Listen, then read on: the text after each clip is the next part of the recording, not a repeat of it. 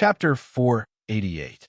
When Thales stepped on the sand under his feet in exhaustion, most of the royal guards stood up and waited with solemn expressions. They were filled with reverence. Only Zacriel, who sat the furthest away, turned his head towards him at a moderate pace. Thales plowed through the sand step by step in the desert. Every step he took sank into the sand, but every time he would use all his strength to break free from the grit and take the next step, just like always. Finally, Thales stopped in front of everyone. He quietly stared at the disheveled and gloomy royal guards. This is the group of people. Quick Rope, who was fighting against the army biscuit, rolled his eyes and quickly scrambled to his feet. He pointed at himself and flashed a flattering smile that said, "Hey, it's me. It's me." Belden looked at Barney Jr., then at Zacriel. When he realized that neither of them looked like they wanted to speak, he could only sigh. "Your Highness," but Thales interrupted him. "It's over." The prince smiled before the astonished crowd. Even though thousands of people witnessed the scene of you escaping from prison, Thales' voice became downcast. "But it's over." "Over." Belden and Tardin looked at each other, and they could read the surprise in each other's eyes. The prince turned around and looked at the desert at dawn. Groups of cavaliers came and went as they were dispatched to deliver Roman's orders.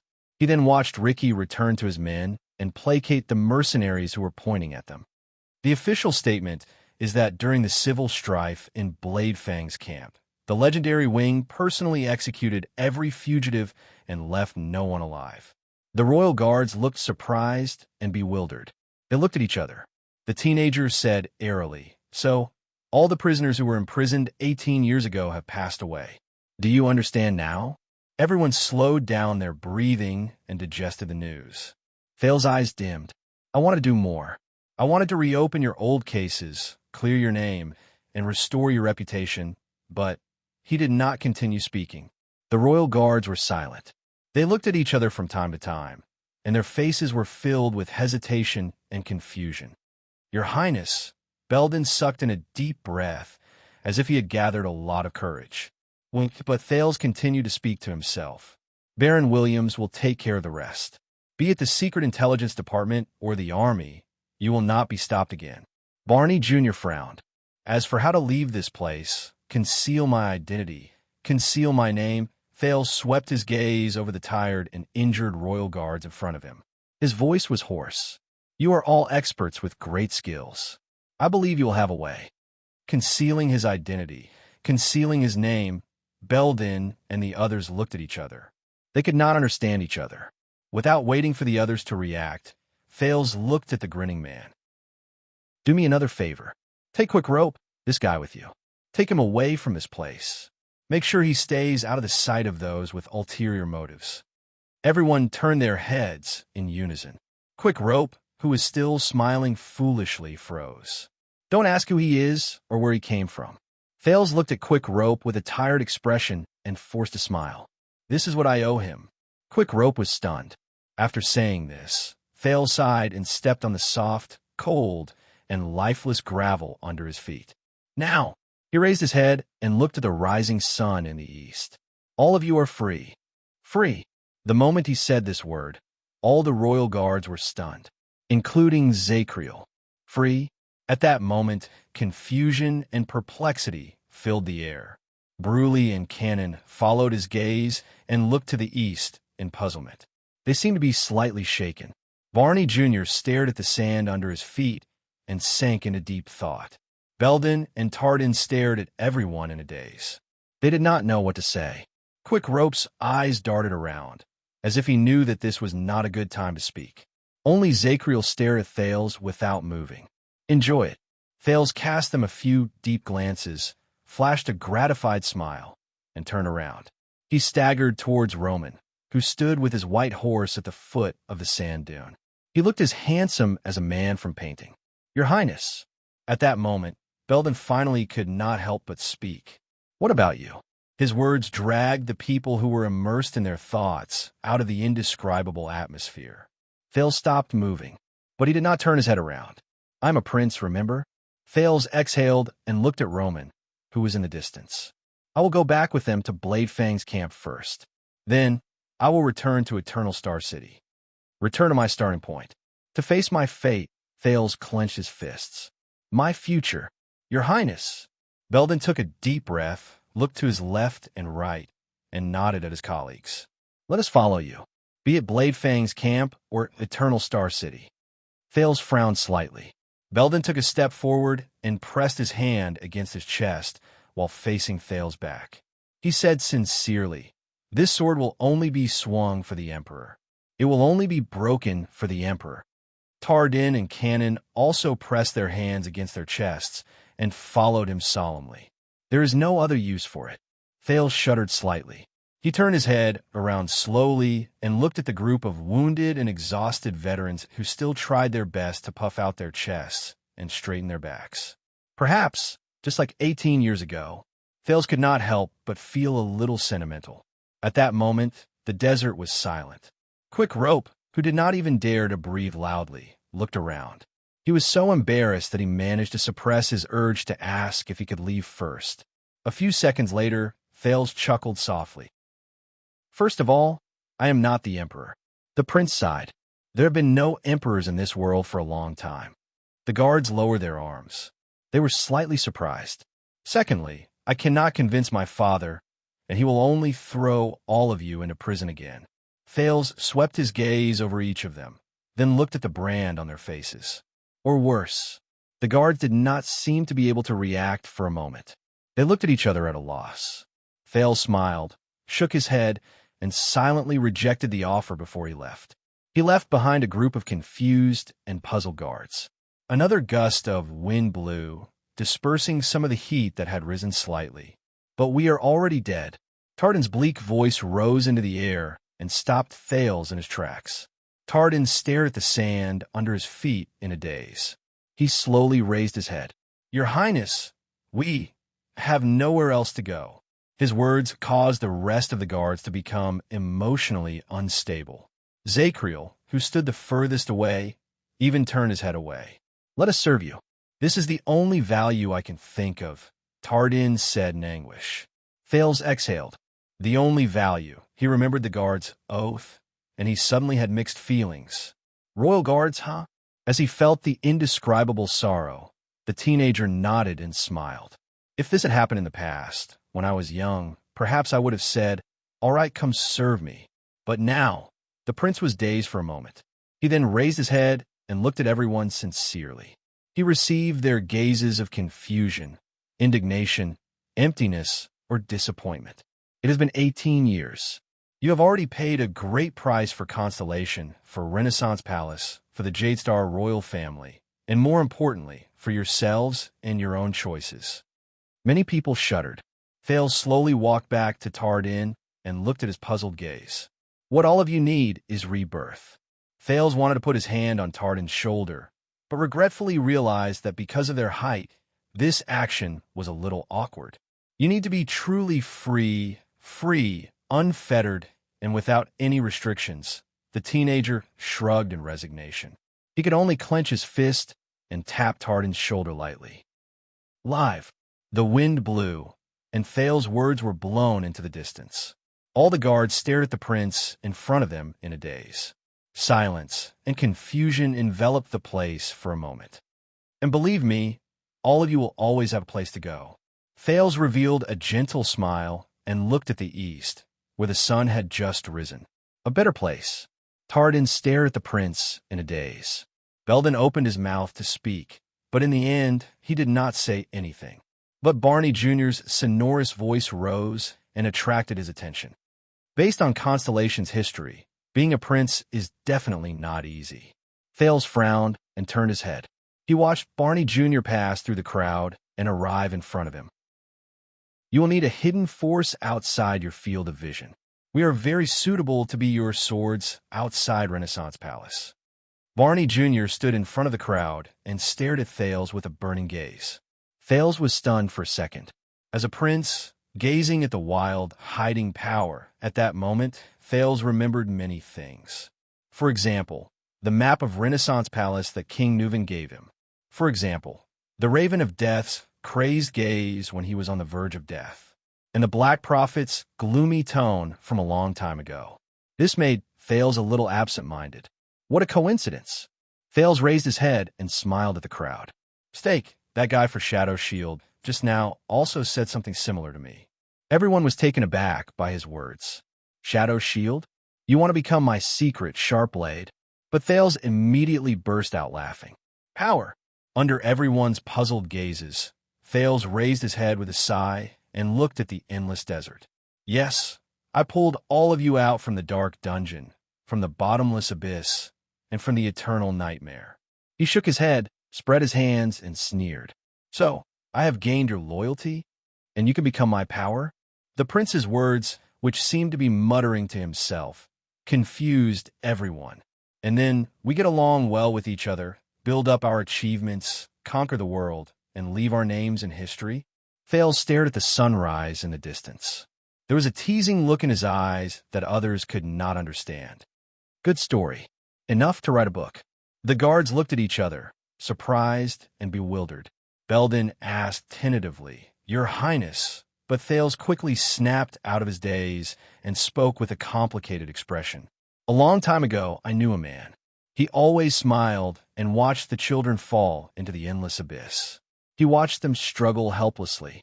Then, with a smile, he appeared as a savior and extended a helping hand to them. In this way, he could occupy a flawless high ground, and with impeccable ethics, he would be rewarded for his kindness. He would feel no guilt, shoulder no burden, and rightfully become the master of those who were saved. He would gain subordinates who were loyal and grateful to him. Thales sighed softly. His words made Belden and Tardan look at each other. They had puzzled expressions on their faces. The prince looked around at the people in front of him. He stared at their scattered and tired figures and said desolately, If I change my perspective and writing style and hide the evil behind the false beauty, a person like him would be enough to become the main character of a legendary story. His image would be perfect, and he would naturally achieve great things in the ending of the final chapter and bring harmony to the world. Thales said airily, Except, I was once one of those children. The group fell silent. Thales was quiet for 2 seconds before he raised his head. You know, Zakriel's words are somewhat reasonable. I am thinking, did I do everything to help all of you, or to help myself? The veteran guards were stunned again. Only the Knight of Judgment looked straight at him. His gaze was obscure. Thales looked straight into everyone's eyes with a profound gaze and called out their names. Barney, Belden, Tardan, Cannon, Bruley, Zakriel. The people who were called could not help but instinctively straighten their backs. Listen up, Thales said solemnly and seriously.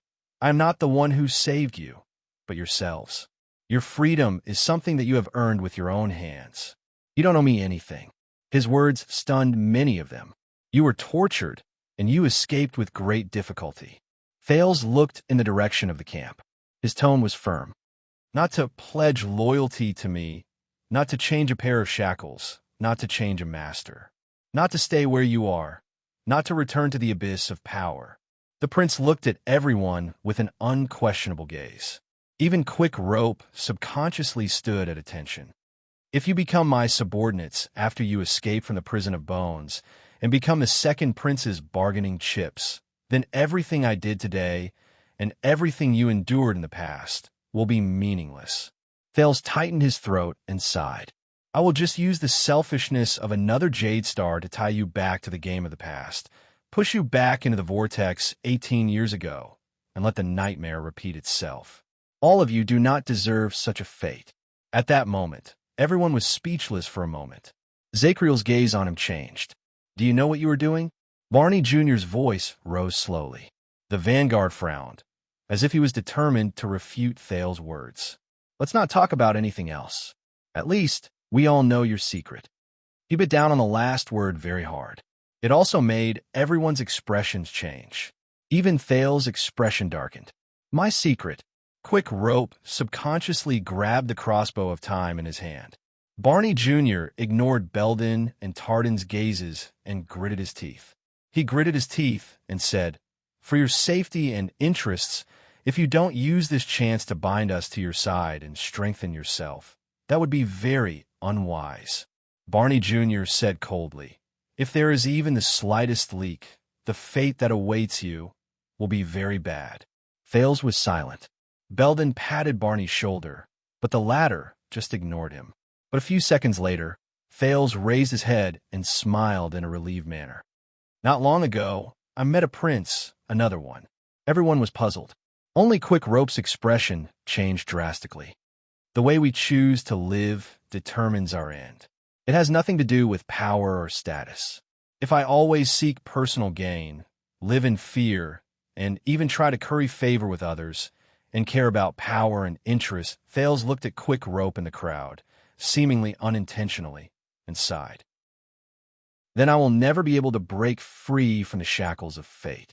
His words made everyone fall silent. Thales looked at each of them, just like all of you right now. Your choice will determine whether you will obtain another set of chains with a different name, or... Thales took a deep breath and slowly exhaled. True freedom. Everyone's expressions changed slightly. Even Barney Jr. lowered his head slightly. While many people began to contemplate, a voice that had not been heard for a long time pierced through the sandstorm. You are not like your father. Everyone turned their heads, and to their surprise, they found that the person who spoke was Zacriel, who stood at the periphery. Father. Thales recalled the scene of his first father-son meeting in Mindy's Hall. He thought of the Northern Territory, Dragon's Blood, and Bladefang's camp. He thought of the crown and scepter on the throne. Father. But Thales was only slightly absent-minded before he smiled. Because I am not him, he said with certainty, and I will never be. Zacriel stared at him, then suddenly snorted softly. Not necessarily. This made Thales' smile fade a little. However, Zacriel said his next words. Your mother is already dead. Thales was instantly shocked. The Knight of Judgment said faintly, Don't look for her anymore. In an instant, everyone's gazes turned to Zacriel. Already passed away? What do you mean? Thales asked in surprise after he registered what he meant. You know my mother? There in Jorana? But Zacriel only shook his head. His expression became indifferent again. No, remember what I said. This time, Thales stared at him for a long time. What he said passed away. Then, in the end, the prince could only sigh helplessly in the face of Zacriel, who was as silent as an ice cube. Forget it. I guess you won't tell me anyway. Zacriel did not answer. He only stared at him coldly. But Thales immediately snorted softly. She is already dead. Don't look for her anymore. Do you know what's the most interesting part about languages, Zacriel? Zacriel frowned. The prince narrowed his eyes. People always like to put the important points at the end. These words made Zacriel stunned. Thales smiled. The neighing of war horses rose in the distance. The prince sucked in a breath and gave up on asking more questions. He turned his head to look at the rising sun. Royal Guards, this is the last time as Thales Jadestar, order. No, tell you.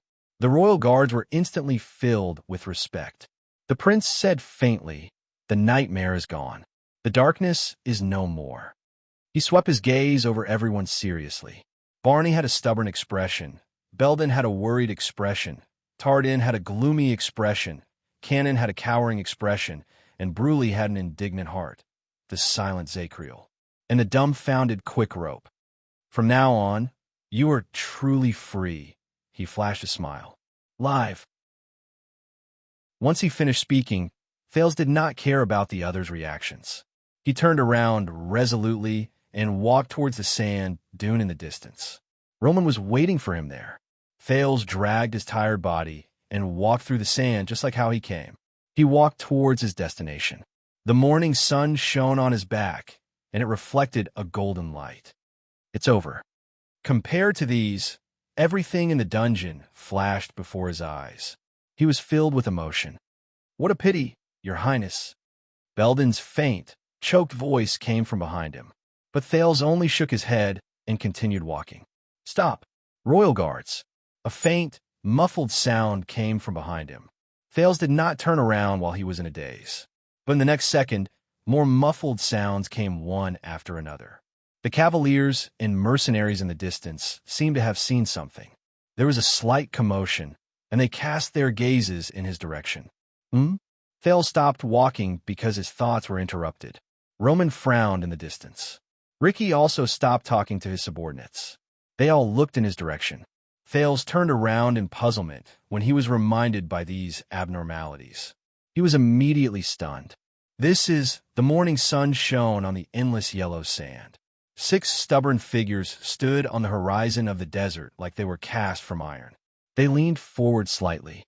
The light and shadows were blurry, but they formed neat and uniform figures. They were washed by the morning sun and the wind. Thales stared at the scene before him in a daze. Zacriel, Barney Jr., Belden, they were the royal guards. The wind blew gently. At some point in time, all the royal guards had knelt down on one knee on the sand. They did not say a word and did not move. Their faces could not be seen clearly, and their expressions could not be discerned. They only placed their right palms on their chests and swung their left arms back in the prince's direction. They bowed their heads deeply. It was as if they were paying their final respects. At that moment, Thales looked at the 6 kneeling figures, and he suddenly felt his chest sink. He pursed his lips, but Thales did not say anything in the end. He raised his right fist with the ghost of a smile on his face and tapped his chest gently. Then, he turned around resolutely. Behind him, the 6 figures lowered their heads even more. The legendary wing frowned as he watched the scene before him from afar. In the distance, among the golden sand dunes, 6 men covered in wounds knelt firmly on the ground.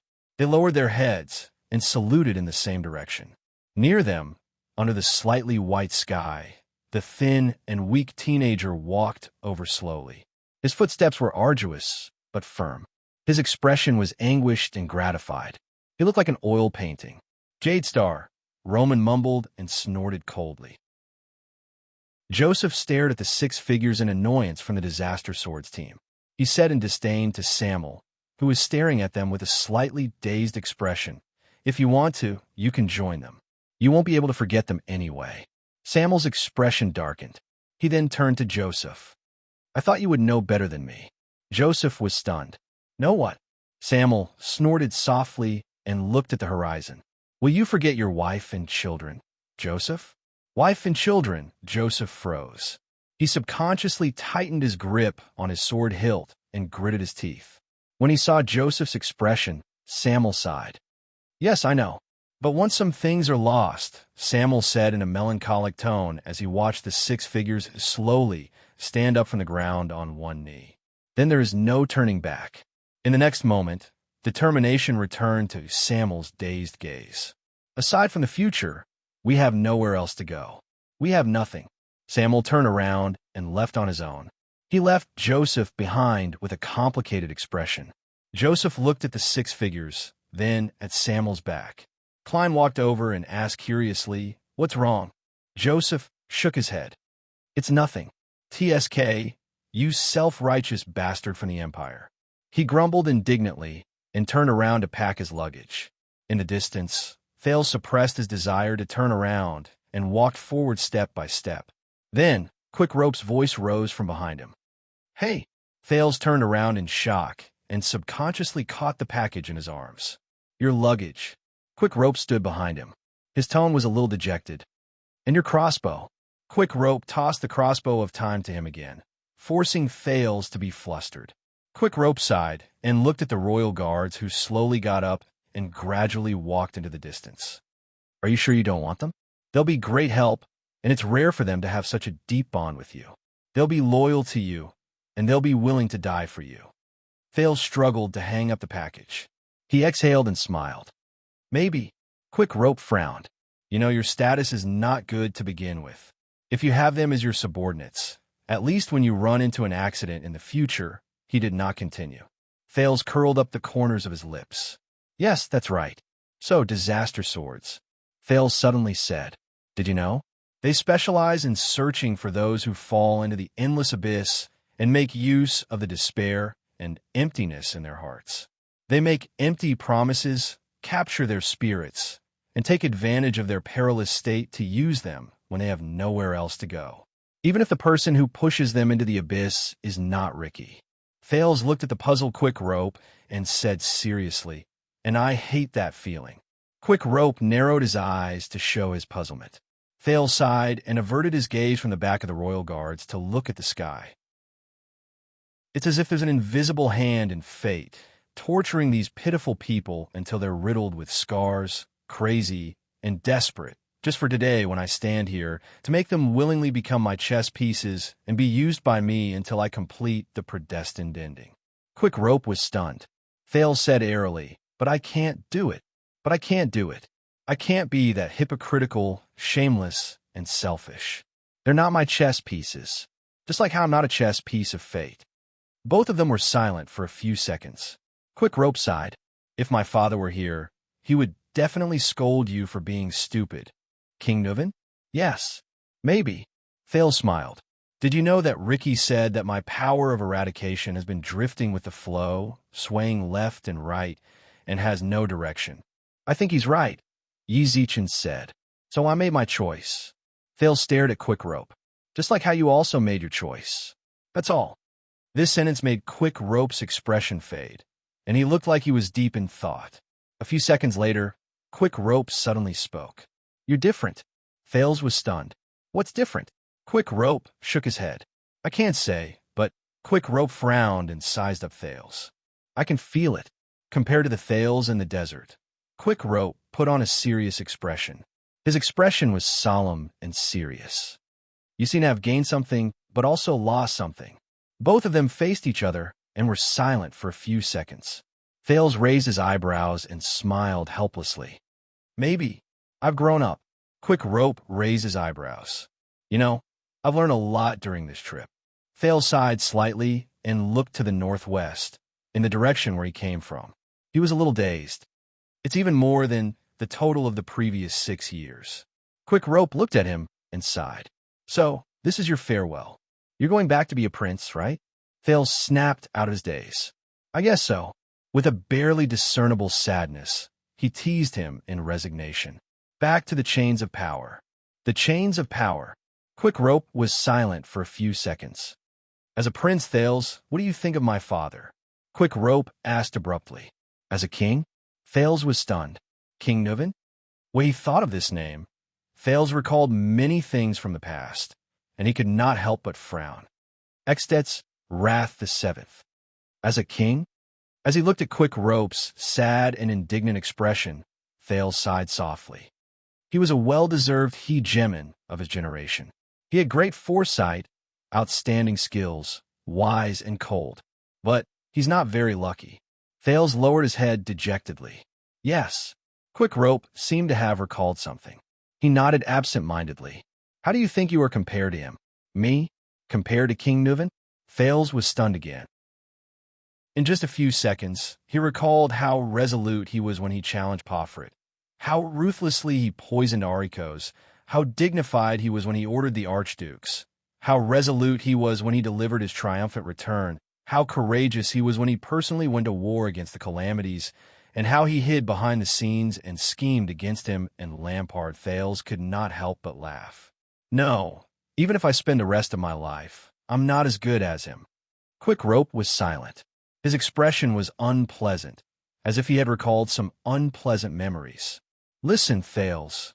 A few seconds later, Quick Rope sighed. "I don't know how wise extension kings like the Dragon Knight King, the Frost King, Steelbreaker, and the Whisperer can lead thousands of troops and rule the land. I also don't know how constellation kings like the King of Renaissance, the Oath Keeper, and the Virtuous King can prosper the country and bring about great rule." When he mentioned so many people's names, his tone was not as relaxed and humorous as usual. It was rather serious. Fails was not used to it. In that second, Quick Rope's face was full of seriousness, and it made Fails subconsciously straighten his back. It was as if the person before him had become Mariah Walton again. "But after today, I know at least one thing." Mariah stared at the teenager. "Fails, be it my father or my elder brothers." He shook his head slowly, but his tone was firm. "They can't even compare to your little finger. They can't even compare to you." There was silence. It was a long silence. As he stared at Mariah's resolute and unquestionable gaze, Fails was completely stunned. He said what? Mariah. Fails, who finally managed to react, instinctively opened his mouth. But Mariah interrupted him. "Fails, King Nuvan's second son approached Thales slowly and placed a hand on his shoulder. Become a king. A good king. At that moment, Prince Moriah Walton's eyes shone with a sparkle that was rarely seen. Because after today, I believe that you will be better than them and the other kings. You can prove that even when you're shackled by the shackles of power, you can also live in a different way. Bookmark for easier reading. Chapter 489. Under the sunlight, Thales stared at the smiling Moriah in a daze. He pondered over his shocking words. A few seconds later, the Prince of Constellation exhaled and smiled. When did you learn how to flatter people? Flatter people? Moriah snorted softly. Faint nostalgia appeared in his eyes. 6 years ago, Moriah looked at the sky and sighed with emotion. When I was beaten up by a few street thugs and Valir gang and was on the verge of death, I trembled and crawled to the roadside to beg for food for passers-by. I learned it. Thales' smile faded away. Is that so? He stared at Moriah, who was disheveled and covered in wounds, but still smiled. He imagined the man's past. So, in the past 6 years, when I faced the watchful gazes of Leespan and the Star Killer in Heroic Spirit Palace, this man, Thales suddenly remembered what Moriah said. You have to smile, Thales, because life is heavy enough. You have to smile to make it lighter. When he thought of this, the way Thales looked at Moriah was no longer the same. He took a deep breath and tried to make his farewell sound more relaxed. Then why can't you sell your business of getting people to save money? Moriah's expression immediately froze. Thales looked at him with the ghost of a smile. Moriah lowered his head and scratched his hair, which was covered in dust and sand, and seemed to have lost some of its color. A few seconds later, his cheeks relaxed. All right, as a sincere farewell before I leave. Moriah raised his head again and showed a rare look of relief. 29. Thales did not understand. What? Moriah chuckled, and there was something else in his gaze when he looked at Thales.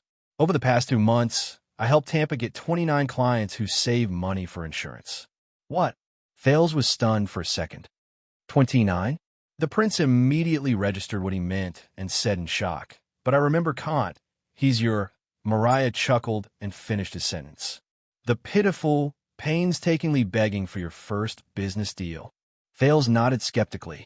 When he saw the puzzled Thales, Moriah shrugged. Yes, but the man nicknamed Quick Rope showed a hint of shrewdness. That's what they all thought when they came to me in private. Thales was stunned. Was that what they all thought? But last night, you were crying to me in the tavern when you were drunk. He recalled subconsciously. Moriah sighed and cast the teenager a glance filled with pity and resignation. Yes, because you were supposed to be the 30th business deal.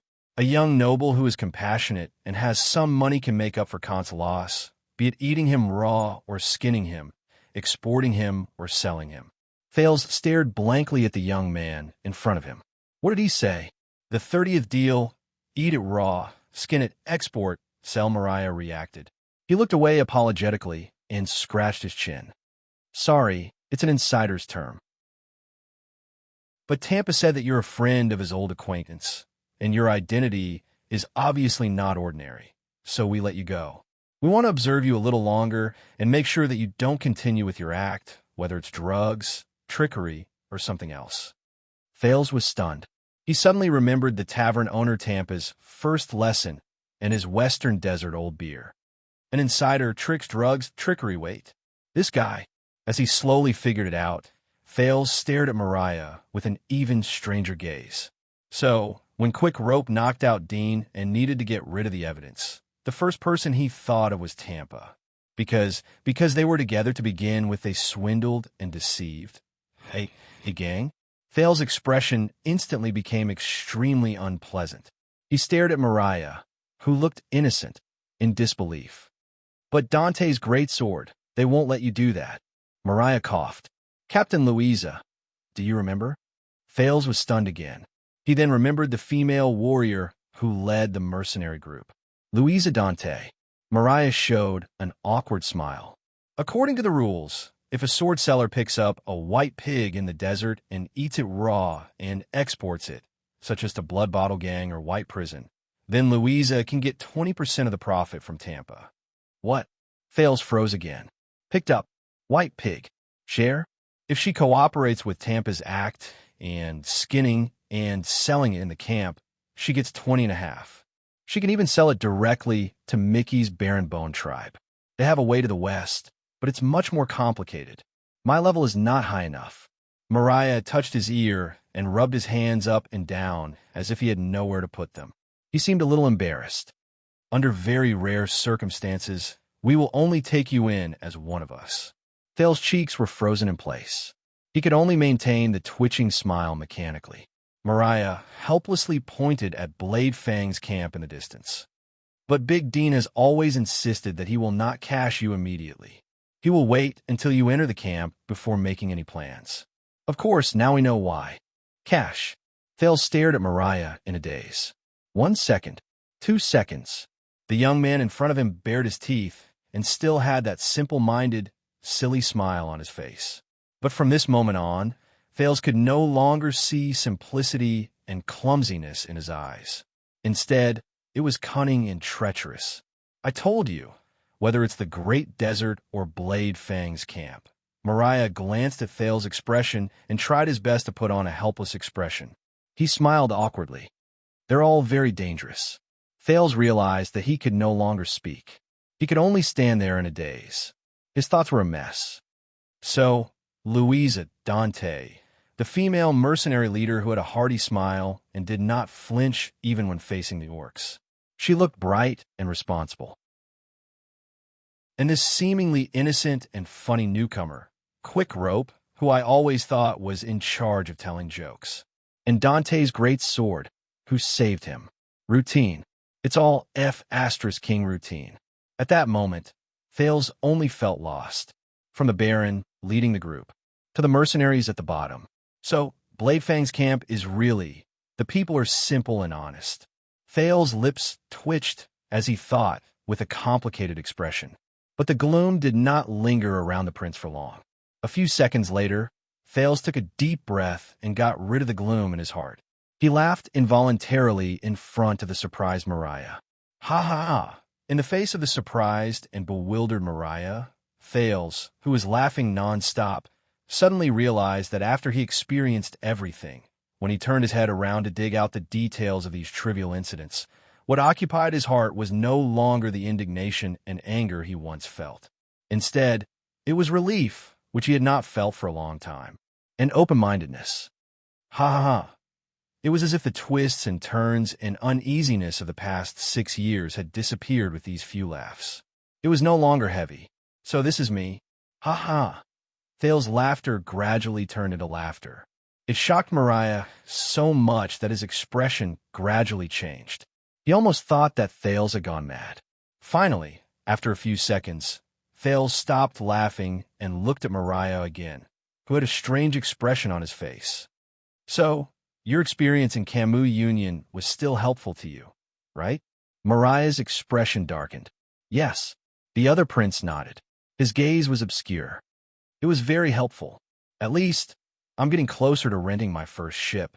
Mariah looked up and chased away the gloominess in his eyes. It was replaced with optimism and elation that Thales was familiar with. And I am very certain that neither my father nor my elder brother can do this. At least, not when they don't have titles. He narrowed his eyes, pointed at Thales, and flashed a cunning smile. It's the same for you. Thales looked at him and laughed again. But this time, Mariah also laughed with him. After an unknown amount of time, Thales put away his smile and said with a profound tone, "Did you know Mariah Walton?" The sudden appearance of his full name, as well as his real name, caused the man who was laughing to freeze for a moment. He stopped and listened to Thales' next words. "You are probably the most special and possibly the most amazing prince in Extet's history." Mariah lowered his head and remained silent. Thales stared at him carefully. Wrong. A few seconds later, Mariah raised his head again and revealed his white teeth, which were unique to Northlanders. "My name is Quick Rope. I'm a sailor and a sword peddler." Quick Rope. Thales fell silent. He stared at the smug and happy Quick Rope, and an indescribable emptiness suddenly rose in his heart. Mariah Walton, he's Quick Rope. Then what about me? Thales Jadestar. Who is he? A few gusts of sand swept past the empty space. Thales stared at Quick Rope for a long time before he finally nodded and swung his right arm. In the next second, Quick Rope subconsciously caught the thing Thales threw at him.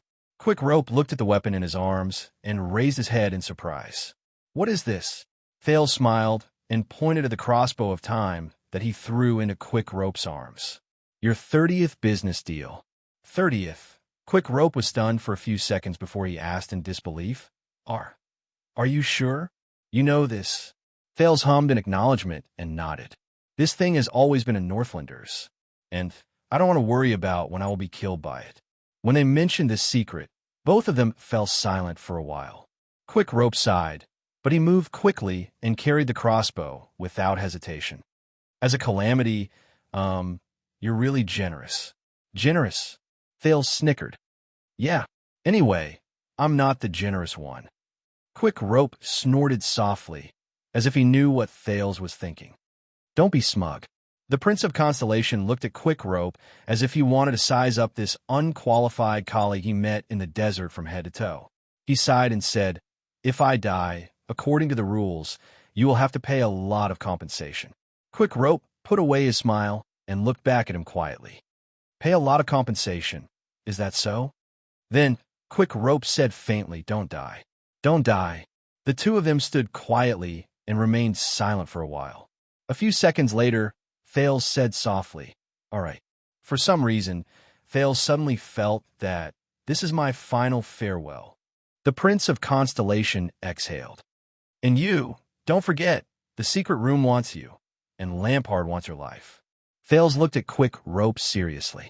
Don't get caught. This time, Quick Rope was also silent for a while. He looked at the bruises on Thales' face and answered slowly. All right. There was a breeze. So, we have no more problems? Thales asked faintly. Quick Rope looked at him with a profound gaze and nodded. Yes.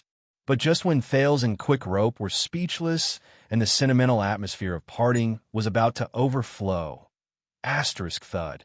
Asterisk an arm suddenly wrapped itself around Quick Rope from behind. Don't bother, His Highness. We still have a long way to go. Tardin of the Royal Guards appeared out of nowhere, and under Thales' astonishment and Quick Rope's struggle, he forcefully dragged Quick Rope away without giving him any chance to say anything. Don't worry, Your Highness. We will take good care of him. Tardin gritted his teeth as he dragged Quick Rope. He seemed to have a deep grudge against Quick Rope. Thales watched in surprise as Quick Rope struggled for help while he waved goodbye to him. Thales, the confused Prince of Constellation, could only nod subconsciously. Oh, that's good. But Tardin's tone suddenly changed, and he was filled with worry. And, Your Highness, with a hint of hesitation, Tardin wanted to say something, but stopped. Thales raised his eyebrows in doubt. However, Tardin looked at Quick Rope suspiciously, then at Thales nervously. In the end, he hardened his heart and said earnestly, You're getting old. You should I have a girlfriend. Huh? Thales was stunned. Tardin squeezed his eyes in a troubled manner. You know women. The confused Thales blinked. But before he could answer, Tardin forcefully grabbed Quick Rope and placed him on his shoulder. He then carried Quick Rope and jogged towards the Royal Guards. My good nephew Wyatt, right? We haven't seen each other for so long. Come, let me see. You're my uncle. Am I right? No, uncle, don't. Tardin's enraged roars and Quick Rope's wails rose and fell as they watched Thales in a daze from afar. The prince laughed involuntarily when he understood something. He suddenly noticed that the royal guards who had left were divided into two sides. On one side, Barney Jr., Belden, and the others watched in annoyance as Tardin and Quick Rope dashed towards them. On the other side, Zachriel's figure drifted alone on the sand. He gradually walked further away under the morning light, and he did not turn his head back. They were like two lines that started from the same point, and they gradually moved further and further away in different directions. They no longer met. This made Thales fall into deep thought. In the other direction, the mercenaries from Blood Whistle also retreated. Before Ricky left, he gave Thales a profound look, and Thales could not help but be stunned. That guy! Asterisk whoosh. Asterisk at this moment. A sharp sound that was different from before came from the sky. Alert! The cavaliers in the distance immediately moved. They got on their horses and got into a mobile formation. Thales could not help but feel nervous. The legendary wing frowned. Then, a messenger knight ran over from afar and shouted, "Withdraw the alert! Friendly forces!" The nervous cavaliers then withdrew their alert and returned to normal. But soon, in the direction of the sharp sound, two fast horses were approaching from afar, quickly galloping over. Thales looked at the two fast horses in puzzlement. The two men on the horses were dressed lightly, and they did not look like soldiers. But in the next second, the voice that immediately traveled into his ears caused his expression to change drastically. This is the kingdom's secret intelligence department. The man on the horse galloped over with a scroll held high. He stared at the people who scattered under the sand dune in the distance. His voice was filled with anger and indignation. "In the name of King Kessel and Lord Morat Hansen, all suspects and targets present here, no one is allowed to leave." Chapter 490. *T. King Kessel and Lord Hansen.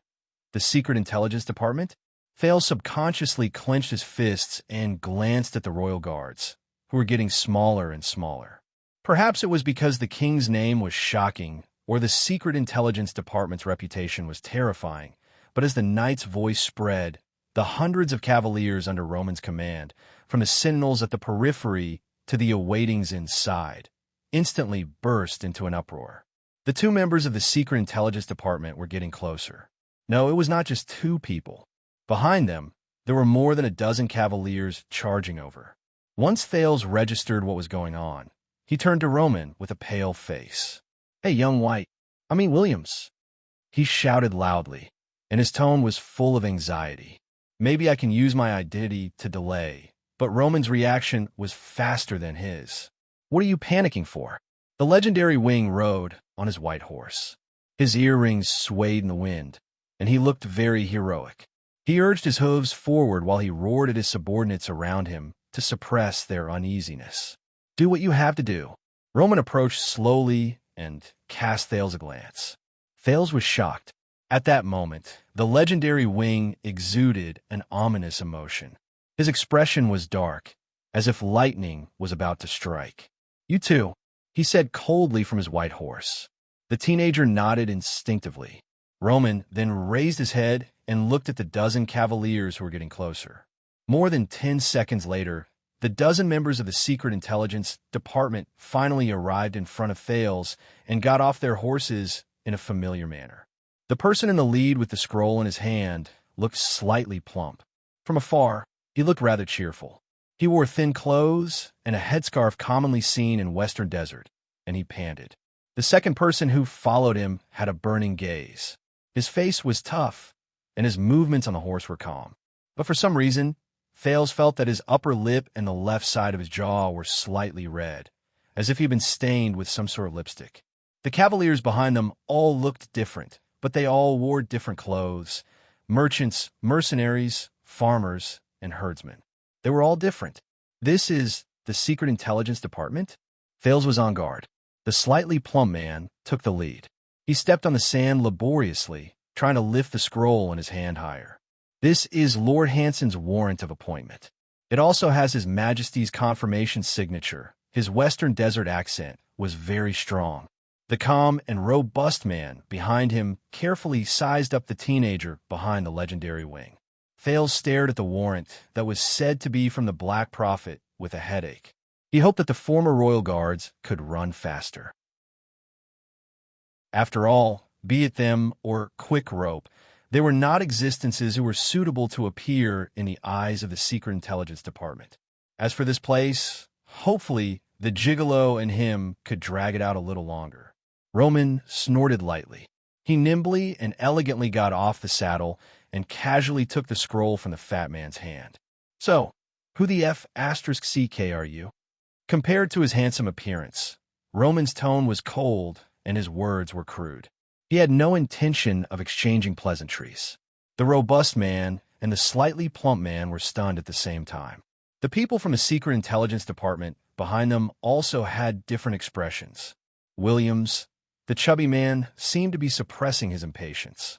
After he said his name, he remembered something and added his title. Baron, my lord. Roman squinted at him. I am one of the people from the Secret Intelligence Department stationed in the Western Desert. You can call me Gomez. The slightly plump Gomez adjusted his breathing, gritted his teeth, and gestured to the robust man behind him. We met a few times when we were arranging this operation. Perhaps you don't remember, and this is my superior. However, Roman's next move stunned everyone, including Thales. The legendary wing calmly pulled open the warrant from the Secret Intelligence Department. He did not even look at it. Instead, he tore it in half. Gomez, his superior, and the dozen people from the Secret Intelligence Department frowned. Thales arched an eyebrow and lowered his head slightly. He had a bad feeling about this. I know who you are. The legendary wing's gaze was as cold as ice. In front of all the people from the Secret Intelligence Department, he nonchalantly continued to tear the scroll into even smaller shreds. He said coldly, "What I mean is, who the F***CK do you think you are?" The expressions of the two leaders of the Secret Intelligence Department froze. The legendary wing tore it 4 or 5 times in a row until the warrant from the Secret Intelligence Department was shredded into countless pieces. He sneered and threw it away. You came all the way here to order me around? The shredded warrant scattered all over the place and returned to the ground along with the gravel. What the F***CK Thales stared at the shredded paper on the ground. His emotions were complicated. Are they so arrogant? The legendary wing looked at the people from the Secret Intelligence Department in disdain. There was a dangerous look in his eyes.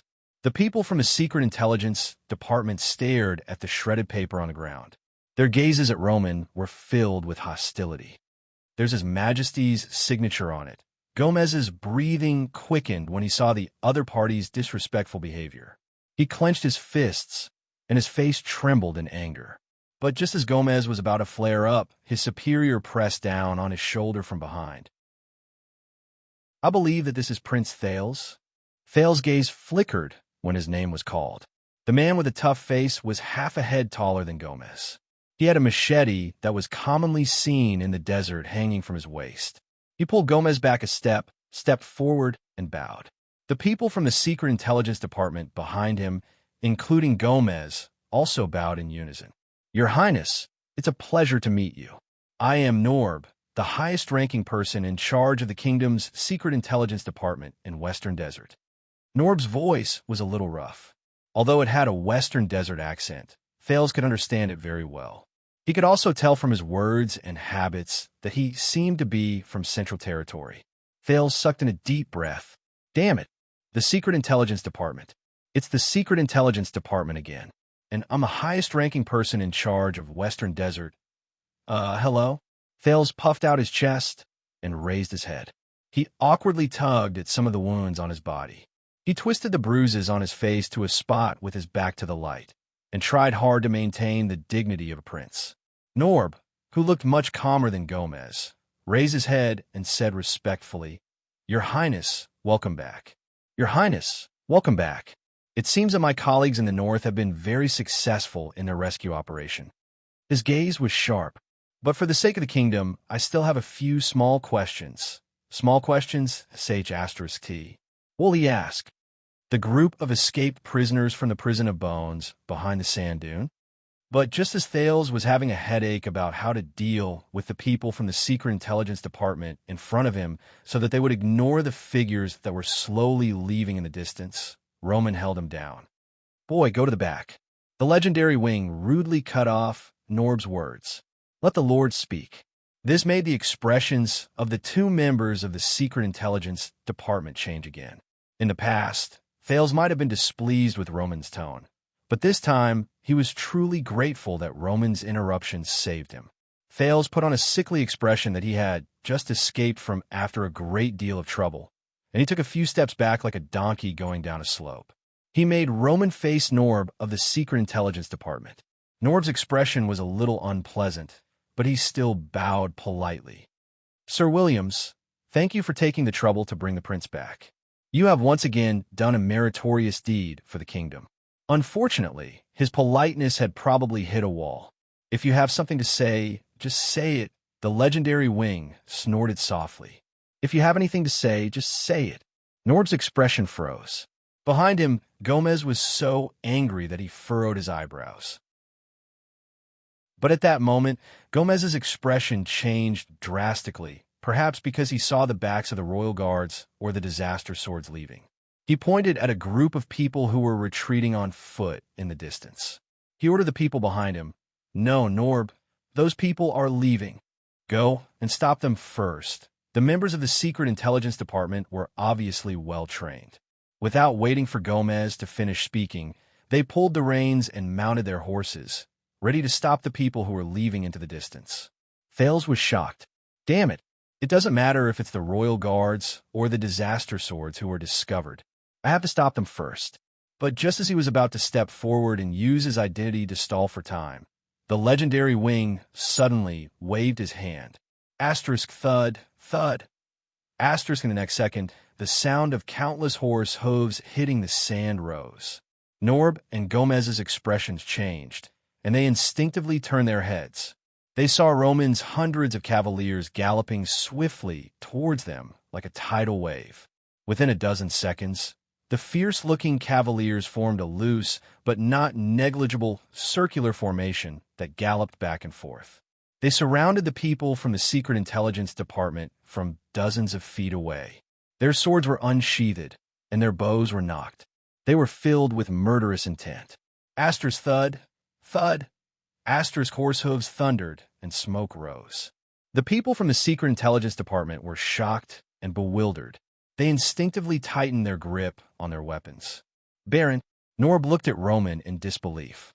The latter snorted coldly. "Here, the only person who has the right to command." The legendary wing lowered his hand and stared coldly at the people in front of him. "Only me. Do you understand?" Gomez was stunned. He then gritted his teeth. "No, you are," but Norb held Gomez down again. He bent down and lowered his head. "Sir, we have no intention of offending you, nor do we intend to interfere with your right to command. It's just about tonight's joint operation." Norb seemed to have realized something. His tone was very polite. "The kingdom's Secret Intelligence Department has a few questions to ask." Roman glanced at him gently and turned to the smoking camp in the distance. "Questions? So, you want to interrogate me?" he asked softly. Norb forced himself to smile. "No, it's just a discussion." As if he was afraid that Gomez would not believe him, Norb immediately turned around and ordered his subordinates. "Everyone, get off your horses and step back." Under the hesitant and nervous gazes of his subordinates from the Secret Intelligence Department, Norb smiled and said, "We just need some space and time to have a private chat with you, Your Grace." Aside from Gomez, the people from the Secret Intelligence Department looked at each other. In the end, they got off their horses, held the reins, and retreated to a safe distance. The legendary wings, cavaliers, immediately changed their formation. Dozens of them split up and stuck close to them, almost as if they were monitoring them. They waited for them to lead their horses into the distance. Norb turned his head around to look at Roman. His gaze was serious. It was as if he was waiting for something. The legendary wing snorted. He then raised his right arm and made a gesture. Asterisk thud, thud. Asterisk the sound of horse hooves changed again. The cavaliers who surrounded the group then sheathed their swords under their commander's orders, drew their bows, and slowly retreated. The clearing regained its calm, and the tense atmosphere relaxed. F***CK. Those people. The helpless Gomez stared at the mercenaries and royal guard who were moving further and further away. He slapped his thigh hard. Thales also breathed a sigh of relief subconsciously. When he saw that the conflict had subsided, the calm Norb nodded. "Your Grace, according to the original plan, we will solidify the loyalty and obedience of the Western Desert nobles during the unfortunate incident in Bladefang's camp. We will also use the false impression that the camp is empty and there is an opportunity for us to take advantage of it. We will lure and incite the bandits who are entrenched here, capture them all in one fell swoop, and clear the Western front lines. Norb stared at Roman calmly. His eyes burned. Of course, you are the key person and commander of the operation. The Secret Intelligence Department will assist you from the side.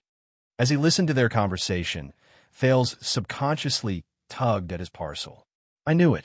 But Roman only narrowed his eyes and answered nonchalantly with a nasal voice. Uh-huh. His expression was calm, and his posture was stern. Obviously, the legendary wing's arrogance displeased the slightly plump Gomez. But Norb was not affected at all. He continued, but after lying in ambush for half a night, aside from a few unimportant pawns, we only caught a Northland noble who insisted that he had met King Kessel and obtained diplomatic immunity at the entrance of the Prison of Bones. He sounded indignant. Thales frowned. That's LaSalle. He represents King Chapman. There's also a certain tavern owner and mercenary intermediary who have a deep relationship with us. Of course, Your Grace, we believe that after we beat up that Tampa, the mercenaries in the camp with a long history and complicated connections will know their place. Your rule will also be more stable and smooth. As Norb spoke, he observed the legendary wing's expression. He was very careful with his words, as if he was afraid of disturbing something. The tavern owner. Thales was worried again. Tampa has a close relationship with Quickrope. If he reveals anything, but Roman still responded with a faint nasal voice. Uh-huh.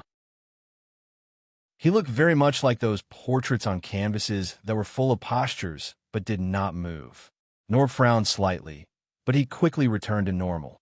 This time, he said seriously and cautiously, but we did not catch Steak. Steak? Thales clenched his fists. He is an important target for us to track down in the near future.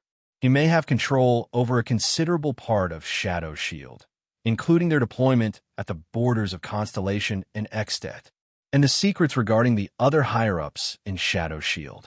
Norb's expression was very serious, and there was indignation in his eyes. And we did not manage to catch that group of mysterious mercenaries who betrayed the Tower of Eradication and were hired by you, Your Grace. As Norb spoke, he looked suspiciously at the mercenaries in the distance, who were armed with swords and sabers, and were about to leave his sight. According to the plan, since the disaster swords have a large number of people and astonishing combat power, we must capture them immediately after we close the net, and their value is not lower than Shadow Shields. Norb stared at Roman, as if he wanted him to react. But the legendary wing only continued to stare at the smoking camp and did not reply. Gamus could not stand it anymore. He opened his mouth and continued his superior's words. Listen, our two main targets did not appear, and you did not even carry out the plan that we agreed on. So, it can only be, but he did not finish speaking. I'm guessing. Once again, Norb interrupted Gamus. At the same time, he warned his subordinate with a stern gaze. Your Grace, you must have encountered an unexpected emergency that you could not inform us of in time.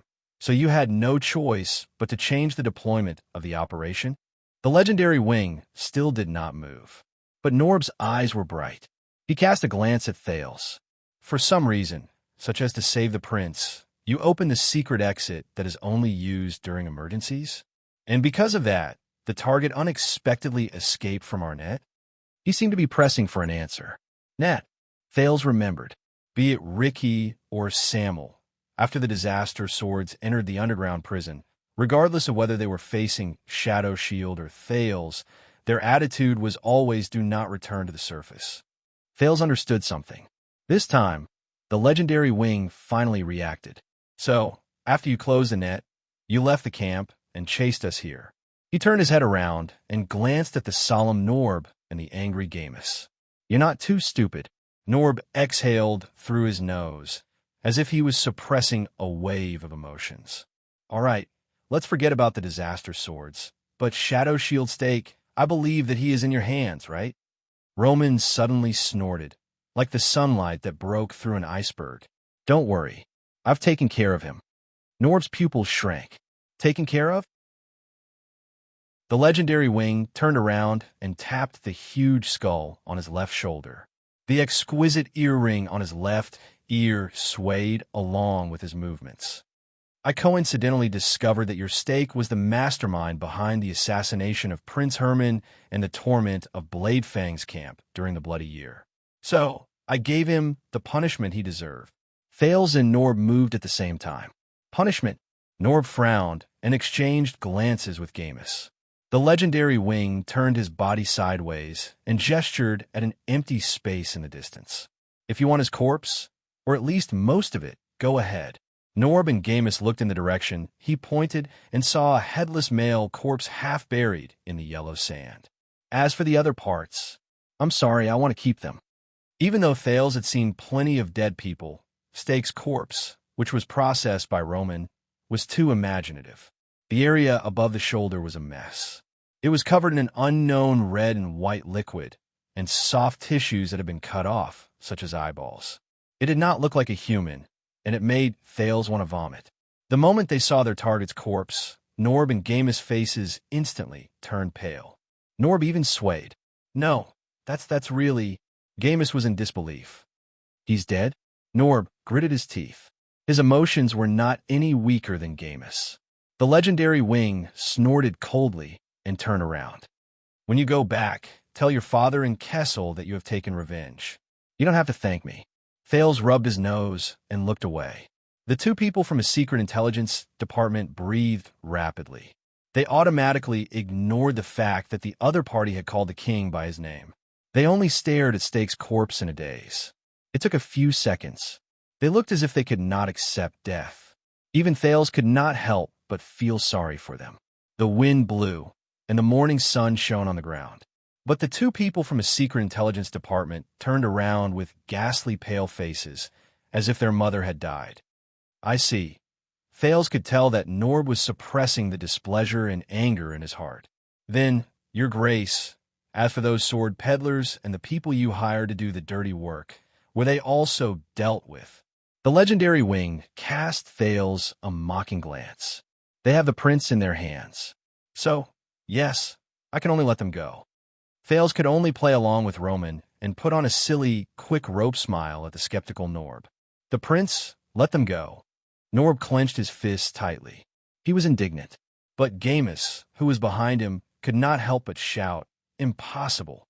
Impossible. You clearly have an overwhelming number of troops. But Nob held Gomez down again, very quickly. Gamus shut his mouth in anger, but he did not hide the disgust in his eyes. Your Grace. Norb forced out the words through gritted teeth with difficulty. I know that His Majesty trusts you, and I also know that he gave you a lot of autonomy in this operation. But regarding this imperfect capture operation, Norb stared at Stake's corpse, as if he was in great pain. I think that the kingdom's secret intelligence department and Lord Hanson might need an explanation from you. At that moment, Thales felt as if the temperature around him had dropped a little. Explanation? The legendary wing raised his head. His expression was dangerous. Such as? Norb pressed down on Gamus, who was fuming with rage, and panted. He panted and said, Your Grace, regardless of whether it is Shadow Shield or Disaster Sword, their value is very high, and they are of great importance. Some of them even involve the plans and operations of the kingdom's secret intelligence department that have been carried out for months, years, or even longer. And you should not arbitrarily deal with them. You should control them and let us deal with them. This is how you should be loyal to the kingdom and His Majesty. Norb's voice faded away. The legendary wing did not move. Gamus clenched his fists tightly. Of course, now that Stake is dead, there is no turning back. When Norb saw that Thales was not moved at all, there was a hint of anxiety in his tone. He pointed into the distance. But I can see it. The disaster sword is still in sight. Thales exhaled. If Ricky and his people fall into the hands of the kingdom's secret intelligence department, then Samuel and the royal guards who have dealt with them. Norb gritted his teeth and spoke in a gentle tone. And based on what I know, the Stardust unit under your command is the best of the Light Cavaliers. They are invincible when it comes to interweaving and pursuing. They're the best in the desert when they charge and break through enemy lines. Norb said anxiously and seriously. Your Grace, as long as we can stop them, we still have a chance to make up for it. The legendary wing raised his head and looked in the direction where the disaster swords disappeared. He was silent for a few seconds. It was just a few seconds, but it made Thales extremely nervous. Finally, Roman turned around, lifted his feet, and walked forward slowly. "Tell me, kid." He stared at Norb with an even sharper gaze. "Are you trying to teach me?" Norb was stunned. "Teaching me how to do my job?" Roman said arrogantly. "Teach me." Norb understood something, and his face turned pale. In the next second, he took a deep breath. "Of course not. Roman snorted and cut him off. "That's good." He enunciated each word clearly. "And now, I'm telling you, let them go." Norb froze. His clenched fist began to tremble. It was as if he was enduring something. Gamus also bit down hard on his lower lip. The legendary wing turned around and stared at Blade Fang's camp, which had been in chaos for a long time. "Just do as I say." He turned around and left the two members of the kingdom's secret intelligence department behind him, who were trembling in anger. But in the next moment, just when Thales thought that everything was going to end, Roman Williams. "Are you sure you want to do this?" When he heard his full name, Roman froze for a moment. With his back straight, he slowly turned his head around. But unexpectedly, this time, the person who spoke was not the slightly plump Gamus, who had an indignant expression on his face. Instead, it was his superior, the calm, courteous Norb. "Are you sure you want to let them go just like that?" Norb glared at him, and his face was dark. Even Gamus, who was behind him, was shocked. The legendary wing furrowed his eyebrows, as if he saw something strange. "Are you deaf, or are you stupid?" Norb closed his eyes and took 3 deep breaths. "No, I'm just—" Gamus, who was behind him, seemed to have realized something. He pressed down on Norb's shoulder. In the next second, Norb opened his eyes swiftly. "I've just had enough." Thales noticed that the previously calm person in charge of the western desert of the kingdom's secret intelligence department, Norb, was gone. In his place was an angry man who was trembling and gritting his teeth. "The legendary wing, one of the 3 marshals of Constellation? Are you really worthy of it? Just because you like to kill, like blood, and like to carve human skulls as accessories?" Thales frowned when he heard this. The legendary wing seemed to be shocked by this sentence as well. He was silent for a second before he spoke slowly. "Oh." The legendary wing seemed to be mulling over this sentence. "What do you mean?" Norb took a step forward and stared at Roman, who had an otherworldly appearance. He spoke in a resolute tone. He said firmly, "What I mean is, ever since the Bloody Year, I've been in Western Desert for more than 10 years. Roman Williams, you're such a sissy. Aside from relying on His Majesty's leniency and negligence, you do whatever you want in Blade Fang's camp. Act in a domineering manner, give up your territory, disregard orders, throw your weight around, and abuse your power." Norb's eyes seemed to be burning with anger. "Have you ever done anything good?" When he said this, the others in the area were shocked. "Do whatever you want, act in a domineering manner, give up your territory, disregard orders, throw your weight around, throw your weight around, throw your weight around, throw your weight around." This series of descriptions, or rather accusations, widened Thales' horizons. He suppressed the shock in his heart, frowned, and looked at the motionless legendary wing. He recalled his impression of him. It seems like there's nothing wrong with it." Gamus seemed to be terrified by his superior behind Norb. He wrapped his arms around Norb's chest and tried to drag him back. "Norb, you're crazy. Stop talking." But the legendary wing waved his hand to stop him. There was a rarely seen interest in his eyes. No, let him talk." Roman stared at Norb, whose face was filled with anger. He walked back slowly. "I like to listen to different opinions. They're beneficial. It makes me more." The legendary wing licked his lips. Coupled with his handsome face, he looked even more mysterious and delicate. Excited. At that moment, Thales sensed that something bad was about to happen. Chapter 491. Excited, Norb slowly pushed away Gomez, who tried to stop him. "Don't misunderstand. If it isn't necessary, we don't want to deal with a cold, selfish, and cold-blooded sissy like you." The legendary wing's lips curled up slightly. Norb, however, snorted coldly. Anyway, you made Bladefang's camp a mess, and everyone felt insecure. You offended all the officials and nobles from the central government, as well as the Western Desert. You made our work a mess, and we couldn't have peace. You messed up the balance between the tribes and the desert, and this isn't the first day. The legendary wing listened quietly and did not move. Thal's gaze kept moving back and forth between Norb and the legendary wing. He felt that the conflict between them had been going on for a long time. Norb paused for a moment before he slowly pointed at the smoking Bladefang's camp, and then at Stake's corpse. But this time, it's different. Norb's voice became deep. Do you know how valuable Stake is? Do you know how many things are related to him? Do you know how important this task is to Lord Hansen? Do you know what it means to us? Do you know that this is a major case, that even His Majesty personally asked the kingdom's secret intelligence department to do their best? Norb turned his head abruptly and stared straight at the legendary wing. Do you know how much we sacrificed to get this chance in this western desert that no one remembers? The legendary wing narrowed his eyes slightly. 18 years. When he said this, Norb seemed to have remembered something. He was silent for a moment, and his breathing quickened. It's different from your title, which was stained with blood, Williams. My people and I were punished by the Lord because of a mistake during the Bloody Year. We were demoted, and exiled to the western desert. From then on, we stayed in this remote and desolate land and dealt with countless scumbags and criminals. His gaze was complicated, and he looked absent-minded.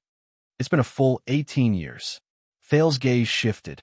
Roman's posture was still elegant and unmoved. Behind him, Gomez let out a long sigh. But Norb ignored him. He only stared at the indifferent legendary wing. It's been 18 years. You've been muddle-headed, dizzy, with no future and no hope. You can only watch your subordinates, who are in the prime of their lives, grow old in frustration day after day. Do you understand what kind of torture it is?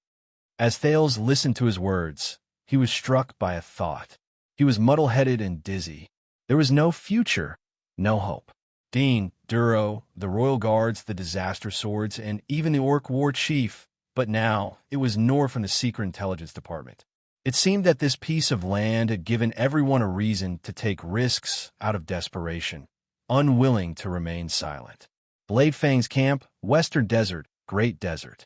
What kind of place was this? Nor pointed at the smoking camp in the distance, then looked at Thales. Finally, after 18 years, the prince is going to return to the country. The West Wilderness is going to be reshuffled again. His Majesty is going to take this opportunity to get things done. He took a deep breath as if he was trying his best to suppress himself.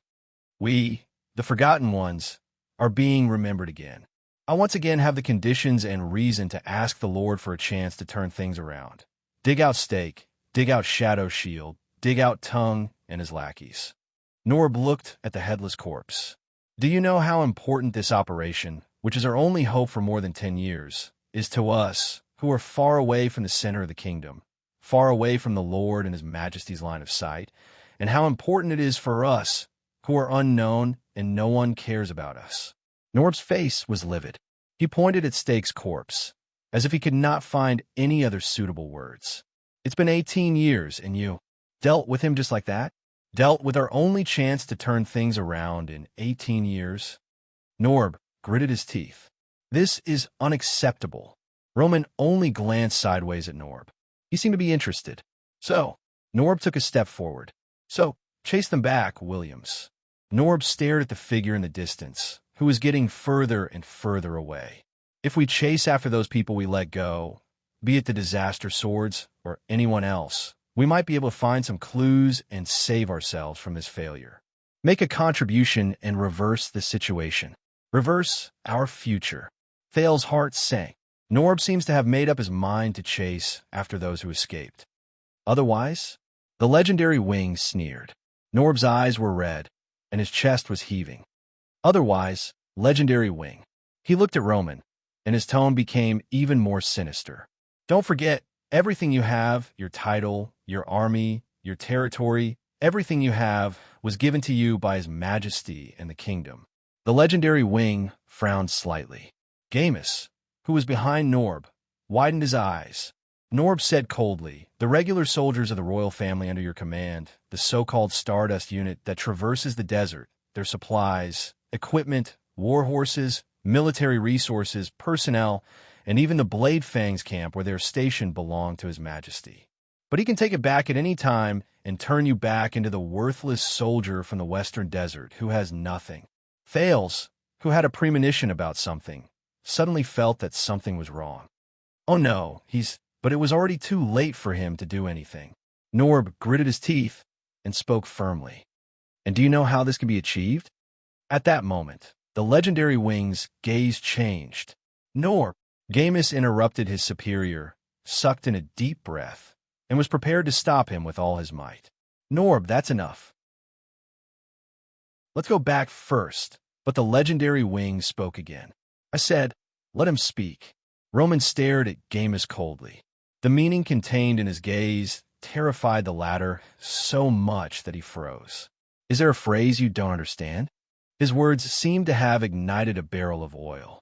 Norb's gaze turned cold, and he flung Gamus' hand away. Disobeying the king's orders, sabotaging important tasks, colluding with foreign enemies, harboring evil, indulging wanted criminals, nurturing bandits to gain self-respect, colluding with others, conspiring to murder your colleagues, privately opening the prison of bones, conspiring to harm the kingdom's bloodline, endangering the interests of Constellation. Norb spoke tirelessly, and Thales cursed in his heart. "This is what you did today." His abnormal actions alerted the Cavaliers and the people from the kingdom's secret intelligence department. They cast him surprised and bewildered gazes. But the legendary wing did not interrupt him. The Cavaliers under him also continued to stand in a stalemate. Norb sneered. "As for the rotten things you and the scum under you have done over the past 18 years, extortion, bribery, torture, abuse, plunder, killing indiscriminately, claiming land for your own benefit, filling your own pockets, and even resorting to underhanded means on the battlefield to murder your fellow nobles." Norb glared at the legendary wing. With every word he said, Gamus' expression changed. "We have long since grown tired of cleaning up after you." "What?" "These crimes." The more Thales listened, the more shocked he became. Norb said coldly, 18 years. "Every piece of evidence and every crime we have collected over the past 18 years is enough to make Renaissance Palace furious at the Baron of Bladefang's nobles. Make the nobles in Western Desert who have hated you for a long time go mad with joy. Make the entire kingdom despise you. And make the illustrious you lose your reputation, and all of the above, including all of the filthy things you have done over the past few years, will be reported to the Imperial Conference, to His Majesty, and to Lord Hanson, word by word." A hint of madness appeared in Norb's eyes. Then, under pressure from many parties, he had no choice but to decide to strip you of everything. From the title of nobility to the army. From the territory to the reputation. The legendary wing's expression became very unpleasant. Thales also had a similarly unpleasant expression. "This is bad. What Norb did was no different from what I did just now. If I can do it, then Norb, then this pretty boy." Thales stared at Roman with a pale face. He watched as the man's handsome face changed. "Now, Your Grace." Norb sucked in a deep breath. His voice sank, as if he had instantly released his anger back into his chest. "We can either make up for everything together." Norb glared at the legendary wing, as if he wanted to dig out a piece of flesh from his handsome face. "Or we could die together. You lose your title, and I lose my future. We can rot in Blade Fang's camp, in this bottomless abyss that devours people to the bone." He said softly, "Time is limited. The choice is yours." The moment he finished speaking, the place became quiet again, but the people present were far from being at peace. Damn it. This was the only thought in Thales' mind, which was in a mess. A few seconds passed, but Thales felt like a long time had passed. "Sir Norb, Baron Williams, in truth, I am very tired now. These messy things." He pretended to be impatient and thought about how to deal with the situation. But before he finished speaking, the legendary wing interrupted him again. "This is strange." Roman spoke softly, and there was a hidden meaning in his words. Why do all the people today think that? Do you have the right to threaten me? Thale's expression changed. The legendary wing walked forward slowly. You are from the Secret Intelligence Department. You have met Marat, right? Norb narrowed his eyes. Thales was also slightly puzzled. Marat? The Black Prophet's figure appeared in his mind. What does it have to do with me? The legendary wing chuckled. Do you know why that Black Robe prison chief always uses a cane? Norb frowned. Because he once said something similar to me. Something similar? The legendary wing's voice was very weak and calm. It was not even louder than the wind. But before Thales and Norb could react, the legendary wing's hand flashed with white light. In the next second, with a dull thud, Norb fell to the ground. What followed was his pain grunt. Gamus, who had reacted, instinctively wanted to draw his sword, but Roman, who had a spear in his hand at some point of time, flung a white shadow, and Gamus was sent flying. Thales was shocked. And I. The legendary wing's voice suddenly became loud. Back then, I was like this. His eyes were as cold as ice as he walked towards Norb, who was moaning on the ground. In the next moment, before everyone's eyes, the legendary wing lifted his leg without hesitation. Roman ended his speech coldly. I broke his leg. A crisp sound rang out. Norb hugged his right leg and screamed. When the people around them saw this, the people from the Secret Intelligence Department instinctively wanted to rush over. Sir. But Roman subordinates reacted quickly as well. They unsheathed their weapons, tightened their bowstrings, and forced the people from the Secret Intelligence Department to retreat. The stunned Thales watched this shocking scene. He could not understand it at all. Why did he? Norb's screams turned into moans. He crawled on the ground, trying to stay as far away from Roman as possible. His pain moans continued to travel. The legendary wing snorted coldly. As if he had not had his fill, he swung the white spear in his hand and walked towards Norb. Roman, no. Thales quickly spoke after he came to his senses. There are too many people watching. The legendary wing's footsteps froze. He turned around abruptly.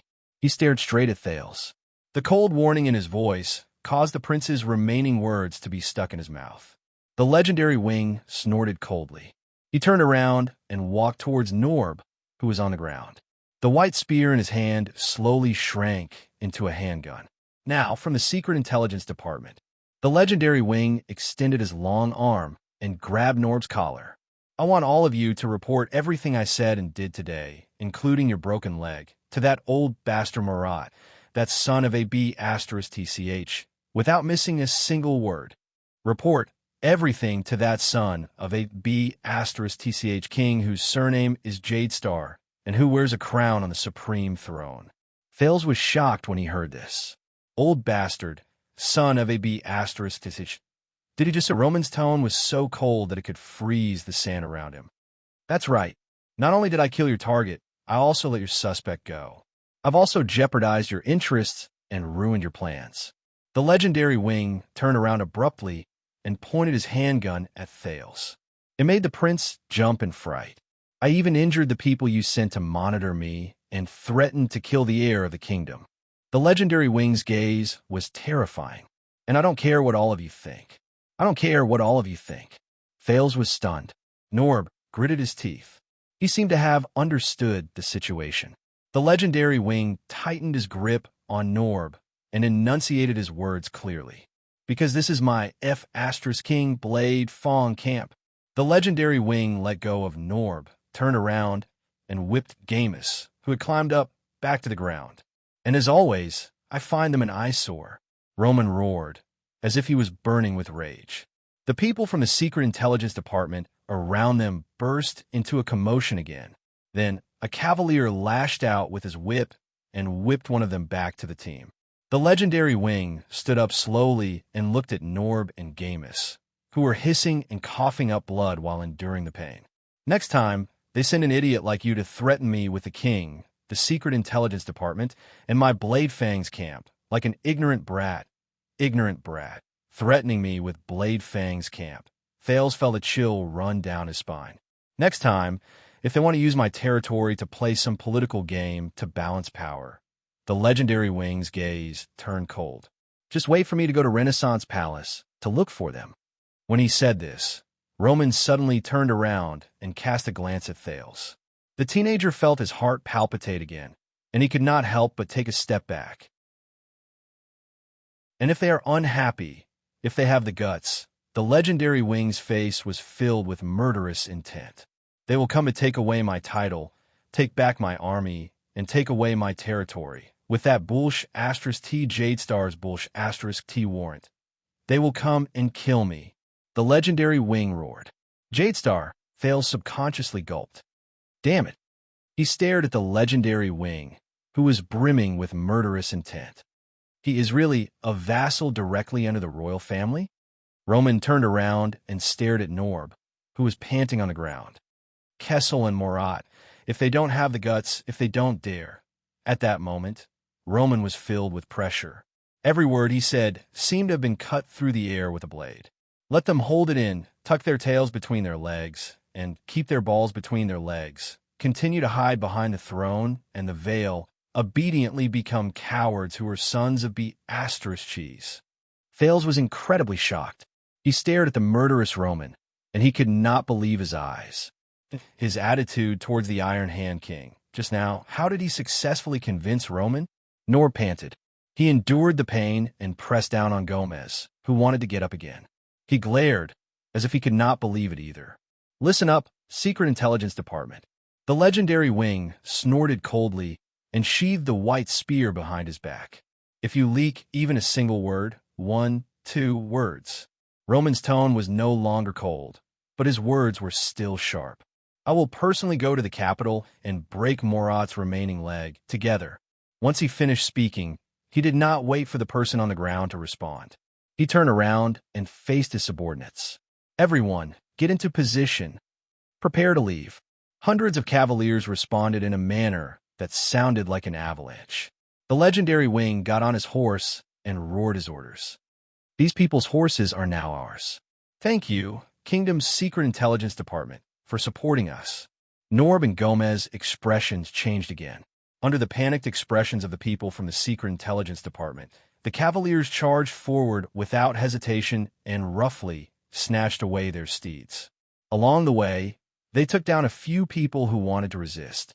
Thales widened his eyes and watched with complicated emotions as Roman circled the area on his horse and gave orders to his subordinates. "My apologies." The teenager approached him slowly and flashed a friendly smile at the disheveled Norb. "The Baron is probably in a bad mood today." When he said this, Thales' heart sank again. Norb gasped painfully and leaned hard against Gomez's shoulder. "Thank you for speaking up, Your Highness. I'm sorry that you had to see this." Norb endured the pain and stared at the legendary wing from afar.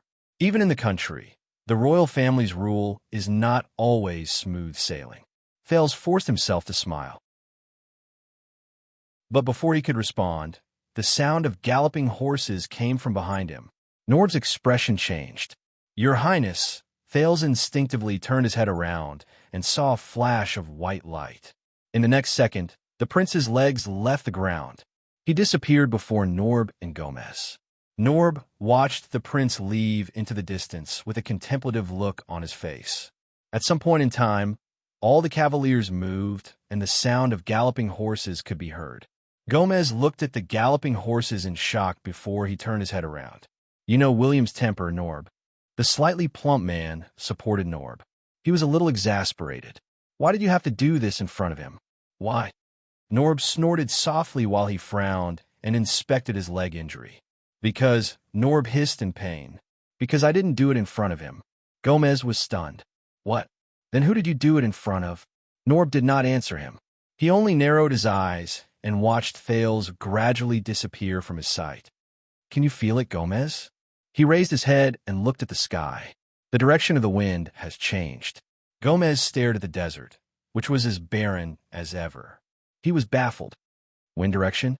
While Gomez was confused, Norb's eyes shone brightly. "The chance for us to leave this place and return to the capital. It has truly arrived." In the distance, Thales felt the tremors under his butt in a daze. Just now, he was so surprised that he almost summoned the sin of Hell's River, until he realized his line of sight had left the ground, and the scenery on both sides kept retreating. He's on a horse, and I'm hugging. This is... Fails raised his head. Don't move. Hold on tight. This time, when he heard his voice, Fails instinctively moved back. But he was jolted by the galloping white horse, and he almost let go. But another hand came from his side and steadied him. In the sound of the wind, the legendary wing held the reins and said loudly above his head, "Why are you trembling? Don't you know how to ride a horse?" Fails froze. He suddenly realized that he was sitting sideways on the white horse in a very uncomfortable position. He was sitting on the legendary wing's bosom, and he was still hugging his waist. Okay, awkward. Fails remembered the legendary wing's performance just now. He tried his best to stabilize himself and forced a smile. No, I'm just, I can ride a horse myself. Roman did not wait for him to answer. I'll try to be steadier. In the next moment, Roman pulled the reins back a little. He patted the white horse's neck with his other hand and let out a few whistles that Fails did not understand. The white horse magically slowed down and became steadier. Fails could only laugh dryly and lower his head, pretending to be very interested in the legendary wing's clothes. Oh my God, he's with a man who just threatened to attack Renaissance Palace, ride on the same horse. So, Fails saw countless cavaliers galloping in front of them and on both sides of them. They surrounded the two of them in the middle, and they stirred up clouds of dust as they galloped. This made him feel even more awkward. He could only think of other things. It was very strange. Although the legendary wing looked murderous, his body was a little thin under his robe and light armor. And the smell in his bosom was nice. The team suddenly changed direction. Fails felt the endless jolts and soreness that he could not stop. As he faced the dust that came charging at him, Fails had to cover his mouth and nose with his hands. At this moment, a hand stretched out in front of him. "Face cloth," Roman said loudly as the horses galloped. Dust-proof. Fails was stunned for a moment before he took the face cloth from Roman's hands. He realized that Roman had also covered his face. However, his amber eyes were still full of vigor. Fails sighed and tied the face cloth around his face. Behind the face cloth, Fails took a deep breath. He felt much better. You're not afraid of threats. You're not afraid of the Secret Intelligence Department, and you're not afraid of the king. The legendary wing behind him moved slightly. The white horse jolted. Fails could not care less about the awkwardness. He held Roman's waist tightly to maintain his balance.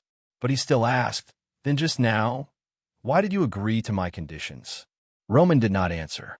Just when Fails thought that the conversation had failed, maybe it's because Roman snorted coldly on the horse. He lowered his head and looked straight at Fails. There was a complicated look in his amber eyes. Roman extended his hand and straightened the face cloth on Fails' face a little. You're better looking?" Fails was stunned. A second later, Fails, who felt very awkward, tilted his head in an unnatural manner and tried to hide his face in Roman's bosom. Thank goodness, the face cloth hid his face very well.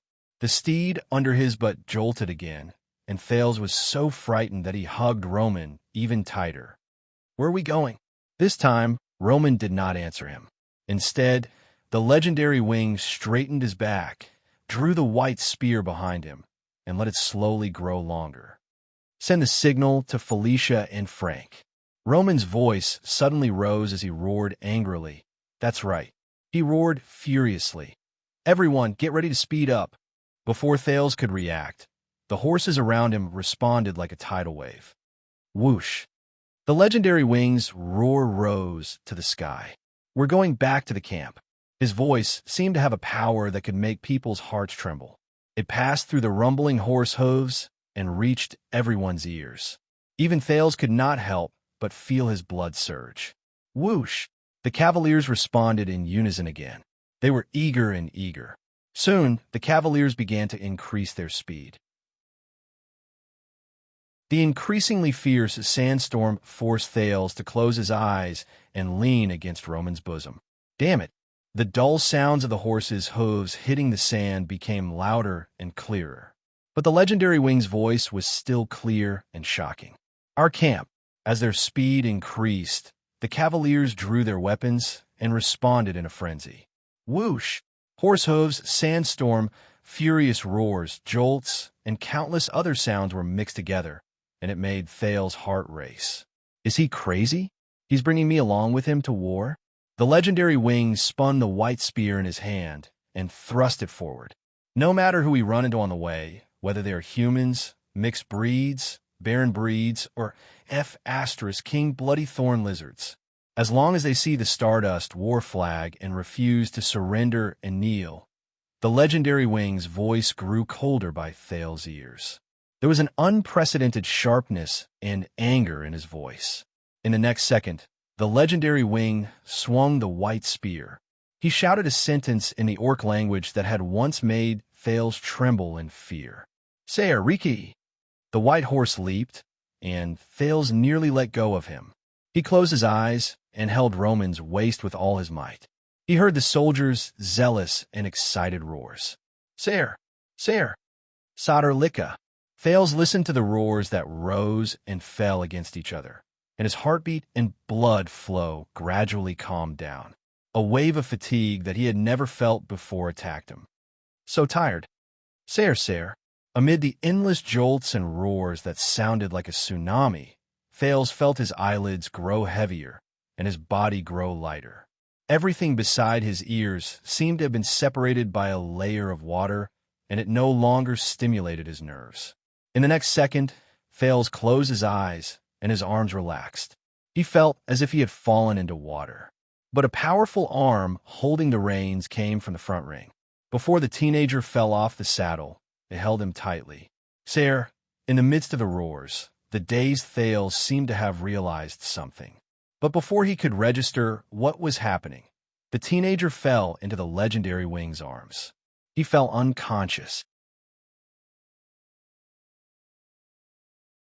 Chapter 492.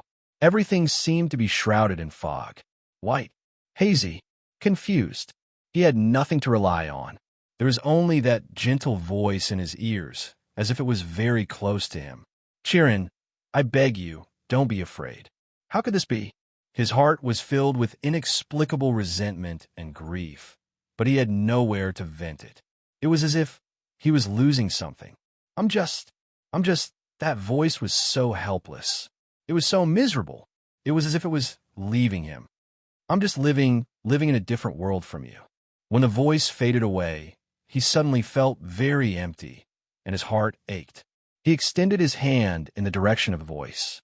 He wanted to touch her, hug her tightly, comfort her, make her stay.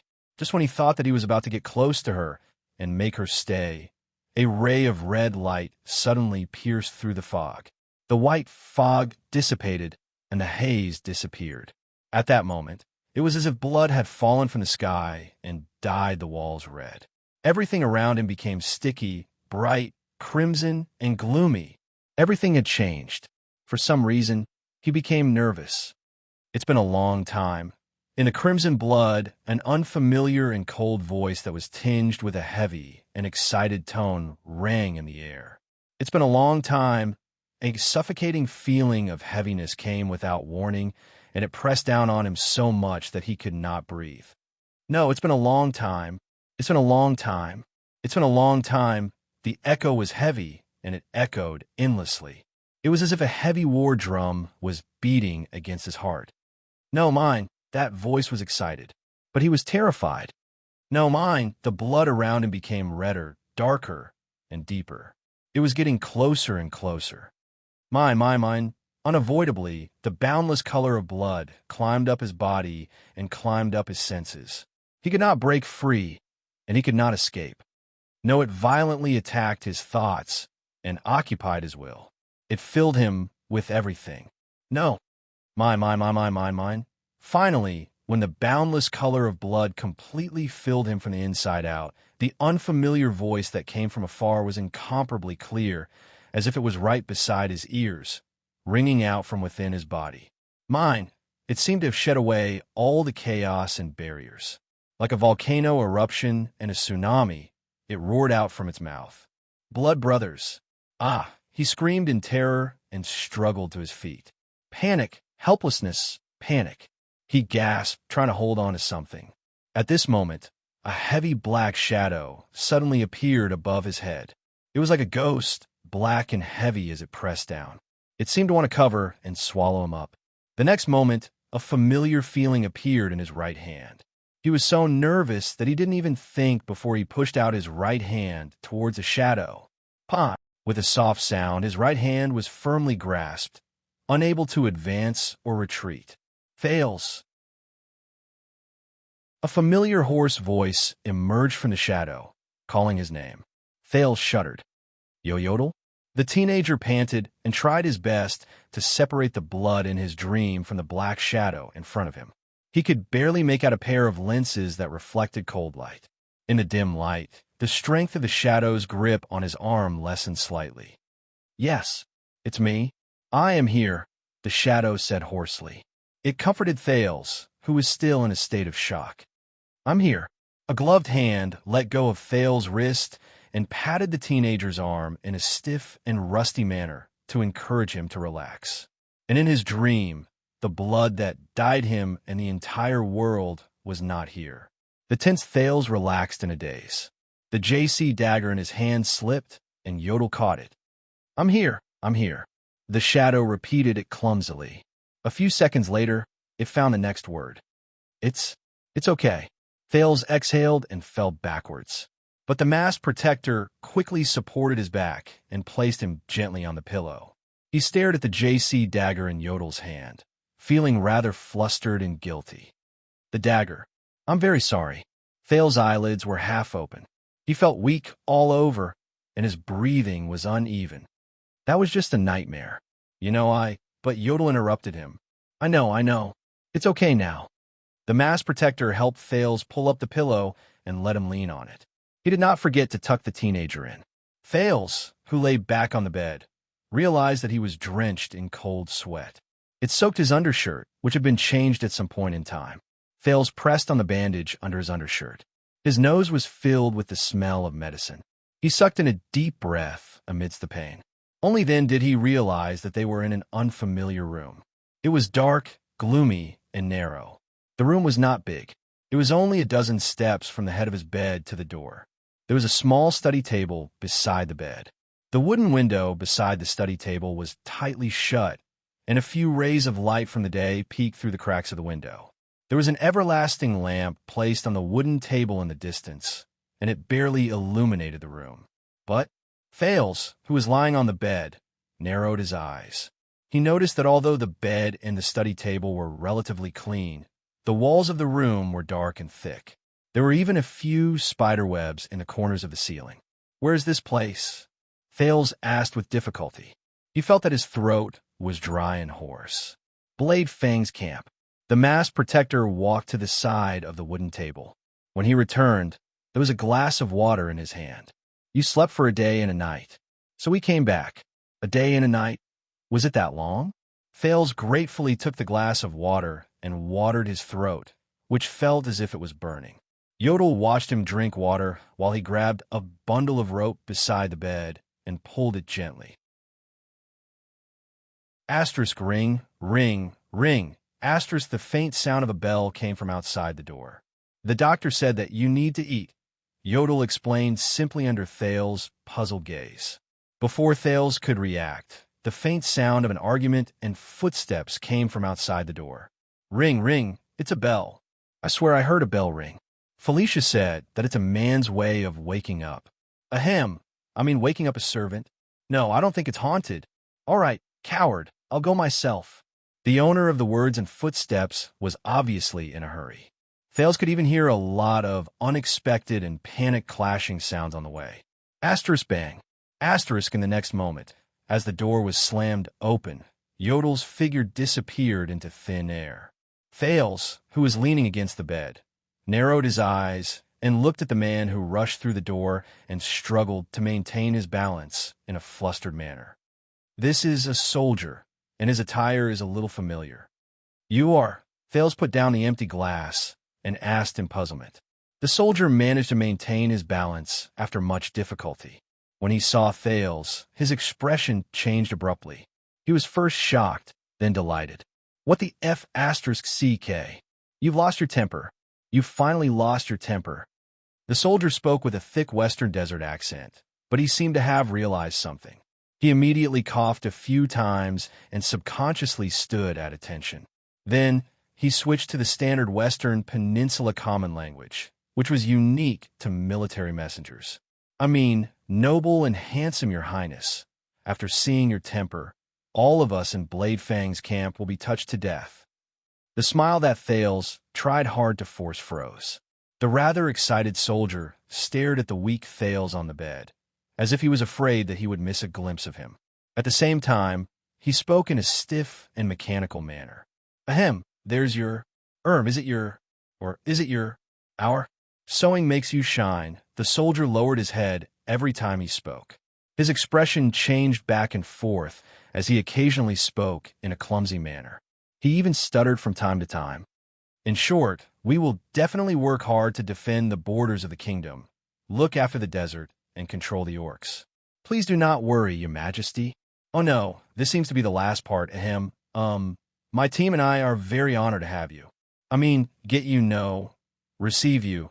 Thales coughed violently and interrupted the soldier's welcome speech, which was full of mistakes. All right, thank you, soldier. I understand your enthusiasm. Thales pointed weakly at the soldier's waist. You don't have to read the rest of the script. The soldier's face turned red. He awkwardly stuffed the notebook filled with words and pictures that he had raised to his waist into his belt. Our clerk in charge of writing letters died half a month ago. Are you the only one here? Thales looked outside the door and only saw a dim light. The soldier, who was feeling awkward, immediately stood at attention and replied, There's also Strange Flame and Spirit Blade. She just changed shifts, and Mystifying Eye has not arrived yet. We have to come up every half an hour to check on you, because we are afraid that you'll be killed by vengeful spirits, or that Spirit Blade, who is crazy about money, will sneak in your bed and sleep with you. Thales raised an eyebrow. The soldier felt that something was wrong the moment he said those words. His expression changed. I'm sorry, that's not what I meant. He forced a smile in a panic. He had nowhere to put his hands. What I mean is, noble and handsome, Your Highness, we have always taken good care of you, and we love you as if you were our own son. The more he spoke, the worse it became. Thales, who was mentally exhausted, became a little more energetic after being nagged by the soldier. He sighed and reached out to stop the soldier from continuing. I remember that you are Snake Shooter, a psionic. You are the new captain under Baron Williams' command. The soldier named Snake Shooter was slightly stunned. Then he looked ecstatic. Ah, you remember my name? As expected of the noble and handsome, Your Highness. Yes, Your Highness. Please remember me. I am Snake Shooter under Sir Williams. I am loyal, and I have absolutely no criminal record of smuggling, tax evasion, or organized crime. Ever since I was recruited by the Sir, I have shed blood, sweat, and tears for the kingdom every day. Snake Shooter, who was immersed in another round of showing his loyalty, saw Thales' expression darken. He quickly coughed and returned to the topic at hand. The Baron originally wanted to capture a few beautiful prostitutes or a man's maidservants to make you happy. Ahem, to serve you and warm your bed. But the camp has just calmed down, so he asked the little freak, we, the glorious 3rd Commando Unit of the Stardust Unit, to take good care of you, to love you, and to make you feel comfortable. Once you come, you don't want to leave. Thales extended his hand with a headache and interrupted the long-winded speech that Snake Shooter had clearly been brewing for an entire day. Thank you. Please convey my gratitude to the Baron. And then, the prince forced himself to smile. I'm a little hungry. Snake Shooter was stunned for a few seconds before he slapped his forehead. Oh yes, food. Yes, the Baron snatched quite a lot of food from those men. Ahem, the nobles have generously donated a lot to you and the Baron. Snake Shooter spoke with a radiant expression before he rushed out of the room, leaving behind a confused Thales. Strange fire. After a series of footsteps, Snake Shooter's shout came faintly from outside the door. Send the food up. Don't sneakily.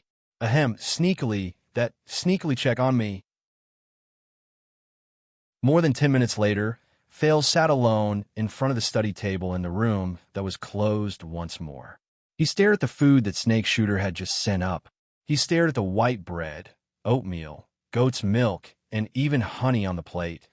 There was also roasted fish, chicken, pork, and quite a number of spices that could not be found in Northland. Snake Shooter said that the legendary wings seized this from the western desert nobles.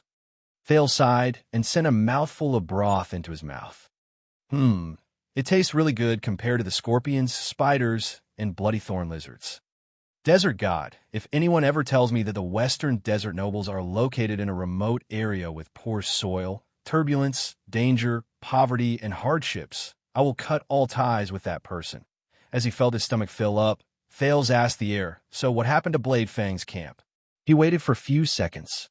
Yodel's hoarse and indistinguishable voice traveled from the air. Williams won. Williams won. Thales bit the spoon in his mouth and tilted his eyebrows in resignation. Wow, that's really detailed. It was just like the first time they met, when Yodel answered him, "Who is my father?" His words were filled with diplomatic language. When he remembered what happened in the past, Thales could not help but smile. God, how old am I? Am I already starting to reminisce about the past? But Thales immediately thought of something, and his mood sank. What about the kingdom's secret intelligence department? Thales' question was very vague, but Yodel seemed to know what he wanted to ask. They did not have horses, and were forced to return on foot. The prince breathed a sigh of relief. So, Quick Rope, Barney Jr., Belden, Tardin, Cannon, Bruley, and Zacriel. His mood became cheerful. That was a fulfilling and interesting day, wasn't it? Thales said half-jokingly. A few seconds later, a hoarse voice traveled from the air, and there was a barely noticeable hint of amusement in it. Yes, Thales, whose appetite had increased, happily finished the food on his plate. By the way, Yodel, your injury, it's healed. Don't worry. The answer traveled from the air so quickly that Thales did not even have the chance to finish his question. But this made the prince frown. It's healed? Thales put down the half-eaten bread. My injury is healed. He remembered that a long time ago, Yodel had once blocked 3 vicious and fatal crossbow bolts for him and was heavily injured. That was how they parted. Thales no longer knew what happened after that. The prince's mission urged him to head north. He was gone for 6 years. The memories of the past and an inexplicable melancholy surged into his mind. 6 years. Thales' smile disappeared. He was silent for a while. Yodel, have you been well all these years? The answer in the air was still brief. I'm fine. Thales nodded slightly, and the corners of his lips curled up slightly. Yes. He's still the same person. Silent, and a man of few words. The former masked protector. Isn't he? When he thought of this, Thales suddenly changed the topic. You know Zacriel, don't you? This time, the answer in the air only appeared after a few seconds. It was filled with an inexplicable emotion. A long time ago, Thales frowned. His tone was filled with worry. He said that your mask is one of the secret treasures of the royal family. The room was very quiet. There was no answer. Thales took a deep breath. He turned his head around and looked at the dark and narrow room. He still did not see any signs of a living person. When Yodel did not reply, Thales could only sigh and ask. He also said that there's a price to pay for using that amazing mask. There was another few seconds of silence. When Thales could not help but want to speak again, the mask protector's voice traveled into his ears. It's fine. Everyone has a price to pay. His voice was still hoarse, but it was filled with an unknown, profound meaning. There was also his determination to end the conversation. He's not going to say anything. The teenager could read the meaning behind his words, but Thales was not satisfied. So what is it? He looked at the air behind him worriedly. He felt that he looked a little silly when he shouted from a distance. There was no answer. Yodel. This time, there was a hint of urgency in Thales' tone. I'm really worried about that. But there was still only silence that answered him. Thales exhaled in resignation. I saw it. The teenager frowned and stared at the air. He was displeased and worried. When Ricky tried to take it off, you reacted as if he wanted to skin you alive. If you're really fine, then why have I never seen you take off? Thales stopped speaking hurriedly. The dark room was dead silent. There were no ripples in the shadow and the darkness. It was as calm as ever. All right, since that's the case. Thales took a deep breath and put away his displeasure. He imitated the posture he learned in the past 6 years and became the aloof, arrogant, noble, and aloof prince of Constellation when he faced the overbearing vassals of Dragon Cloud City. Yodel Kato, Thales said solemnly and coldly. I order you, tell me. He raised his chin and raised his voice with a stern expression. This is my order. An order from the second prince, Thales Jadestar. His voice was cold, his tone was stern, and there was no room for doubt. His response was still silence. Thales suddenly felt that the shadow and the darkness seemed to have moved. But what followed was a cold and hoarse voice. Prince Thales. It was faint and broken, merciless and cold. I only obey His Majesty's orders. The voice faded away. At that moment, Thales felt his body turn cold. Only obey His Majesty's orders. He stared at the air in a daze. He was a little dazed. Is that so? Thales inhaled absent-mindedly and turned his head around stiffly. He no longer looked behind him.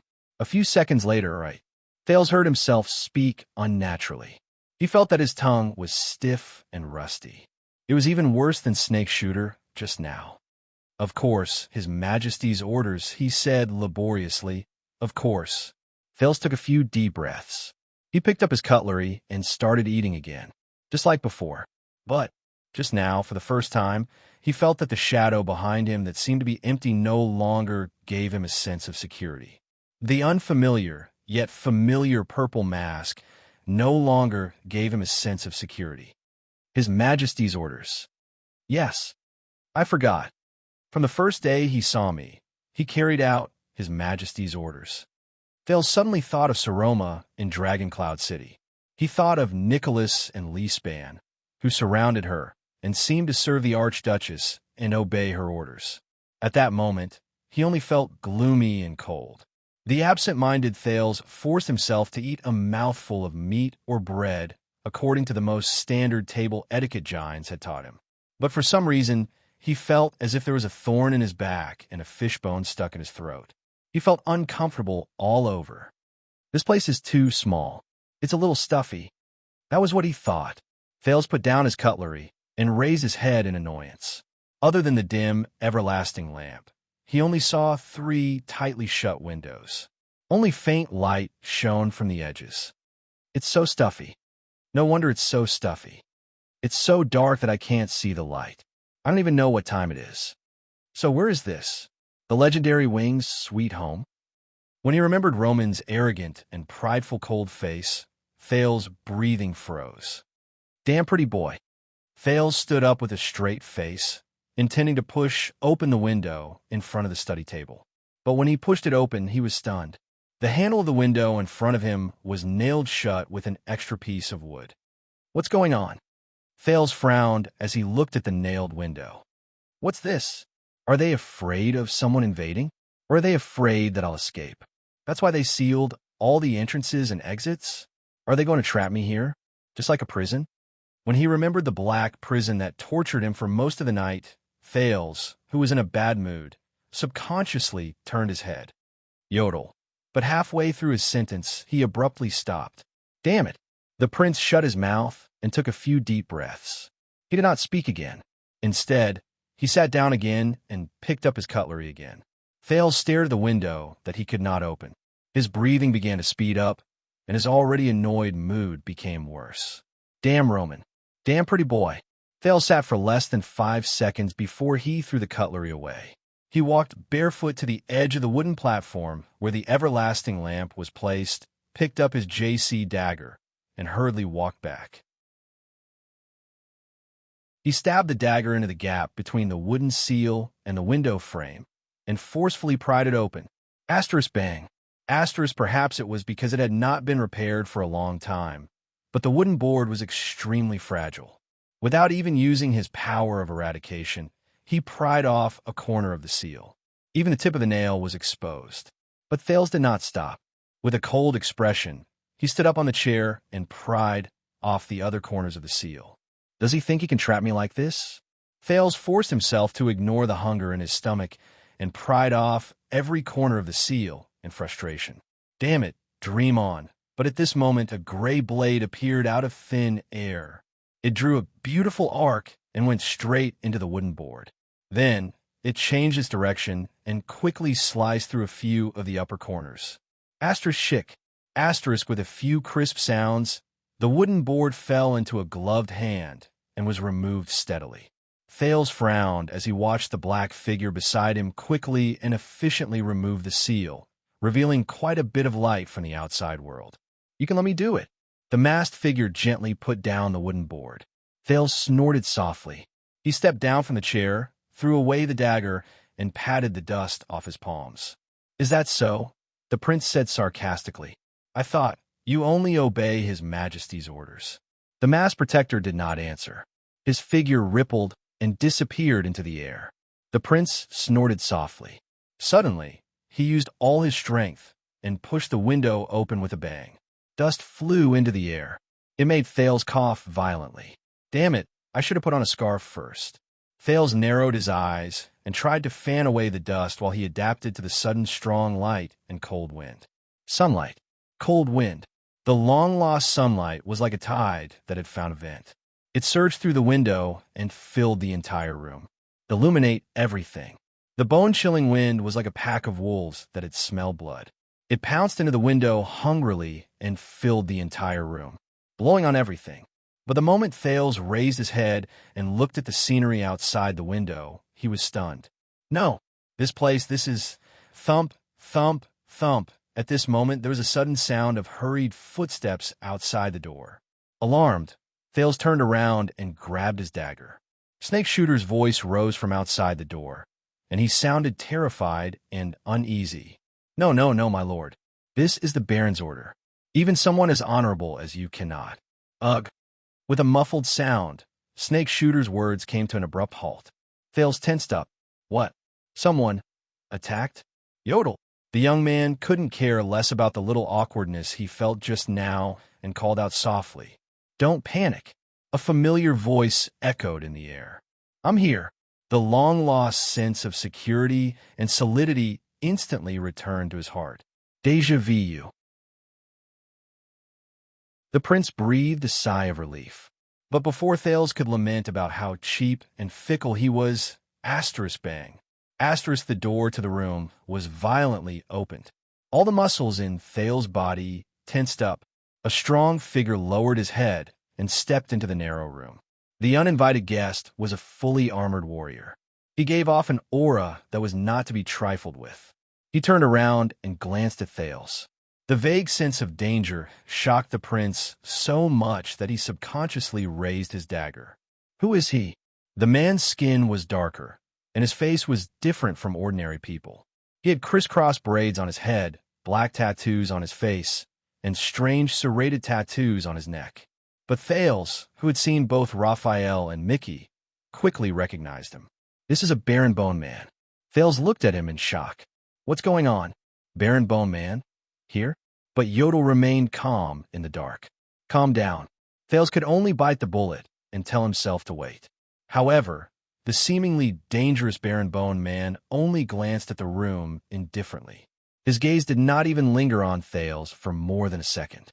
Then, another sharp, abrupt, and extremely unpleasant middle-aged man's voice rang out.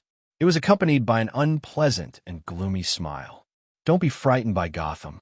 The tattoo on his neck is just a tradition of the Sherilyn tribe. He has won 36 duels, that's all. Thales frowned. 36 duels in the Sherilyn tribe? The Baron Bone Man named Gotham turned around, nodded, and retreated. Thud, thud, thud. This sound, Thales, who had heard the old crow walking with a cane and the Black Prophet walking, immediately realized that this was the sound of wood hitting the ground. But this time, the sound was more rhythmic than the old crows and lighter than the Black Prophet's. It's been a long time since I last came here. The sharp voice rang out again with a slight western desert accent. But Thales swore that this was the most standard, complete, and articulate common language of the Western Peninsula he had ever heard since he entered the Great Desert. It even had the habit of speaking in Eternal Star City. There was a time when I thought that I would never come to this tiring and ominous place again. Finally, a figure limping with a cane appeared at the door of the room. The moment he stepped into the room, Thales' nervousness and attention towards Gotham was completely taken away by this newcomer. The person's cane was supported by his obviously crippled left leg. He leaned against the ground, but strangely enough, there was a long sword with a unique hilt attached to it, as if he was hoping that its owner could wield the weapon while leaning on the cane. The owner of the sharp voice held onto the door frame, tugged at his armor, and laughed sinisterly. "Phew, this is really a test for my legs." He raised his head while leaning on the cane and revealed a middle-aged face that could not be considered human. Withered, pale, and crooked, coupled with his cold and sharp voice, as well as his sharp and intelligent eyes, it was enough to make people shudder. The moment he saw the man, Thales was shocked. The terrifying middle-aged man panted softly while he sized up Thales. "Ha! In the past 6 years." The man chuckled in an unpleasant manner. His laughter was like a poisonous thorn that pierced into Thales' heart. "You've really grown a lot taller. I guess the Northland barbarians have fed you well?" There were a few seconds of silence. Thales stared at the middle-aged man's clothes in a daze and remembered something. The man continued to smile in a frightening manner as he waited for an answer. Finally, Thales took a deep breath. "It's been a long time." The prince put away the dagger in his hand, straightened the thin clothes on his body, and said seriously, "Your Grace." The owner of the cane stared at him for a long time before he burst into laughter. "Ha ha! Very good. You still remember this old bag of bones." His expression was exaggerated, making his inhuman face even more terrifying. He even clapped his hands fiercely, as if he had seen something amazing. Outside the door, the Baron Boneman Gotham turned around coldly and knocked out Snake Shooter, who had just woken up. "Calm down," the prince thought to himself. Thales forced himself not to look at Snake Shooter's condition. Instead, he calmly looked at the guest in front of him. "Your arrival has really exceeded my expectations." The prince gently pulled the chair out and gestured to the man. Then he sat down on the bed. "So, are you here to support me, support Baron Williams, or support Blayfang's camp?" At that moment, the man's sharp and cold laughter died in his throat. He seemed to have understood something. The terrifying middle-aged man stared straight at Thales, who appeared to be at ease. He clicked his tongue and said, "Very good. You don't have a unique milk stink of useless nobles either. That's great. We should change our view of the Northland barbarians. Perhaps they aren't barbarians who only know how to flip tables with their fists." Thales frowned slightly. The middle-aged man snorted softly.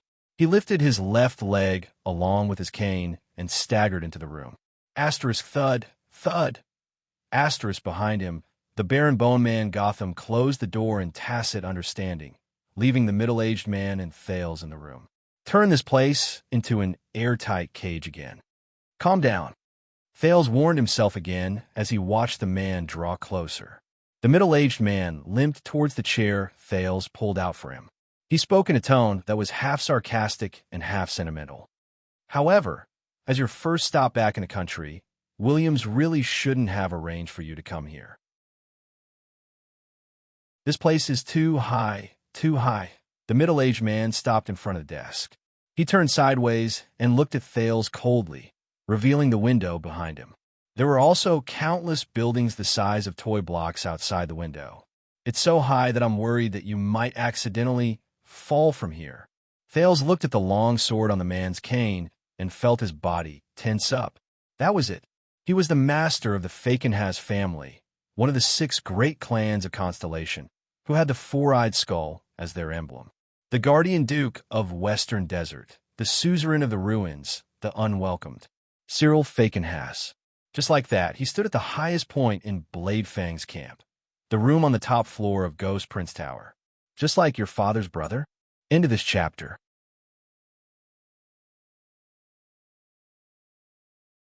Chapter 493. Cyril Fakenhas.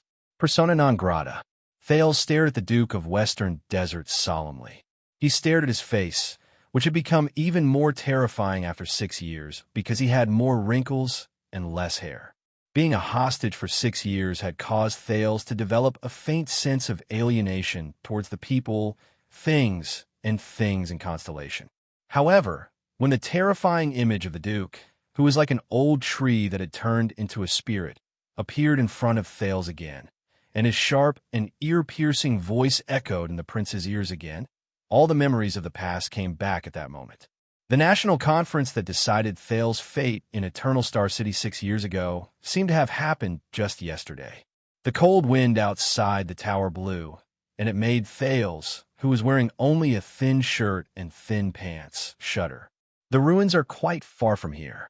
Thales tried hard to get rid of all distracting thoughts and looked at Fakenhas calmly. Calm down. This is Williams, the territory of the regular soldiers of the royal family. He can't possibly harm me. Think about it. What was Fakenhas' stance when the second prince appeared 6 years ago? What was his personality like? And why did he appear here? Thales' expression did not change. So, what exactly made someone as honorable as yourself come all the way to the dirty, messy, and exhausting border? Fakenhas let out a strange laugh. He moved his walking stick and closed in on Thales, inch by inch. Your Highness, you are truly a newcomer and have no time to think. The other party's terrifying and withered face slowly grew larger in front of his eyes, causing Thales to feel uncomfortable. He could not help but grip the dagger behind his waist tightly and suppress his desire to retreat. The Duke of Western Desert stopped when he was about a foot away from the prince. He was so close that Thales could see his dried skin, which seemed to be hanging on his bones, and the fine wrinkles on it. Or have you been kept in the dark since the beginning? Against the prince's expectations, Cyril, whose expression did not change, suddenly extended his hand and pulled the chair in front of the study table behind him. It dragged the chair on the floor with a long and unpleasant sound. It made Thales frown. Let me guess, your complete question should be... The Duke put on a fake smile and sat down in front of Thales' bed at ease. He pointed at the window behind him. When the nobles of the Western Desert who were sleeping in the camp were thrown off their armor, suffered heavy losses, and suffered a crushing defeat because of the unexpected ambush, from the commanding to the logistics, from the confidence to the prestige, from the field to the field, they lost everything and had nothing. When quite a number of people lost the conditions and courage to continue defending Bladefang's camp, they retreated dejectedly and prepared to return home. When the legendary Wing returned with his royal family's regular army in glory, he stepped on the failure of the local nobles and re-entered Bladefang's camp. Thales listened quietly to the man's narration. He looked at the buildings under the window along the man's arm. Yesterday's attack and riots had left scars in the camp, and one of the fortresses had been burned by fire. A group of soldiers had sealed off the surroundings and stopped a man who seemed to be the owner of the house. He seemed to be directing the cleanup. On the other side of the road, another alley that was not blocked by the soldiers was still bustling with people. Merchants, herdsmen, mercenaries, thieves, beggars, and prostitutes were bustling with noise and bustling with activity. The boisterous voices unique to Bladefang's camp traveled into their ears faintly, and it was accompanied by the silver-crossed double-star flag that fluttered high above the camp gate. Disaster in life. Destruction and reconstruction. It was as if nothing had happened. It was just another day in Bladefang's camp. Cyril Fakenhas' sharp voice was just like his nickname. Coupled with his intentionally forceful tone, it made people feel uneasy. What you want to ask is, under the above circumstances, Fakenhas' smile was strange. Just what is it that made a cunning person like me come to Bladefang's camp, which is guarded by the prince and has an extraordinary significance? This is bad. Cyril's strange and unpredictable laughter, his unfathomable tone, his irrelevant answers, his evasive words, and his devastating voice and appearance gave Thales a headache, even though he was used to the Northlanders' straightforward and loud voices in Dragon Cloud City. Your Grace, I have heard of your losses, and I am deeply sorry. Thales, who had his meal interrupted, forced himself to focus and think hard. Bladefang's camp was attacked, and Williams won. So, this was the current situation in the camp. This means that Duke Fakenhaz, who holds the highest position in the entire Western Desert, rudely and violently barged into my bedroom. And his goal is... He thought about it and spoke. I did not expect it either. That was indeed an unfortunate day. Please convey my regret to your vassals. But now I do not think that Baron Williams will be happy to see. But Fakenhaz interrupted him. I heard that you liked to play chess when you were in Northland. Thales was taken aback by the abrupt words. Play chess? The Guardian Duke of Western Desert laughed sinisterly. Do you know what I find the most interesting thing about playing chess? Just when Thales was thinking about how to answer, so that he could politely end the conversation and send the guest off safely, Cyril suddenly shook his left hand, and the end of his cane landed heavily on the ground. Asterisk thud. Asterisk the long sword tied to the cane trembled. Before Thales realized that the man was just looking for a place to place his cane, he had already subconsciously held his breath and bent down, gripping the dagger behind his waist tightly. Fakenhaz did not seem to notice that Thales looked as if he was about to face a formidable enemy. On the contrary, his smile faded, and he leaned forward with his hands on his knees. His skinny figure pressed down on the prince, sitting on the bed. That is, there are no blind people in a chess game. Both sides of the chess game can see clearly, and understand every piece, every square, and every step. Thales adjusted his breathing with great difficulty and began to think about the man's words. Cyril, who had been staring at him, suddenly extended his hand and grabbed the plate on the study table. The Duke placed the plate with rich contents firmly on his knees. He grabbed a grilled fish that looked like it had a lot of spices added to it with his bare hands. He opened his broken teeth and bit into it. He did not follow the usual dining etiquette, nor did he care that it was the prince's meal. Thales frowned again as he watched. So, let us stop pretending that we can't see the chessboard. It tastes good. It seems to be the batch that the Loughton family presented to me during the Renaissance Festival. It was fished from Shepherd's River. Cyril chewed on the bony fish in his mouth as he nodded and commented in a serious manner. Stop pretending that you can't see the chessboard. As he stared at the man's face, which had great destructive power, Thales felt a prickling discomfort crawl up his back again. Your Grace, what are you trying to say? The prince no longer bothered with pleasantries. Instead, he looked at the Duke with a solemn expression. Cyril smiled. It looked as if his ugly face had suddenly cracked. As he chewed, he raised the half-eaten grilled fish in his hand and pointed at Thales. To save a seemingly important personal guard, Cyril looked out the window and watched Bladefang's camp after the night of chaos. His eyes shone with a rare chill. A certain chess player generously sacrificed a knight, but he did not expect that the knight was the killer. It rampaged through the formation, and in the end, it became a prime minister. It ate countless infantrymen, swordsmen, shield-bearers, knights, and even catapults. Cyril stopped eating. There was a dangerous look in his eyes. Teach me, Thales. In this chess game, between the knight and the personal guard, who does the chess player want to sacrifice, and who does he want to save? Chess game. Chess player. Knight. Personal guard. Thales had a headache. He was used to the boorish and ancient heroic spirit palace and the bold and heroic Northlanders. The Guardian Duke of Western Desert, who beat around the bush, mocked him, and was so sarcastic that it was unpleasant, made Thales very uncomfortable.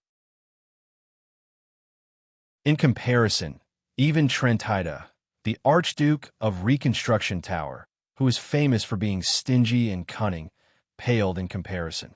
The prince could only sigh and try his best not to look at the grilled fish in Cyril's hand, which had been bitten into pieces. I'm sorry, I'm not good at chess. It's just a hobby when I'm free. Cyril let out a strange laugh. His ugly and withered face rippled. You don't care. He leaned forward again and pointed at Thales with his left hand. His tone turned cold. But you should care. The sudden change in Cyril's attitude confused Thales. But Duke Fakenhaz immediately grabbed the grilled fish in his right hand and waved it in front of Thales. Just like how you don't care about this fish, I don't care about this fish either. But, under Thales's furious expression, Cyril bit the fish's head and tore it from the grilled fish. There was a loud, crisp sound. Thales looked at the grilled fish and felt a wave of discomfort. Cyril looked at Thales coldly as he chewed. He gently shook the headless grilled fish in his hand. It should still care about itself. Thales' expression was solemn. He had faced many opponents who were in high positions, and many of them had their own unique presences, such as Lampard, who had an overbearing presence, King Kessel, who was a man of few words and kept people away, and Count Leespan, who had a profound gaze that made people feel uneasy. No matter where these people appeared, even if they were just sitting quietly in a corner of the room, it was impossible to ignore their existence. But Cyril Falkenhaz seemed to be special. His face was withered, and his appearance was terrifying. His posture was almost wretched. Even when he looked at people, he maintained the posture of leaning his neck forward and squinting his eyes slightly. The first impression he gave people was a strong sense of discomfort and awkwardness. His sharp and unpleasant voice made people frown and want to ignore him. But as Cyril's movements changed, his tone fluctuated, and his gaze drifted, there would always be an inadvertent moment when this withered old man would give people a sense of danger, as if there was a blade on their backs. It was like combing through piles of straw, constantly worrying about whether their fingers would be pricked by hidden thorns the next moment. It was like a horror movie that slowly added to the atmosphere, piled up emotions, and gradually entered its climax. Like now, Thales tried hard to get rid of the shadow in his heart. He could only choose the method that Northlanders were most used to and go straight to the point. Your Grace, I am very grateful that you came to visit me. I also know that Falkenhaz has contributed a lot to my journey back to the kingdom. But believe me, I know nothing about the chess game between you and the Baron of Bladefang's camp. I only got involved by chance, and I could do nothing about it. As for the other things, I believe, but Cyril's expression turned cold. I still remember what happened 6 years ago. The Duke put down the grilled fish and stared at Thales carefully, as if he wanted to stare Thales' soul out of his body. When you ignored your cunning fox teacher's expression during the national conference and spoke nonsense. A thought appeared in Thales' mind. Cyril's words made Thales slowly remember the past. When a stubborn one-eyed dragon oppressed you, you mocked him and retaliated fiercely.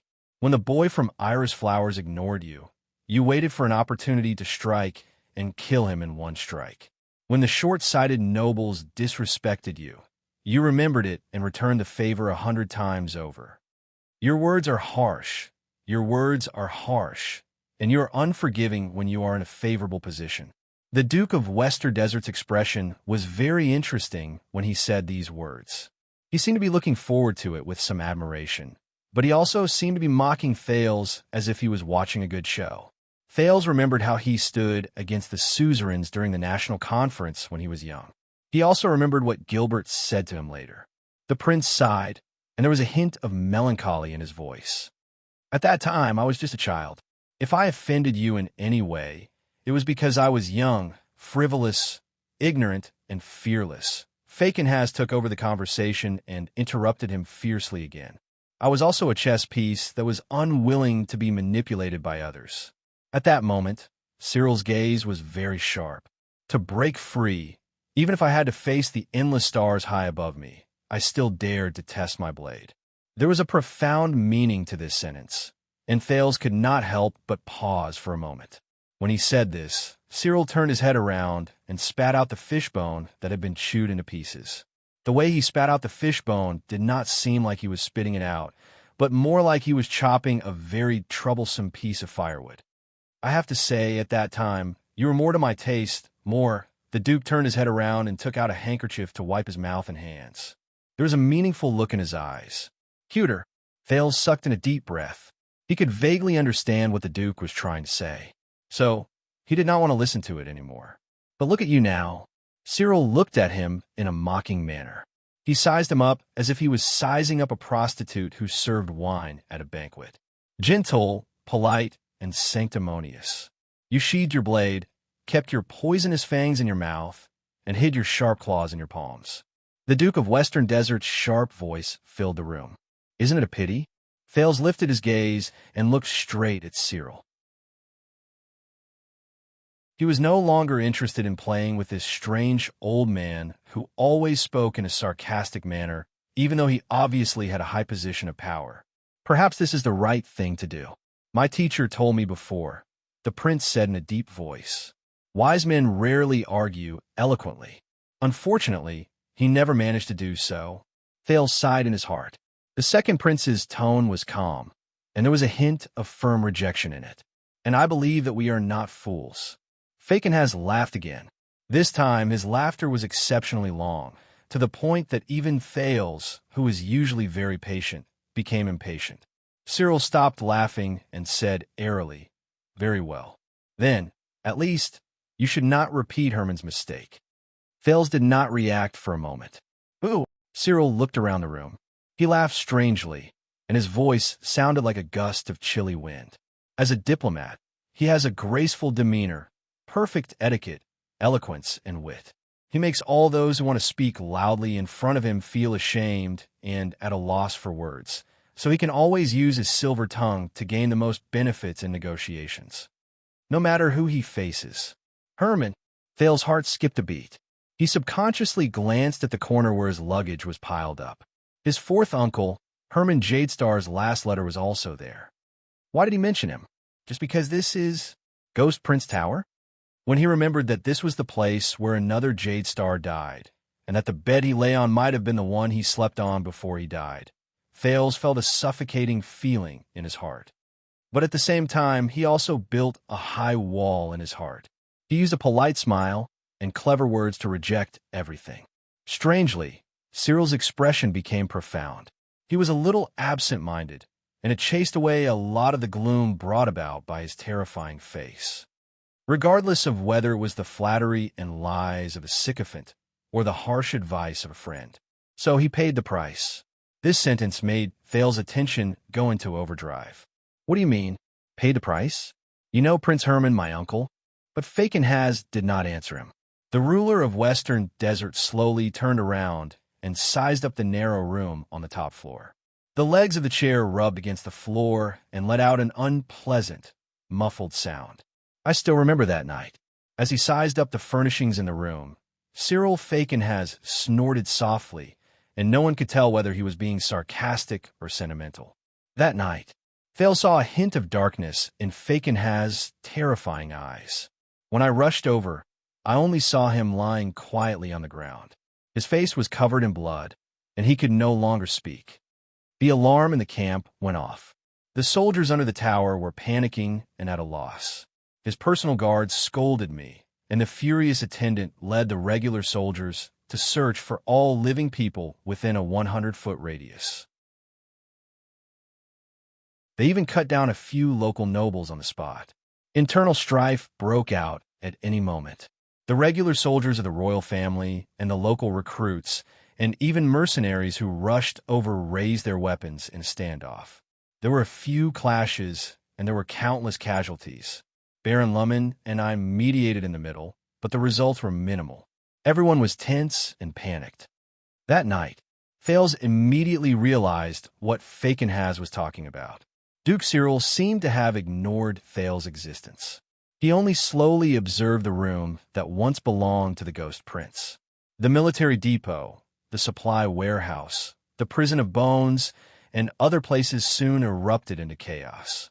Just like the past few days, order in the camp collapsed, and we had no time to take care of it. In less than half an hour, beacons and signal arrows came one after another from the 5th-century posts several miles away. The orcs and Barenbone people were so long that the end of the line could not be seen. They mysteriously took advantage of the night and launched an unprecedented ambush. The prince's death had great implications. The regular soldiers could not suppress their hatred and only wanted to attack. The suzerains were distracted and focused on defense. The mercenaries harbored ulterior motives and only wanted to protect themselves. The generals and commanders were suspicious of each other. Morale was low, and there was a traitor. We, who originally had the upper hand, only managed to defend for less than a day. Cyril turned his head and looked at the houses under the window. His gaze froze slightly. At the most critical moment, we lost contact with each other. I was struck off my mount, and half of my face was also torn off by a damned orc. Baron Lumen even sacrificed his life to cover our retreat from the camp. If it weren't for the lack of military discipline of the orcs who intercepted us and only cared about looting in a disorderly manner. Humph. Cyril's gaze was filled with mockery and disdain. He snorted and shook his head. Thales heaved a sigh and closed his eyes. But that wasn't the worst. Duke Fakenhaz's expression became more and more stiff. His ugly and withered face, which made people uncomfortable, turned into an indifferent and cold expression that could not be ignored. Just as we retreated to Blessingstown and regrouped our defeated army, intending to send Herman's body and the letter requesting for reinforcements back to Eternal Star City, even more terrifying news came from Wingford. Even more terrifying news. Thale's heart tensed. Eternal Star City was in chaos. Renaissance Palace was in chaos. The king and the crown prince were both assassinated. Thale's breathing slowed down as he listened to Cyril's words. The capital was locked down, and communication was cut off. We lost contact with a large number of nobles and suzerains in the city. The center of Constellation was silent. Our reinforcements were nowhere in sight. Cyril turned his head around and looked at Thales. His gaze was unfocused, as if he was staring at the air behind Thales. And this was just the beginning. Urgent messages came one after another from Wingford. Bad news came one after another. Cyril turned his back to the light. His face looked gloomy in the cold wind. In the north, Broken Dragon Fortress fell. The second prince died. Eksted's army pressed down on the northern territory, and they crossed the land of cliffs. They were unstoppable. In the east, the third prince died in Broken Bridge Fortress. The waterway supply he was in charge of overseeing the war stopped because it was exclusively for the north and south battlefields. In the southwest, the Duke of Star Lake died in internal strife. The Starlight Brigade, which shouldered the people's hopes, lost their leader and cut off their supplies. They fell apart and disappeared without a trace. The bleakness and coldness in the Duke's words caused the prince to shudder. It reminded him of Gilbert's narration of the Bloody Year. But Thales immediately remembered Zakriel's half-truths and the Royal Guard's painful confessions in the dungeon. He could not help but clench his fists. The flames of war were everywhere in Constellation. The kingdom's hope was cut off. The enemy's army was at the city gates, and the royal family was nowhere to be found. And where should Western Desert go from here? The suzerains of Western Desert held a meeting in Blessingstown, and many of them harbored ulterior motives. Some of them shut themselves in, some of them compromised and surrendered, some of them gathered troops to form an independent state, and there were also a few of them who discussed in private to support the new regime. Compared to that, the invasion of the mixed breeds and barren species, the fall of Bladefang's camp, and the disaster at the borders of Western Desert seemed to be nothing. Cyril raised his head. The coldness on his ugly face shocked Thales. In Sunset Temple in Blessingstown, I listened to their meaningless arguments. I was heavily injured and could only be supported by others. I stood in front of Herman's body, which was covered with a thick cloth, and asked him in silence, "Old friend, pretty boy, where did the handsome face and witty eloquence you were so proud of go?" Cyril's tone was very cold, but there was a sense of loss and bleakness in it that Thales did not expect. That is all in the past. Thales tried to comfort him, and at the same time, he ordered him to leave. Now we have, but Fakenhaz stared at the ground with his hands on his knees. He suddenly said, "So, sometimes I regret it." Regret? Thales was stunned. Cyril raised his head. His eyes sparkled, and his expression was strange. That night, if I did not do that, what would the future hold? Thales was a little puzzled. Do that? Do what? Cyril sneered and put the tray back on the desk. He stared at Thales again, as if he had turned back into the Duke of Western Desert, who behaved strangely, laughed, and scolded angrily. That night, if I didn't secretly let the assassins from Shadow Shield into the camp, Put them in front of Herman. At that moment, Thal's heart skipped a beat. It was as if all the hairs on his body were standing on end.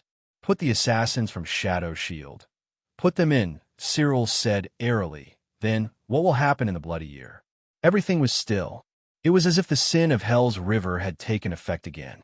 Only the sound of the fierce wind outside the window reminded him of the passing of time. Thal's was like a frozen ice sculpture. He stared at Cyril without moving. In front of him was the terrifying guardian duke of Western Desert. Cyril Fakenhas did not smile, speak, mock, or provoke him. He only stared at Thales quietly, and he was incredibly calm. The cold wind outside the window grew stronger again, and it caused Fakenhas' robe to flutter continuously. On his robe was the symbol of the Fakenhas family skull with 4 eye sockets. It was incredibly eye-catching, and it was as ferocious as ever. It was as if it had come to life. Only God knew how much effort Thales had to put in to suppress his desire to call for Yodel or get into a fighting stance. Only God knew. After a while, Thales uttered a word in a solemn, difficult, and hostile manner. You? Cyril leaned against the back of his chair and narrowed his eyes. Me. His tone was calm, and his posture was calm. Thales sucked in a deep breath. Both of them were still for a few seconds. Only the sound of the wind remained. Then, Cyril put on a satisfied expression. Very good. The Duke straightened his back. His face, which was as thin as a piece of wood, finally showed a rare, shrewd, and solemn expression. We are finally talking.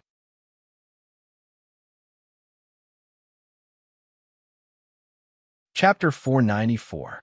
Tell me, child, there are so many orcs in the world. Cough, cough, cough. His uncle's voice was accompanied by heavy coughs. Even the sound of his personal guard's horse hooves could not drown it out. Which one is the most dangerous? He lifted his gaze from the soil onto the horse's hooves, the kind that is near death. He was not in high spirits as he rode on the horse. He lagged behind his uncle's carriage by a full body length. Yes, the kind that is near death. His uncle's weak voice seemed to have been injected with new energy. He was like his uncle when he was in his prime. He could point out the world with great vigor. Just like a sand scorpion's poisonous stinger hidden behind its tail, a venomous snake's poisonous fangs buried deep in its mouth, and a dangerous quicksand hidden underground. At that time, his uncle's back was majestic and tall. His arms were strong and powerful, and his voice was deep and sonorous. When he thought of this, he snorted, tightened his grip on his horse, and urged it forward. He sped up and arrived in front of the carriage. But his uncle was like a desert after a storm. His spirited voice returned to being dispirited and hoarse. Then, which kind of orc is the safest? He answered unhurriedly. The dead kind. That's what old Skalamon taught you. His uncle shook his head and said, a dead orc is a good orc. But I have to say, Cyril, the safest orc, is also the kind that is near death. He was stunned for a moment. His uncle's weak voice rose and fell as the horse moved forward. Because they're like arrows at the end of their flight, like the tail of a terrifying sandstorm, like the embers of a burnt fuel. They have a great momentum, but they have no stamina. He tightened his grip on his horse's abdomen and frowned. This damn riddle. Old man, did you regain your masculinity last night and sleep with a priestess from Dark Knight Temple? Or worse, the male priestess? His uncle's voice fell silent for a moment. For a moment, only the sound of his personal guard's horse hooves could be heard. A few seconds later, all right. His uncle chuckled in resignation as he coughed. Perhaps this is why I like you. When he heard his uncle's coughing, which was worse than last week, his heart sank. He forced himself to be spirited. Like me, if those are your last words, old man. I have to say, it sucks. He pretended to be relaxed and whistled. Everyone who hears this will think that you are an old pervert who likes to play with his nephew. Uncle was silent for a while more.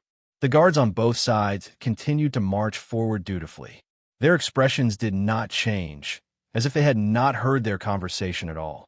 After a long time, his uncle's resigned and weak voice rose. Dying orcs are both dangerous and safe. So, why do the Barren Bone people say that the desert god is neither doomed nor forgiven? because calamity and pardon can change back and forth with a single thought. That's why we have to be on guard at all times. He scratched his ear helplessly. His uncle continued speaking, and he became even more solemn. The royal relatives of the Blade Edge Hills seem to have turned over a new leaf, but it's hard to change one's nature. Sooner or later, they will make mistakes. On the surface, the fat profiteer of Donghai has a wide circle of friends and is kind and harmless, but he is used to changing the direction of the wind and burning the bridge after crossing it. The land of cliffs pretends to be arrogant, neutral, and selfless, but they're just a bunch of rats that rely on the natural defenses of the mountains. As for that cowardly old bastard from the South Bank, he's even more conservative than a priestess. They can't be relied on. His uncle's voice became downcast. He listened quietly for a while before he suddenly said, "Old man really slept with a priestess?" Heavy hammering sounds came from the carriage. His uncle seemed to have choked again. Even his breathing became erratic. The corners of his lips curled up into a smile. In the end, his uncle suppressed his anger and sighed. "Sigh, forget it.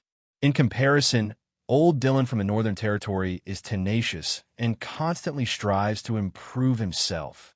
It's a pity that their positions are too bad. Once something happens, they'll be the first to bear the brunt, and it'll be difficult for them to help." As expected, if it were my uncle in the past, hearing me joke about him like this, feeling gloomy, he stopped thinking about it. Instead, he raised his head and looked at the increasing amount of vegetation on both sides of the Avenue of Blessings. "You seem to have missed out on the most important thing." His uncle's breathing stopped. The carriages took a big turn. A few farmers who were driving the carriages by the side of the road shrunk their bodies in fear as they waited for the four-eyed skull flag to pass. After a long while, his uncle's weak voice rose again. It was filled with indignation and resentment that had not disappeared for years.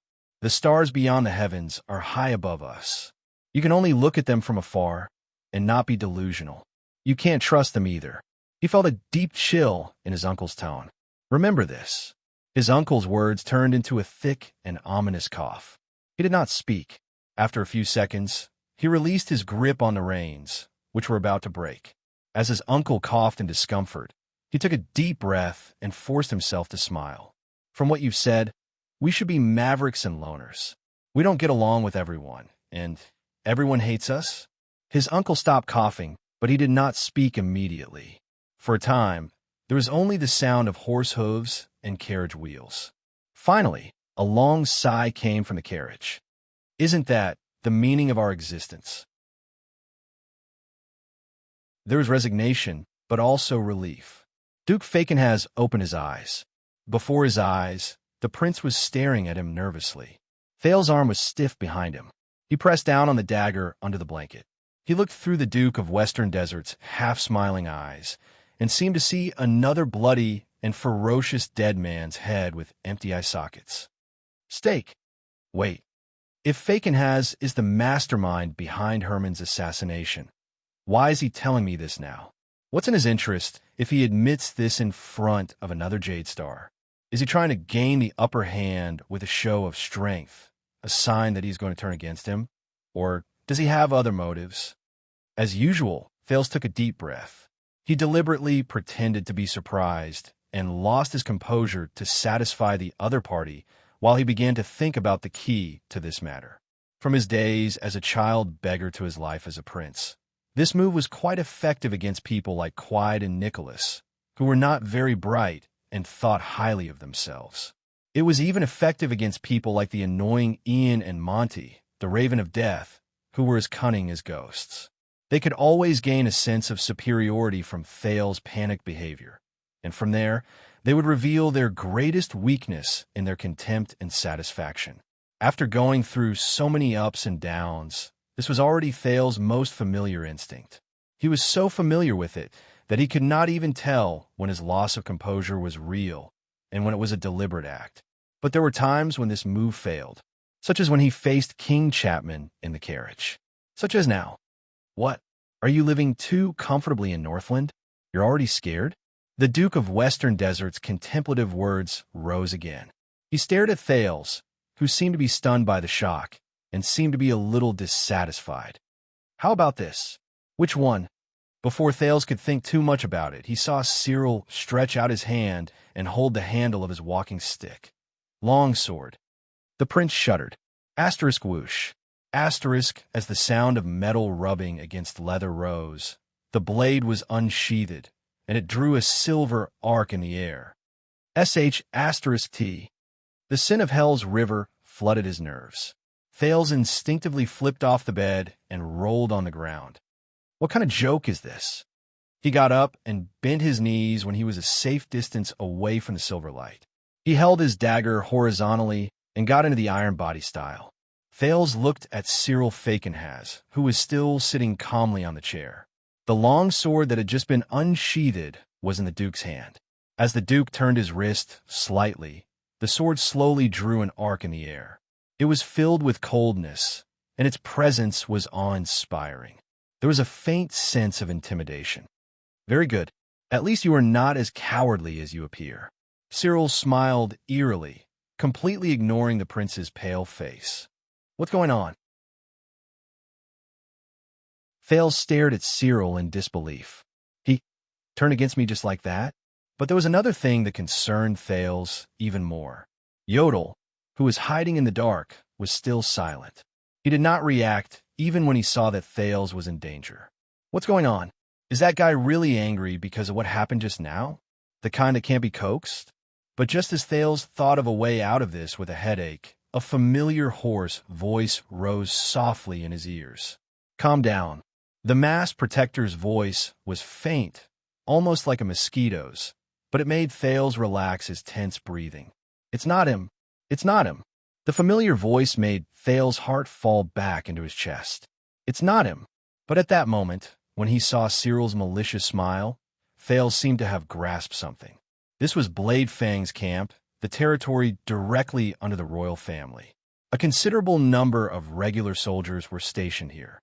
The legendary wing was at the side, and King Kessel was at the back, taking the blame and threatening the prince. No matter what, Fakenhas should not have done this. The prince's thoughts were interrupted because of his battle stance. He took a few deep breaths and forced himself to think from the beginning. Then why it was not him? After Yodel's reminder, Thales, who seemed to have figured something out, immediately asked. However, he did not dare to relax his fighting stance for even a moment. "Are you the murderer or not?" Cyril stared fixedly at him.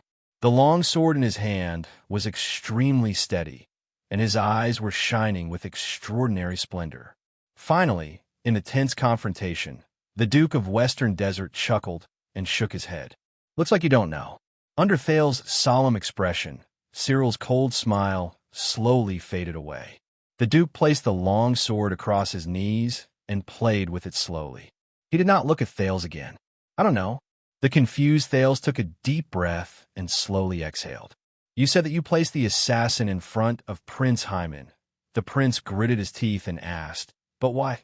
Fakenhas did not turn his head. He only stared fixedly at the exquisite long sword on his knees. "Because that is his wish." Thales' question came to an abrupt halt. "His will?" This time, before Thales could ask further, Duke Cyril answered softly. His voice drifted, and his emotions were complicated. He was the one who took the initiative to find them. Find those assassins, Shadow Shield. Thales was stunned. However, Hymen and Shadow Shield? Thales understood the Duke's words, and he immediately widened his eyes. 18 years ago, Cyril said faintly. Hymen came to me and asked me to do my best to help him avoid the personal guard from the Royal Guards and Jadestar personal guards, and complete his private meeting with some unfamiliar guests. More than once. Avoid personal guards. Unfamiliar guests. Cold wind blew into the room, causing the Duke of Western Desert's leather robe to flutter slightly. His gray hair fluttered lightly. The wind also brought up endless dust. Under the sunlight, countless particles that flew to and fro in a strange manner tumbled about in the air. Cyril's eyes were still spinning, and there seemed to be light in them. Until the last time, for some reason, Thales suddenly felt a chill run down his spine. Shadow's shield avoided the eyes and ears of the royal family to meet. So, Thales put down his dagger in disbelief and straightened his back. He moved his lips laboriously. The bloody year was done by him. Hymen, at the top floor of Ghost Prince Tower, the narrow room became quiet. Only faint noises could be heard from outside the window. There was also the fierce, chilly wind at such a high altitude. But the prince only felt that he had fallen into a deep and thick fog, and he was getting closer to the truth behind the fog. In the underground prison, Samuel's words, which were filled with hatred, rose in his mind. Is it the beauty Hymen who only has good looks and literary talent, but is narrow-minded, sinister, and ruthless? Is it the son who killed his father, or the brother who killed his brother? The fourth prince, Hymen Jadestar? Cyril did not answer, but Thales was only dazed for a few seconds before he immediately shook his head. Countless mysteries rushed into his mind. But why? Why? If he is the Jadestar behind the scenes, then why did Shadowshield want to kill him? This doesn't make sense. He stared at Fakenhaz, who seemed to be in a daze. The Duke closed his eyes gently before he opened them again. He placed his arms on his knees and leaned forward. He schooled his expression and turned to look at Thales.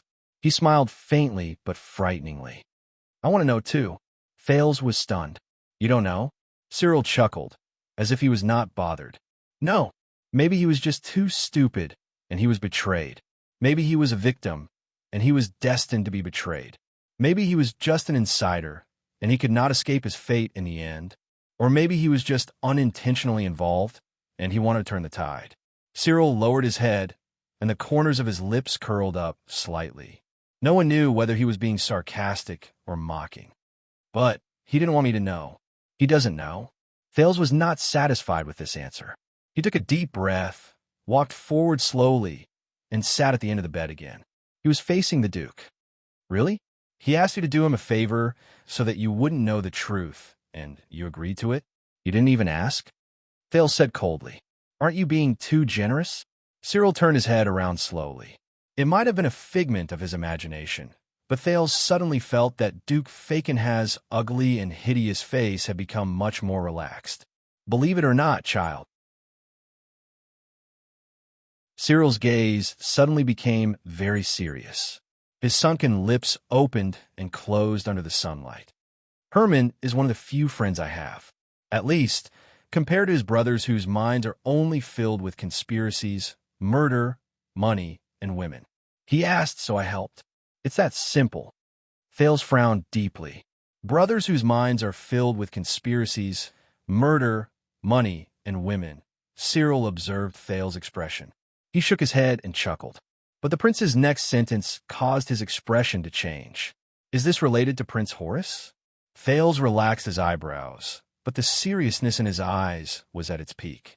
The reason why Herman went to Shadowshield, but died in their hands in the end?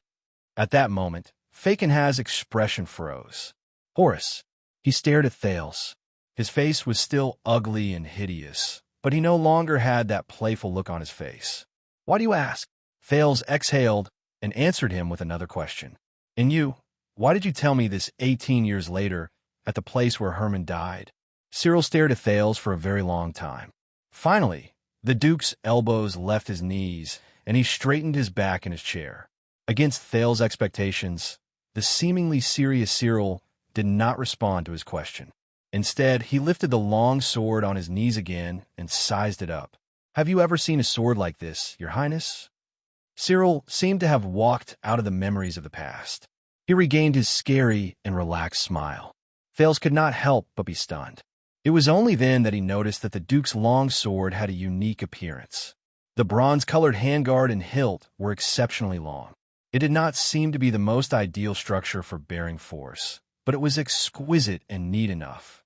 The two sides of the blade extended in a smooth arc that was like a sand dune, giving people a sense of aesthetic comfort.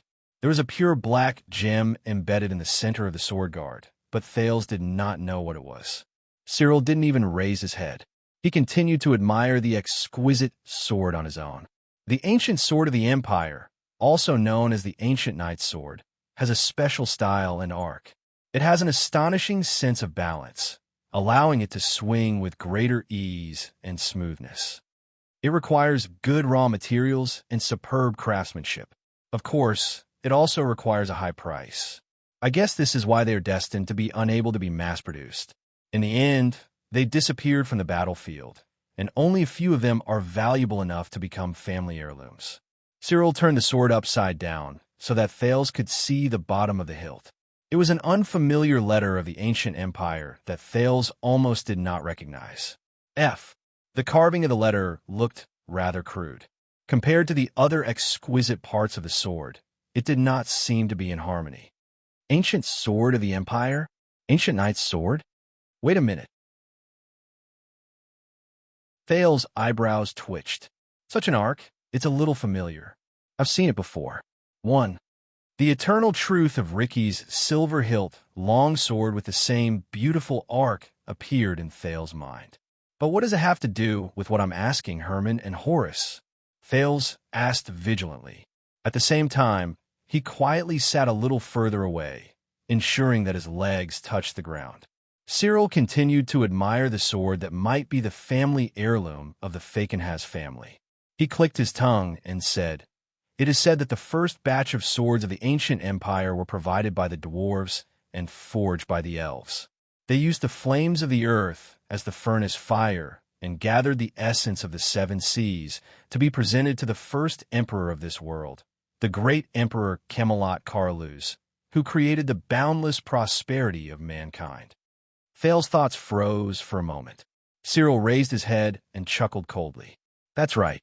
I'm talking about your ancestor, the one whose blood is said to be gilded with gold and shines." Thales subconsciously said, But Cyril seemed to have made up his mind not to be interrupted. He returned to the long sword in his hand. This sword is called Sentinel. It participated in the Battle of Eradication with Tiberia Fakenhas 600 years ago. He was Tormund the first sword teacher when he was young. He was also the oldest follower under the King of Renaissance's command until he was conferred the ruins and became the first guardian duke of Western Desert and my ancestor. Sentinel, Tormund I, the Battle of Eradication. Thales was a little impatient. I will have time to listen to your family history, but for now, let us first and the Sentinel's most recent military service. Cyril's voice suddenly grew louder, drowning out Thales' voice. The Duke of Western Desert narrowed his eyes slightly and turned his head to look at Thales, who was frowning. It was in the hands of another Cyril Fakenhas. He was my great-uncle, and he served under the silent Sumer, the 4th Royal Guards. During the crisis of the king's sudden death, he held this sword and led the Royal Guards to fight their way out. From there, he protected the young Adi II so that he could successfully ascend the throne and rule over Constellation. As Cyril spoke, he swung the long sword in his hand and swung it in the air. His skillful movements and steady grip on the sword made Thales, who had always thought that Duke Fakenhas' movements were inconvenient, look at him in a different light. Wait a minute. Thales' expression changed. He caught something from the words just now. The other Cyril Fakenhas. Royal Guards? The silent Sumer IV. The king's sudden death. And Adi II? Thales stared at Sentinel. Before he could figure out what was going on, Cyril sighed. Fakenhas is a family as old as Arund. It has been passed down since the age of the Empire, and it followed the Jadestar family to this day. The Duke stared at his sword of the ancient empire. From the Battle of Eradication to the Bloody Year, just like this Sentinel, we have witnessed too much and understood too much. A strange light shone in the Duke of Western Desert's eyes. Whether it is the rise and fall of Constellation or the Jadestar royal family, Fakenhas removed the sheath from his cane and cast a sideways glance at Thales. There seemed to be a profound meaning behind his words. A reign of terror. Cyril exhaled slowly and put Sentinel back into its sheath. Compared to that, is the answer you seek still important? Thales' eyebrows twitched. When he thought about what he saw and heard over the past few days, the prince suddenly had a guess. Adi II, my grandfather. I heard that he was the one with the longest teeth among Sumer IV's children, and he was also a male. Thales spoke slowly. I believe that his ascension to the throne and coronation should have been smooth. He narrowed his eyes. Where did the reign of terror you speak of come from? The Duke of Western Desert put away his nostalgic expression and smiled slowly. He turned his head around and stared at Thales with a burning gaze. Perhaps your history teacher did not mention your grandfather's stepmother, the witch Queen Vera from the Iris Flowers family, and her sister-in-law who was the Duchess of Blade Edgefield, your grandfather's aunt, the former Princess Helena. Iris Flowers family, the witch Queen Vera, the Duchess of Blade Edgefield, the Princess Helena. As he listened to these unfamiliar names, Thales' mind started to work. They also did not mention how they conspired to falsify an edict after Sumer IV passed away. They wanted to send your underage grandfather to Sunset Temple as a lifelong sacrifice, so that Queen Vera's biological son, John Jadestar, who was still in swaddling clothes, could replace his father and become king. Thales' eyes suddenly widened. John Jadestar conspired to falsify an edict. Thales could not help but tighten his grip on his dagger. Queen Vera's biological son. Replace his father with his son. Cyril put down his sword and could not help but sigh. Of course, if Queen Vera had succeeded 60 years ago, you and I would not have to worry here. If Queen Vera had succeeded, I would not have to worry here. Damn old man. Thales took a deep breath and calmed the shock in his heart. Enough, Duke Fakenhas. From just now until now, Thales' expression darkened. What are you hinting at? This time, the second prince stared at the Duke of Western Desert. His attitude was hostile. Is it the late king's younger brother, the Duke of Star Lake, John, who had the chance to surpass my grandfather and ascend the supreme throne of Constellation? Fakenhas curled his lips. Or is it the Coventier family of Iris Flowers who once tried to interfere with the succession of the throne? Cyril's smile did not fade. And the Duke of Blade Edgefield, the entire family of Princess Helena's husband who died 18 years ago, was also involved? As he watched Cyril's unhurried and calm expression, Thales gritted his teeth. Or are you hinting that during the Bloody Year, it was indeed one of my grandfather's princes who also wanted to replace his father, usurp the throne?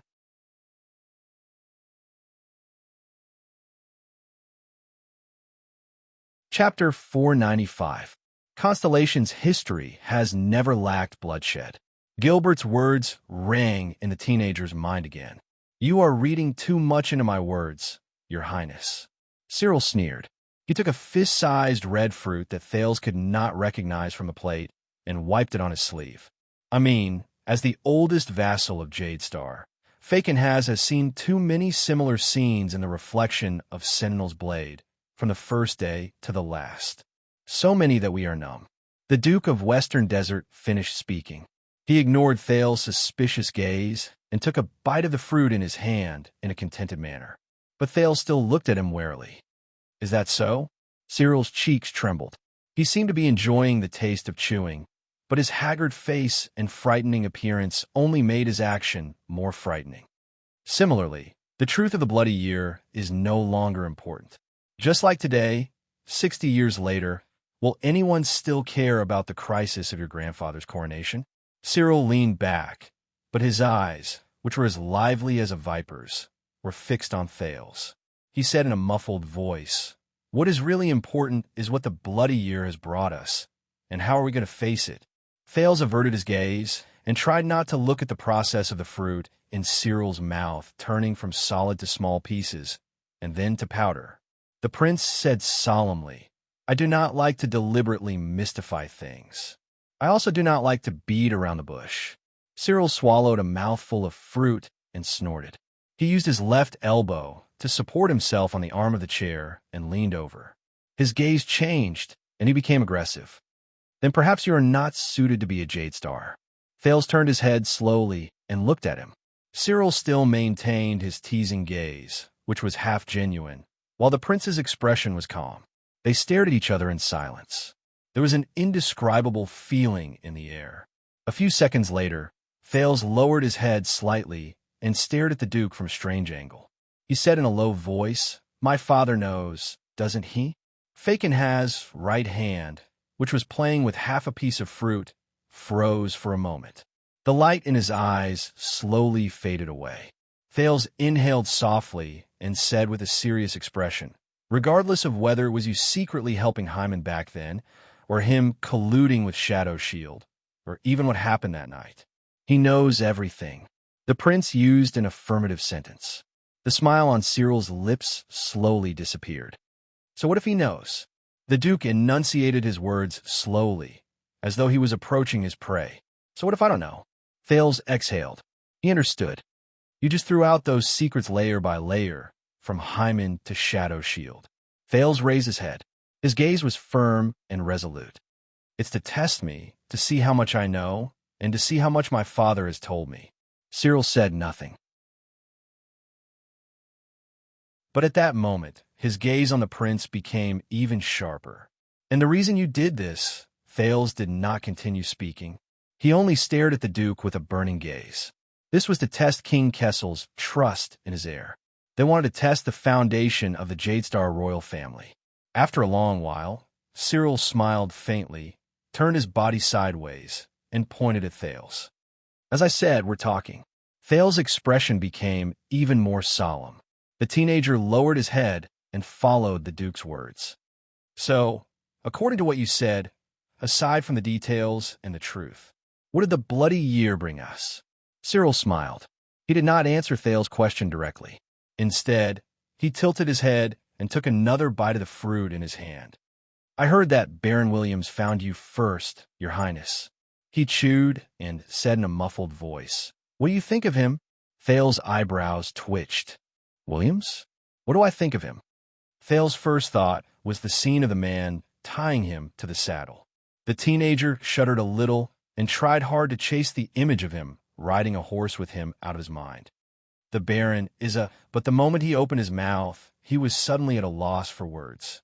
The Duke of Western Desert did not panic. He waited for Thales' reply with great interest.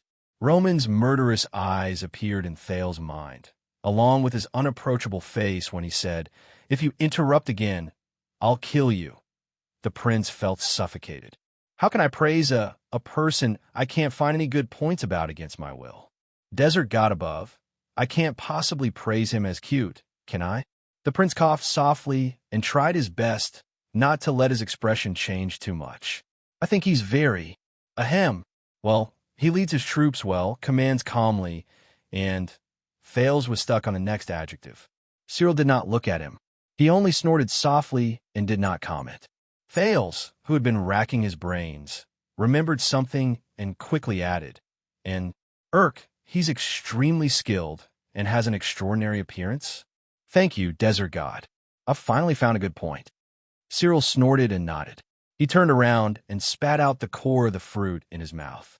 He tugged at his face, twitched his dented lips, and glanced at Thales with narrowed eyes. All right, I have to admit, even though he was slowly getting used to the Duke's face, Thales still felt goosebumps when he was stared at. Cyril sneered. "Williams, that guy's indeed better looking than me." He smiled and raised his right hand.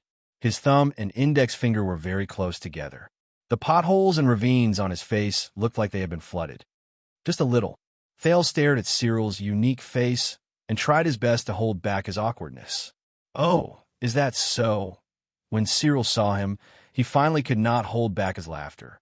While the Duke laughed, he extended his hand again and scooped up a second piece of fruit from his plate. "Let's be straightforward. Everyone who has dealt with him knows it." Cyril scrutinized Thales. His terrifying face exuded a cold chill. "Roman Williams." A cold glare shone in Cyril's eyes. "That is a loner, cold, arrogant, shameless bastard." "Shameless bastard?" Thales resisted the urge to nod. He maintained a slight frown on his face. But Cyril did not seem to care about his reaction anymore. The Duke of Western Desert sneered and looked outside the window. "Admit it. Since the first time he enlisted in the army during the Bloody Year, he has been more annoying than an ignorant and fearless brat, more irritating than a rude and unreasonable bully, more feared than a ruthless hooligan, more hated than an exploitative tax collector, and more disgusting than an arrogant tyrant." Thales sucked in a breath. He could not help but think of the legendary Wing's condescending look. The Duke did not care about his demeanor at all. He stared outside the window with a sharp and disdainful gaze. He seemed to have remembered something. All those who have dealt with him have suffered at his hands. That damn hot-tempered temper, that condescending look, that damned and hateful habit. He's just short of carving "I'm AF asterisk king idiot" on his face. Thales quirked an eyebrow and listened to Cyril's vulgar words. Maybe the Baron is just not sociable. Duke Fakenhas snorted coldly. Not sociable? Cyril took a huge bite out of the fruit in his hand, as if he was not biting food, but an enemy who could not live under the same sky as him. Have you ever seen him kill prisoners of war and collect heads on the battlefield? Have you ever seen his indifferent and habitual expression when he wiped off the blood on his face? Do you know that he has never shown mercy when he kills his own people? Thales remembered how the man had calmly dug out Stake's eyes and pried off the chin of a dead man's head while blood splattered everywhere. He felt uncomfortable. Cyril snorted coldly. Do you think that the commando team he formed in Stardust Unit is known as the Freaks just because of the few psionic prisoners he released? No. Thales pursed his lips and did not say anything. The Duke of Western Desert chewed on the fruit in his mouth and shook his head with a cold smile. That's because Roman Williams, the legendary wing, hides under that beautiful skin of his is someone who does not understand the rules and does not care about benefits. He has neither sympathy nor loyalty. He has a strange temper, an unfathomable personality, is indifferent and cruel, and has strange interests. His way of thinking and logic are different from normal people. He is far from what we can understand, and he is far from what Renaissance Palace can command. He is truly. Cyril Fakenhas' gaze turned cold. He enunciated his words clearly and firmly. Freak. Thales sucked in a deep breath and remembered how the legendary wing broke Norb's legs coldly and scornfully called the king a son of a B****. Perhaps geniuses always have their own quirks? Cyril looked at the half-eaten fruit in his hand and curled his lips. Genius? The Duke raised his head. His gaze was profound. Then, I have to say, to promote a freak who is full of vices and sins, and who even the royal family cannot control, place him in the remote western desert, place him in the chaotic western front lines, and do our best to provide for his regular army. Cyril's back was turned towards Thales. He looked at Blade Fang's camp under the window, and with a profound expression, he shook his head and clicked his tongue. Your father is probably also a genius. Thales frowned. He could not tell whether this was a sincere compliment, a bitter sarcasm, or a combination of both. But the prince understood a lot. Thales shook his head firmly. It's useless. As I said, I can't do anything about what has already been decided. You can't take back Blade Fang's camp from me, and you can't take back what you lost from my father. He had an indifferent expression on his face, as if he was 1,000 miles away from others. And you should leave. This is my mealtime, and I'm not used to sharing it with others. But against Thales' expectations, in the face of his obvious and resolute refusal, Cyril did not retort with a negative attitude, nor did he use his usual tone to mock and ridicule him. The Duke's expression relaxed. He did not smile, nor did he speak sarcastically. He just sat up straight and looked out the window quietly. Blade Fang's camp? Well, we lost. Your Highness, have you ever seen the former Western Desert? He stared at the bustling crowd under the window. Thales looked at Cyril's side profile and suddenly felt that Duke Fakenhas was a little absent-minded at that moment. The former? The Duke snorted. He seemed to have remembered something, but he shook his head slightly.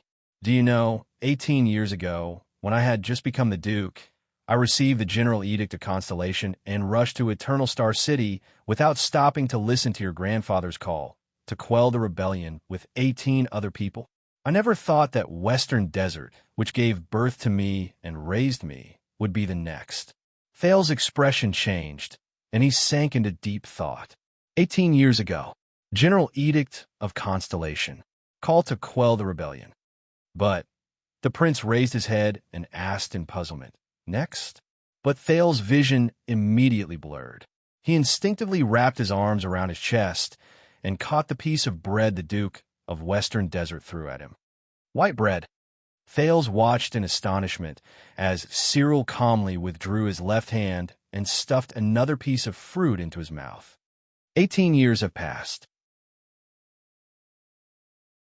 Very few youngsters nowadays know that before the War of the Bloody Year, before the legendary wing appeared, when the guardian Duke of Western Desert was still my uncle, the Duke of Western Desert bit on the fruit and said languidly, "What was Western Desert like?" Thales pursed his lips and furrowed his eyebrows. He looked at the Duke, who was obviously reluctant to leave. He opened his mouth in exasperation and resignation and bit into the soft and exquisite white bread. At that time, the ruler of this place, the Baron of Blade Fang's Bar, Garrett Lumen, was an important vassal and guest of my uncle. He often went to the ruins of wastelands and could be said to have grown up with me. We were like brothers. The Duke smiled as he watched the teenager pull his face out of the bread in displeasure, but his gaze gradually froze. At that time, we enjoyed a rare peace with the great desert. Peace. Thales, who was trying his best to tear the bread apart, paused. Fakenhas spoke slowly. If we don't go in, whether it's the 8 great tribes of the orcs or the 5 great tribes of the Barenbone people, won't come.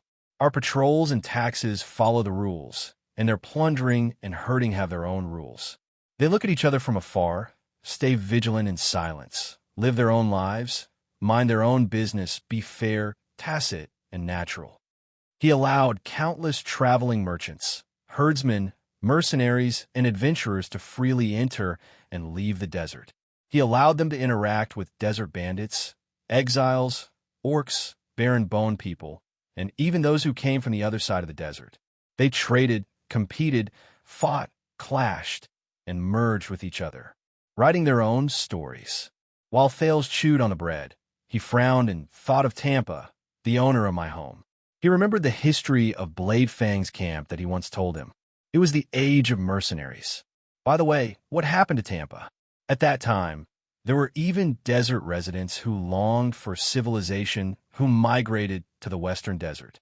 When I reached the age of riding a warhorse and started patrolling the desert, I could still often see barren breeds coming and going at the borders.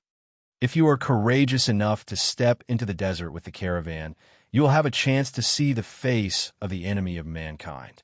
It is not strange to see the merchants haggling with the seemingly ferocious gray mixed breeds while pointing fingers at them and pointing fingers at them, causing their faces to turn red. The Duke's voice was different from his usual shrill and piercing voice. It became calm and smooth. There was a slight tremor in his breathing, as if he was trying his best to endure something. Barren breeds. Gray mixed breeds. Thales first thought of Mickey, the Baron Bone Man from Dante's Greatsword, then Raphael, who had dark red eyes, and the extraordinary orc who gave him his coming-of-age name, Kandar el-Nushin. There are even merchant groups who set up fixed trading days in the Great Desert, just like the markets in our countryside. It is said that there are even merchant groups who found a magical trade route that is said to connect countless oases to the depths of the desert.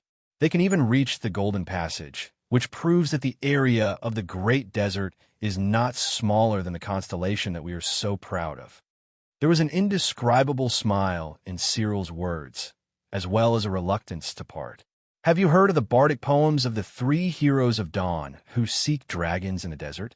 Have you heard of the story of Caligari, the desert city where countless treasures are gathered? Have you heard of the legend of the ancient battlefield in the desert of God of War from the Baron Bone people? Have you heard of the terrifying story of the evil god who hides under the yellow sand, devouring everything in the world? Have you heard of the legend of the empire's countless treasures buried deep in the desert? At that time, they were all exciting stories that originated from the mysterious Great Desert. Countless people set out from here, entered the desert, and brought them out. They brought them back to the Western Desert, brought them back to Constellation, and became legends that were passed down through the ages. Bardic poems, stories, legends. The former desert and Western Desert. Thales listened quietly. For a moment, he even forgot to eat his bread. The Duke sighed. The people of the Western Desert and the residents of the desert are like this. We are wary of each other, but we also need each other. Sometimes there are conflicts, but sometimes we cooperate. We maintain the strange but interesting ecology, enriching this land that has been dry for 1,000 years. The room was quiet for a few seconds. In the desert, there's an old saying among the people who worship, or rather, fear, the desert god. Fakin has said airily, "The desert god has no disasters, but the world has disasters." Thale's eyebrows twitched. He instinctively followed suit. The desert god is merciful, and the desert shall be pardoned. Cyril's eyes lit up. He seemed to be surprised that Thales knew this saying. "So, you already know." The Duke smiled softly. If the desert god did not have to take the initiative to send disasters, the mortal world would have long been filled with disasters. There is no need for the desert god to personally pardon us. The existence of the great desert is already its greatest tolerance. Cyril's face showed a look of lament. "Do you feel it?" The desert god reflected in this saying is neutral, detached, indifferent, and sees through all things, just like the great desert itself. Thales did not speak. He only remembered the warning the Baron Bone Man, Raphael, gave him before he left Dragoncloud City. But at that time, the Baron Bone Man explained the meaning of this saying to him. There is danger everywhere in the terrifying desert. The weak fear disaster, and the lucky seek forgiveness. Only those who abandon weakness and luck at the same time can find a foothold in the merciless great desert. But in comparison, Duke Cyril's explanation for this proverb that sent chills down people's spines seemed so. Balance? Impartiality? The Duke continued to speak. It sounded a little erratic in the narrow and bright room at the top of the tower, which was invaded by the cold wind. If the outside world is an endless chaos and disasters, it is fine. Because no matter what kind of disaster it is, when it reaches the desert, it will be buried by the endless sun and the sandstorms that have lasted for 1,000 years. If the outside world is peaceful and luxurious, it is fine. The daily conflicts, bloodshed, and cruel ecology in the great desert will allow you to learn everything you need to survive. The Duke of Western Desert narrowed his eyes. It is not comfortable because its tolerance is only one side of it. But it is not scary because its cruelty is just right. While Thales was deep in thought, Cyril threw away the fruit core in his hand. His eyes shone with a sharp light. Let the world be flooded.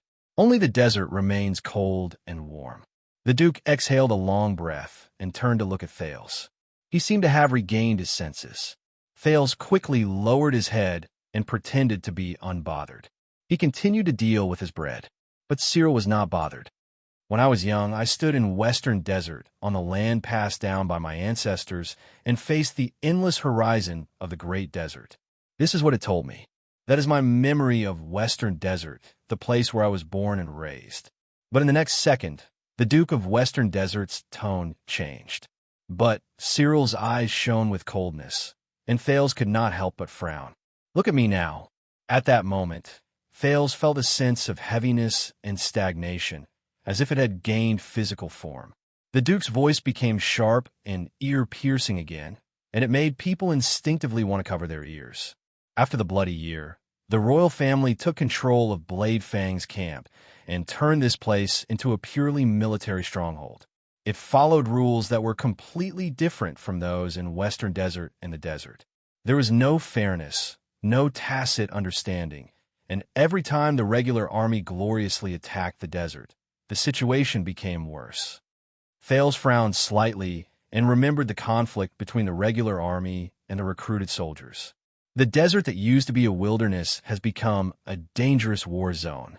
The number of merchants has dwindled, the mercenaries are no longer glorious, and the barren species have disappeared from the border. The once noisy and lively border has become filled with danger and dead silence. All the rules have been destroyed, leaving only chaos and blood. Thales remembered the tavern owner Tampa's lament about the bad market.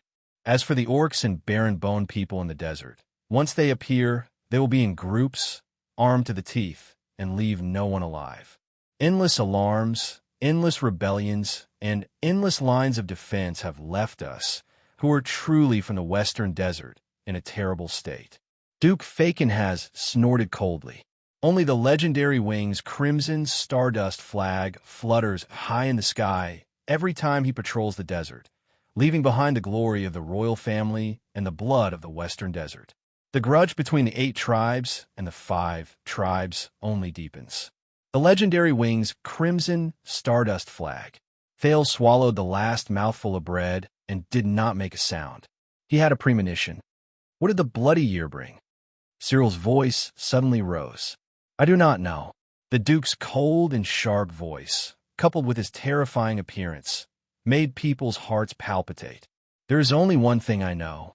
After the bloody year, after Herman's death, and after the war broke out, the land of Western Desert during these 18 years, he enunciated his words clearly and firmly. What did it become? Asterisk thud. Asterisk, even though he watched the Duke push his chair and stand up. Thales was still shocked by the sound of the cane hitting the ground. Asterisk thud, thud, thud. Asterisk, the cane hit the ground again and again, pushing the Duke of Western Desert closer. He was not tall, but there was a certain coldness about him. It sent chills down his spine. Then he stopped in front of Thales. Now, Your Highness. Cyril Fakenhas looked at him coldly. There was an inescapable look in his eyes. It is now your turn to tell me that the bloody year brought to us, to Western Desert, and to the people who have lived on this land for generations. What did it bring? Thales tried hard to swallow. This was the first time he felt that even the Duke of Western Desert, who had an ugly face, was handicapped, and was used to making sarcastic and humorous remarks, had such a terrifying side to him. I do not understand. The prince suppressed the guesses in his heart and answered with great difficulty. You do not understand? Cyril snorted, but he did not have the relaxed and humorous air he had before. Or do you not want to understand? His withered face was like a skeleton that had been dried out for a long time. Bone-chilling wind shone from his deep eye sockets. Thales was about to speak, but the Duke did not give him a chance. The reason for the bloody year and everything we are facing is because there is a monster there. The Duke of Western Desert said coldly. What? Thales frowned in confusion. Monster? Asterisk thud. Asterisk Cyril struck the ground with his cane. Yes. His tone allowed no room for doubt, but there was a hint of deep hatred in it.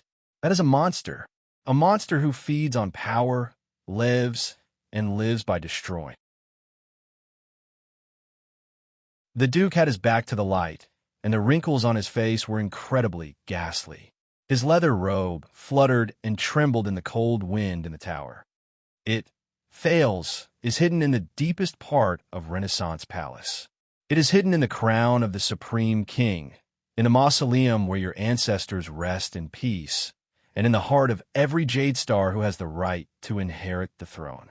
Thales blinked and slowly understood what he meant. This was a metaphor. Every time it wakes up in a person's heart and stretches out its claws, it will bring about a terrifying vortex that tries to suck in everything in the kingdom, crush it, corrode it, and devour it. Thanks to it, Western Desert, no, not just Western Desert, but everything that once belonged to Constellation is collapsing, being destroyed, dying, and no longer existing.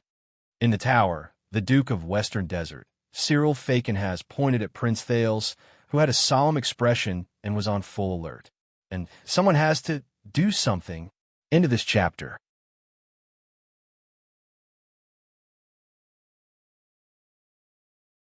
Chapter 496. A monster who feeds on power. The figure he had not seen for a long time involuntarily appeared in Thales' mind. That figure, who held a scepter and wore a crown on his head, was called Father, but was dignified and unapproachable. The prince was silent for a few seconds. You don't like Western Desert's current state, and you don't want to forget the Western Desert of the past, the Western Desert that only belonged to Fakenhas. So you hope that I'll do something. The prince raised his head and looked at Cyril. His tone became wary. 6 years ago, when I left Eternal Star City, someone told me something similar. The Duke of Western Desert stared at Thales for a few seconds before he smiled. No, Your Highness. Fakenhas exhaled slowly and turned to face the window. Don't think of me as a fuddy-duddy who clings to the old traditions, or an idiot who is obsessed with the glory of the past and refuses to open his eyes to see the future, although there are plenty of such people among my peers. Thales snorted softly. Then what makes you different from him? This time, Cyril was silent for a long time. He remained motionless, looking down at the bustling, picturesque scene of the camp below the window. Why, Thales? Finally, the Duke of Western Desert sighed with emotion. How do we get to rule this land? The vigilant Prince of Constellation furrowed his brows. The ruler of the Fakenhaz family spoke slowly. Regardless of whether it is me ruling the Western Desert as a duke now, or you being crowned king in the future and ruling all of Constellation, enjoy everything that is above human beings.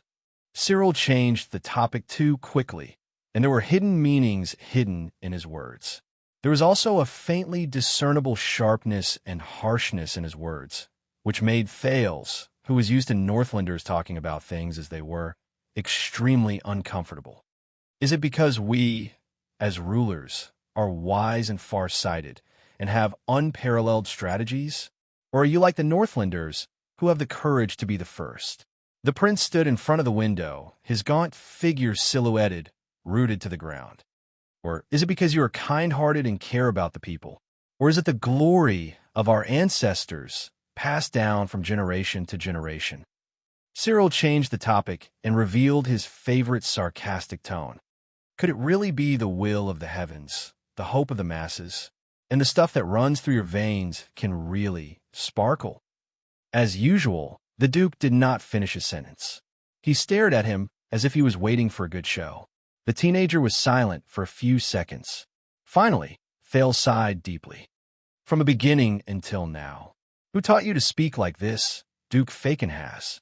Does he specialize in teaching idiots? What? Cyril's smile froze. After sighing, Thales shrugged in resignation. I didn't realize until today how much I hate rhetorical questions. Rhetorical question? The Duke's expression became even more confused, but the prince no longer listened to Cyril's words. Instead, he looked at him indifferently. A small hint, Duke, unwelcome. Whether it is a discussion or a negotiation, a sarcastic rhetorical question may seem to enhance your tone, but in fact, it will only make you look like a flirtatious and entertaining clown. Except for highlighting your self-righteousness with your tone, it is of no help in conveying effective information. As he listened to Thales' expressionless reply, Fakenhaz's face slowly stiffened. If you have an answer, say it with certainty. If you do not agree with it, finish it with the word no, because aside from stirring up emotions, no one is interested in understanding what kind of *T you are saying with rhetorical questions. Once Thales finished speaking, he stabbed his dagger into the headboard of the bed. The room was quiet for a long time. For a period of time, only the sound of cold wind could be heard. Cyril glared at Thales, as if he was meeting him for the first time. The corners of the Duke's lips curled up a few times. He wanted to say something, but stopped. He seemed to be at a loss. Thales, on the other hand, crossed his arms as if nothing had happened. With an innocent expression, he tilted his head and pursed his lips as he waited for Cyril's answer. Finally, Cyril closed his eyes and lowered his head. He let out a long sigh. This is why I do not like Northlanders. No. But Thales raised his eyebrows and continued Cyril's sentence. This is just why you are unwelcome. Cyril paused again. He was momentarily speechless. Continue. Why are we able to rule? Thales exhaled when he finally felt comfortable with his words. He sat on the bed, leaned against the wall, and spread his arms in satisfaction. Don't let me interrupt you. Cyril sighed softly in his heart. Didn't you interrupt me a long time ago? The Duke was silent for a while before he spoke again. Truth be told, I do not think that we are able to rule because of these reasons, Thales. Not at all. Thales' heavy voice rose into the air again. Very good. Cyril froze again. I am very happy that we can finally start talking. Thales raised his index finger at him with a pleased expression. It is not difficult to speak properly, is it? Continue. Cyril, who had just gathered his emotions, felt stifled again. The Duke sighed slowly. He began to realize that the teenager in front of him was no longer the illegitimate son from 6 years ago who clenched his fists, blushed, forced himself to pretend to be a prince, and showed off his intelligence in front of the suzerains. He was Thales's Jade Star, the stars beyond the sky. When he thought of this, the Duke turned his body slightly. His unpleasant face reflected a cold, faint light. Prince Thales. In my opinion, the thing that truly rules this land, this kingdom, and even the entire world, and makes countless people willingly obey us, is habit. Habit, habit. Thales mulled over Cyril's words, and he suddenly understood something. After he took back the right to speak unexpectedly, he began to slowly grasp the erratic axis in Cyril's seemingly casual conversation. However, at this moment, Cyril was holding onto his walking stick as he paced around the room, one step at a time. Men are used to going out to raise their families. Women are used to staying at home to take care of their children. Merchants are used to moving goods back and forth. Farmers are used to paying taxes and serving in the military. Nobles are used to governing. Priests are used to chanting gods. Armies are used to violence. Officials are used to giving orders. Authors are used to delaying updates. Suzerains are used to bossing people around. And kings are used to sitting high on their thrones. People are used to paying when they buy things. They are used to being punished when they do bad things. They're used to lowering their heads when they face death. And they're used to nodding when they face life. The Duke spoke very quickly, just like his footsteps. It was as if he was climbing a mountain whose peak could not be seen. Cyril seemed to be in a daze. His left hand gently brushed against the ancient wall, but his expression became serious. This made Thales sit up straight without him realizing it. Habit. That is how every living being we rule, see the world as it looks like with their own eyes since they were born in their mother's wombs. That is how the world is fixed, and it is what they repeat in practice over and over again in their limited years and lives. That is how they subconsciously respect, imitate, and believe in the actions and reactions of countless people after they witness them over and over again. At that moment, the Duke of Western Desert, who had one hand pressed against the wall, suddenly raised his head. Thales! The teenager jumped in shock. Cyril stared at him coldly. People submit to our rule, respect our status, and swear loyalty to our identity.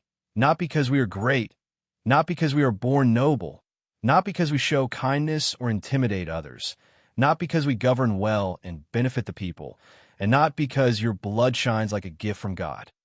It is because they're used to it. The cold wind that seeped into the room from the window made the Duke's leather robe and hair flutter. It made Cyril Fakenhas look even more bizarre and chilling. Thales subconsciously gulped. He no longer had the time to care about the mocking tone in the Duke's voice, which was instinctive. Cyril narrowed his eyes, but the sharp gaze that shone through his eyes did not diminish in the slightest. Because from the first day they opened their eyes and saw the world, their ancestors did it, their parents did it, and their peers also did it. So, they're also used to doing it, and they even have to convince their next generation to do the same. Thales slowly furrowed his eyebrows.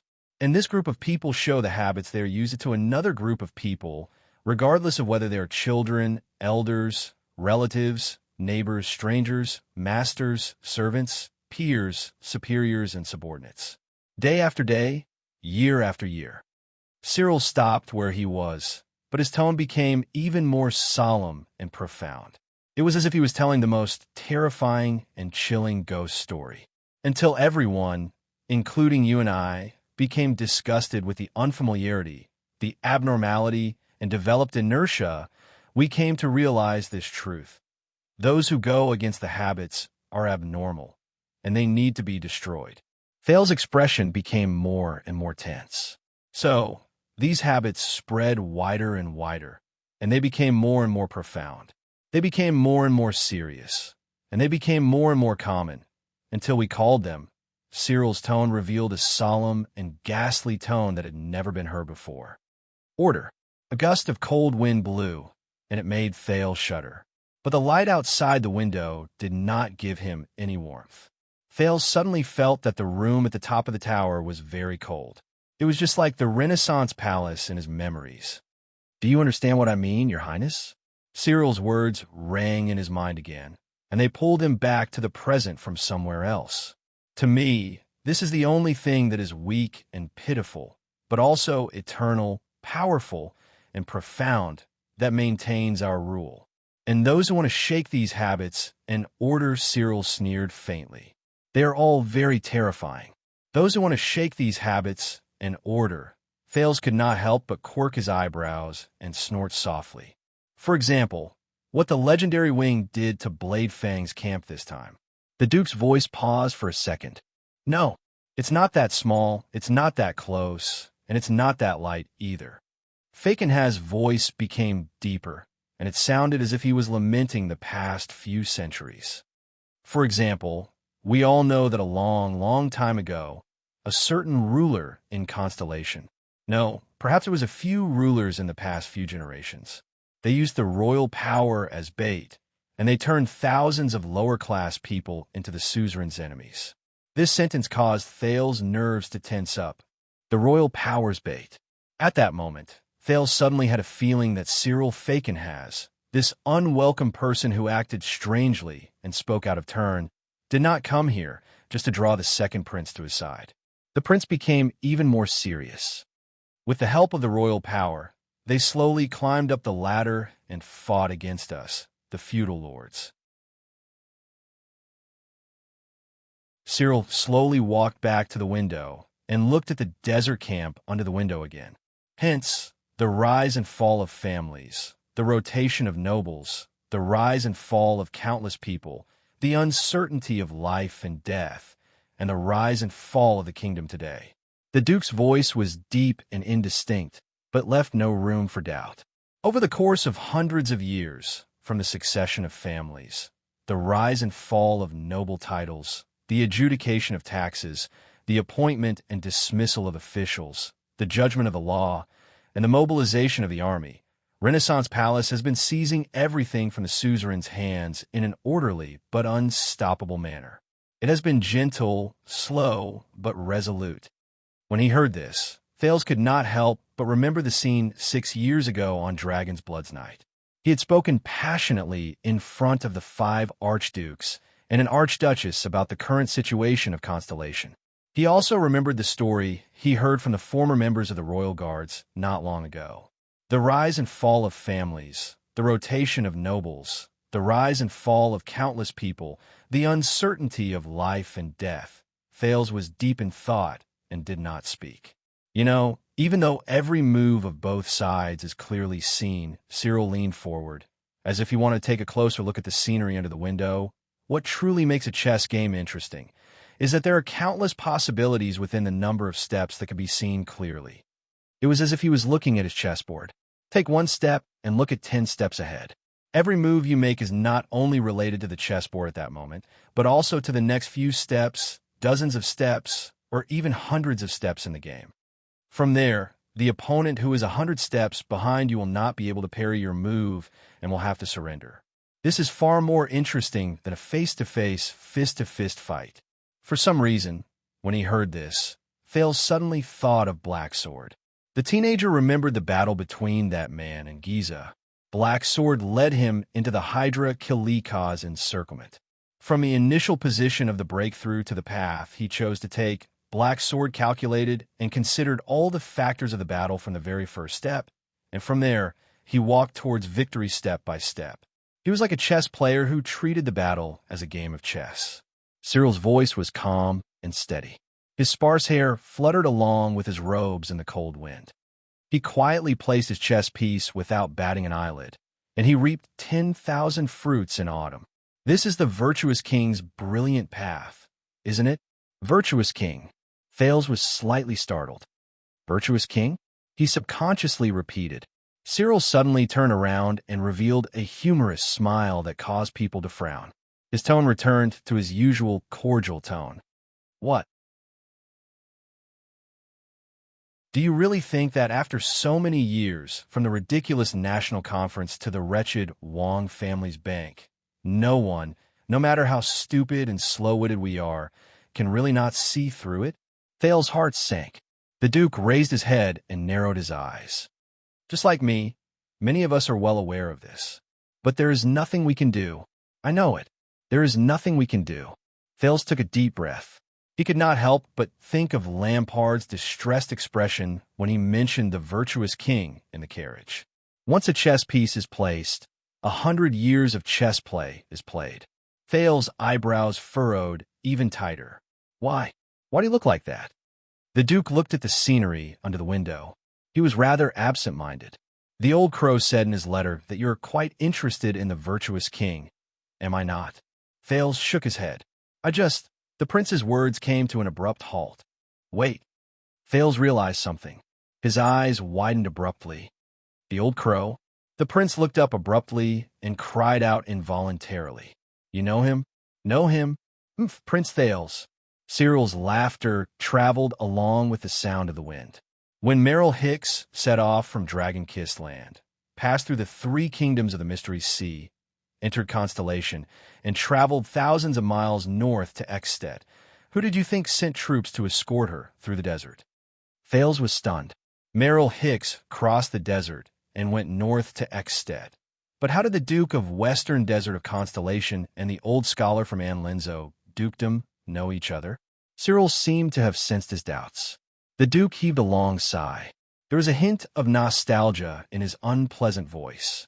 When I was young and mischievous, I once had a special scholar teacher from Dragon-Kissed Land. Thales' ears twitched. When he said this, the Duke shook his head and laughed. Then, my uncle discovered that his scholar qualification was fake. In his rage, he stripped Hicks naked and threw him into the great desert. Ah, what a nostalgic youth. Thales blinked and took a few seconds to sort out the cause and effect. That means the guardian Duke of Western Desert and the old crow. Hicks, the surprise on Thales' face became even more obvious. Poutre said that the old man had been the teacher of many important people. It seems that he really isn't bragging. You and I, Your Highness, we are connected in many ways that cannot be seen by others. The Duke of Western Desert's laughter grew louder until he turned away from the window. Cyril spoke in a seemingly casual manner. As for your question about who taught me to speak like this, and whether he specializes in teaching idiots, Duke Fakenhas slowly narrowed his eyes. At that moment, Thales suddenly felt his face stiffen. Asterisk thud. Asterisk Cyril's walking stick hit the floor loudly. I believe that Hicks has certainly taught idiots before. What do you think? The Duke narrowed his eyes and stared straight at Thales. There was a malicious look in his eyes that could not be concealed. Your Highness? At that moment, the air in the room seemed to have frozen.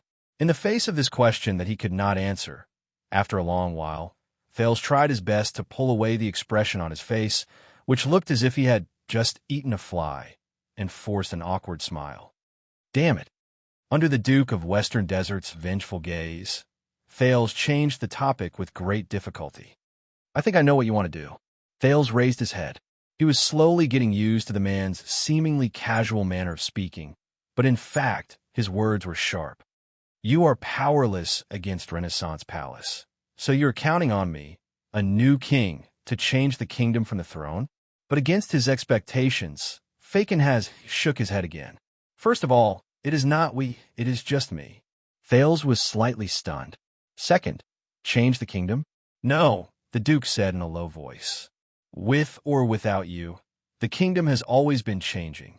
Cyril circled the wall again and paced back and forth in a limp manner. His right hand would occasionally tap the furnishings in the room, as if he was reminiscing about something. To be precise, the entire world is changing. It is not just at this moment, not just 100 years ago, not just 600 years ago. The Duke of Western Desert's eyes shone with desire. From Black Eye John's forceful mobilization of the suzerains in the kingdom with the might of the king, to bloodline breaker Sumer II's promulgation of the Inheritance Act, Tormund IV's appointment as the Sunset Sun ritual master, and creditor Alan III's adoption of the king's tax law, until virtuous King Mindes III's unprecedented reform, and poet Adi I's action of gathering the nobles to reside in Eternal Star City. The master of the Fakenhas family put down his right hand and turned around again to face Thales. His gaze was dark. Until today, your father's iron-fisted rule that almost incited public anger. The world is changing every minute and every second, and it is not just limited to the virtuous king's generation. Thales felt very uncomfortable under Cyril's gaze. He could not help but hug his arms tighter. From the second king of Constellation, Black-Eyed John, to Kessel V, he suddenly realized that the span of history that Cyril mentioned far surpassed what Lampard mentioned in Dragon Cloud City's heroic spirit palace.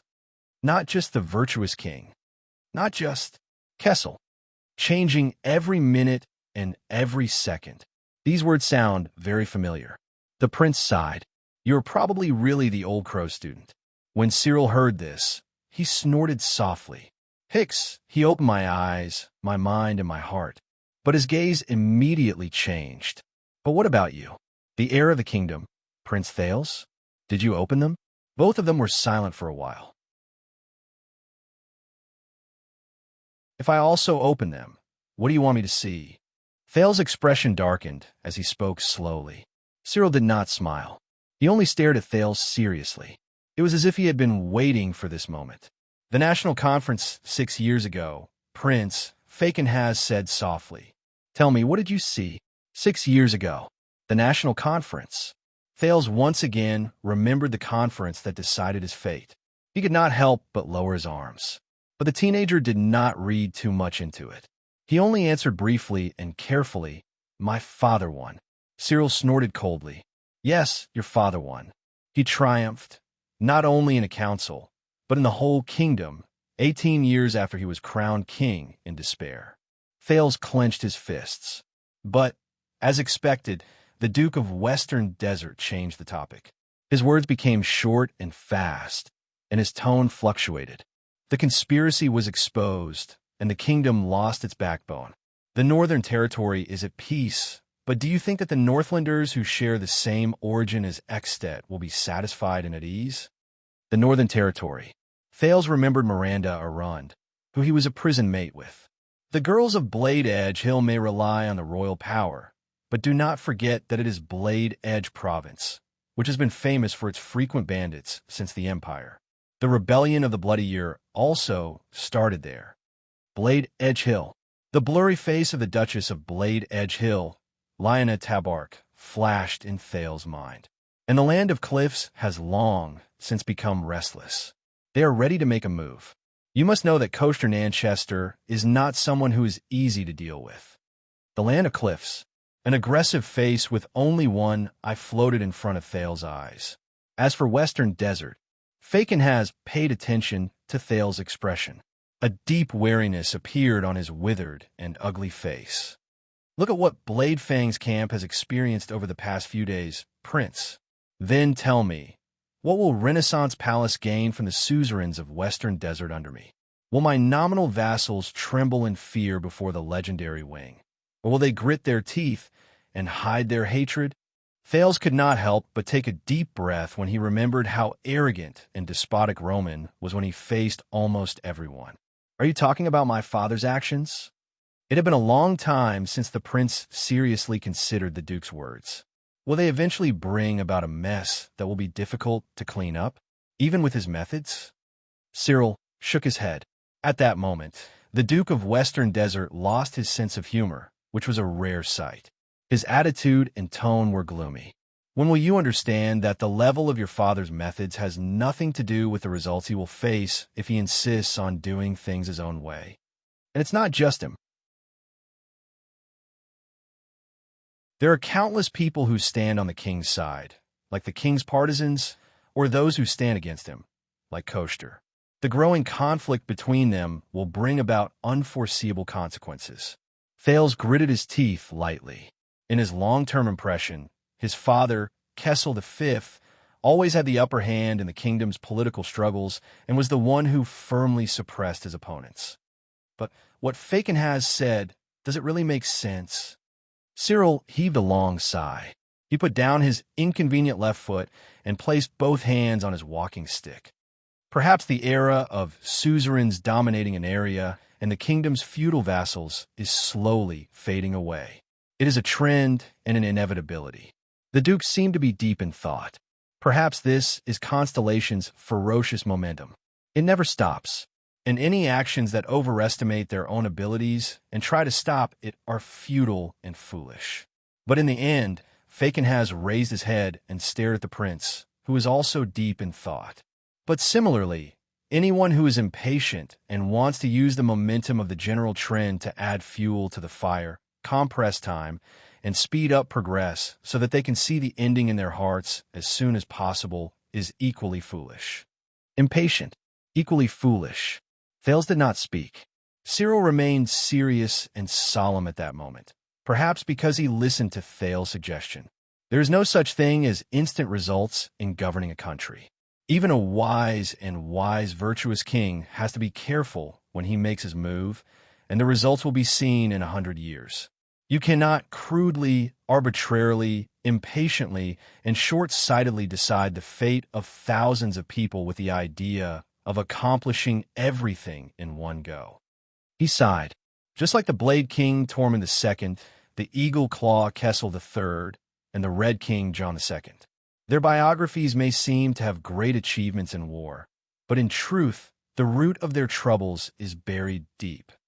This will only make things worse. Faken has shut his mouth and sank into deep thought. He stood on the spot and let the cold wind blow against his leather robe.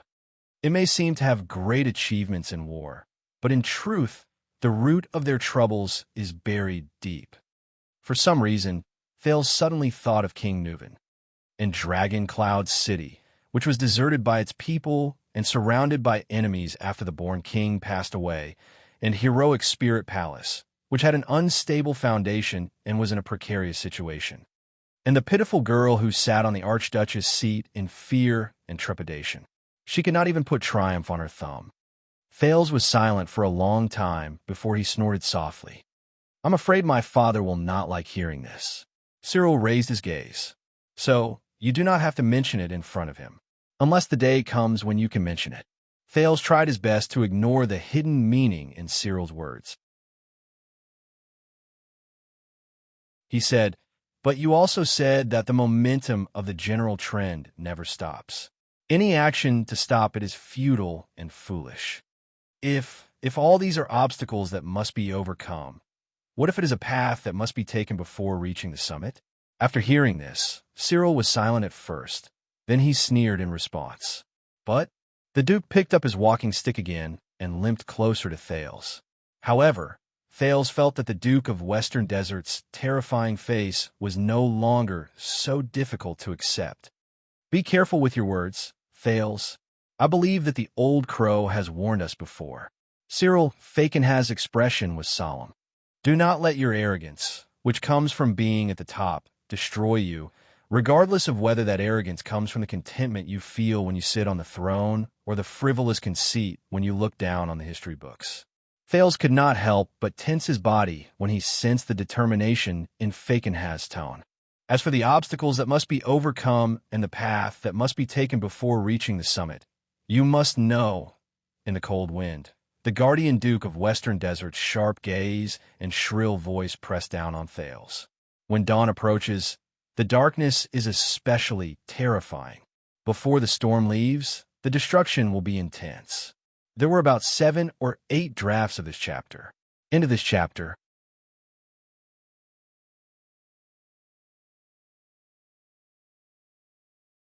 Chapter 497. In the tower, Cyril snorted coldly. I dare say that even the virtuous king, when he sees the suspicious and hostile state of Constellation today, it is difficult to say that he will not feel a little regret for the decision he made back then. This time, Thales listened quietly and did not speak. But he remembered the words he used to convince the 5 archdukes in Heroic Spirit Palace when he tried his best to turn the situation around. Constellation's current weakness and turmoil is not a coincidence, but an inevitable result of walking down this path. This is what the virtuous king left for Constellation. At that time, this was the argument he made with great confidence, racked his brains, and worked hard to pick out. It was only used to temporarily sway the archdukes. To be honest, even he did not quite believe it. But now, Thales subconsciously clenched his fists. But Cyril, who had been observing him quietly, did not seem to think that it was enough. After clicking his tongue and shaking his head, he raised his voice and said the next sentence. But do you know, we, the people who are on their last legs, may only be in the terrifying future when you overcome the obstacles and successfully reach the top. The Duke's tone was very soft, as if he was talking beside a demon's ear. The most inconspicuous part. Thales suddenly raised his head. What do you mean? The terrifying Duke of Western Desert no longer looked at him. Instead, he shook his head and sighed. Do you think that after we, the feudal suzerains, the old nobles who dominated the places, the commoners who finally managed to get seats in the national conference, and the new nobles who were used as weapons by you will be satisfied, and will retire with success? Cyril's gaze slowly became murderous. When you ascend to the throne, subdue the vassals, and gather power, where do you think the regular army, which the royal family has spent a lot of money to support to keep the vassals in check, will go? What's the way out for a mad dog like a Rackham Murch? What can an immoral woman like Sonia Cecere do for you? What can a shameless bastard like Williams, who stirred up trouble, do for you in and out of court? Share your worries. Thales took a deep breath. The three marshals of Constellation. He remembered the boorish kingdom's wrath, the steady fortress flower, and the annoying legendary wing. There were also countless regular soldiers from Broken Dragon Fortress to Bladefang's camp. They were mobilized frequently, and they had gradually become the norm in the kingdom. As for Cunning Fox Casso, Moneybag Kirkirkman, Soldier Reed, and even Old Man Godwin and Pointy Face Kenny, who were supposed to be loyal to you and take down the powerful nobles as their duty, after they succeed, what will they leave you, and what will they ask from you? The Duke's words became increasingly dangerous. Do you think that when the Jadestar family sits on the supreme throne and there are no longer any threats in the country, when countless lowly people have already followed the king's will and wiped away their natural fear of those with higher positions, then gathered into a torrent that defeats the old vassals and becomes the new generation of nobles to serve the supreme king? Cyril's voice was so sharp that it almost penetrated the door. To Thales, it sounded like a venomous snake hissing. So you can sit back and relax? Thales was silent for a long time. However, it was clear that His Excellency the Duke had no intention of letting him go. What's even more terrifying is, when he said this, Cyril's tone became a little strange, and he sounded like he was trying to scare Thales.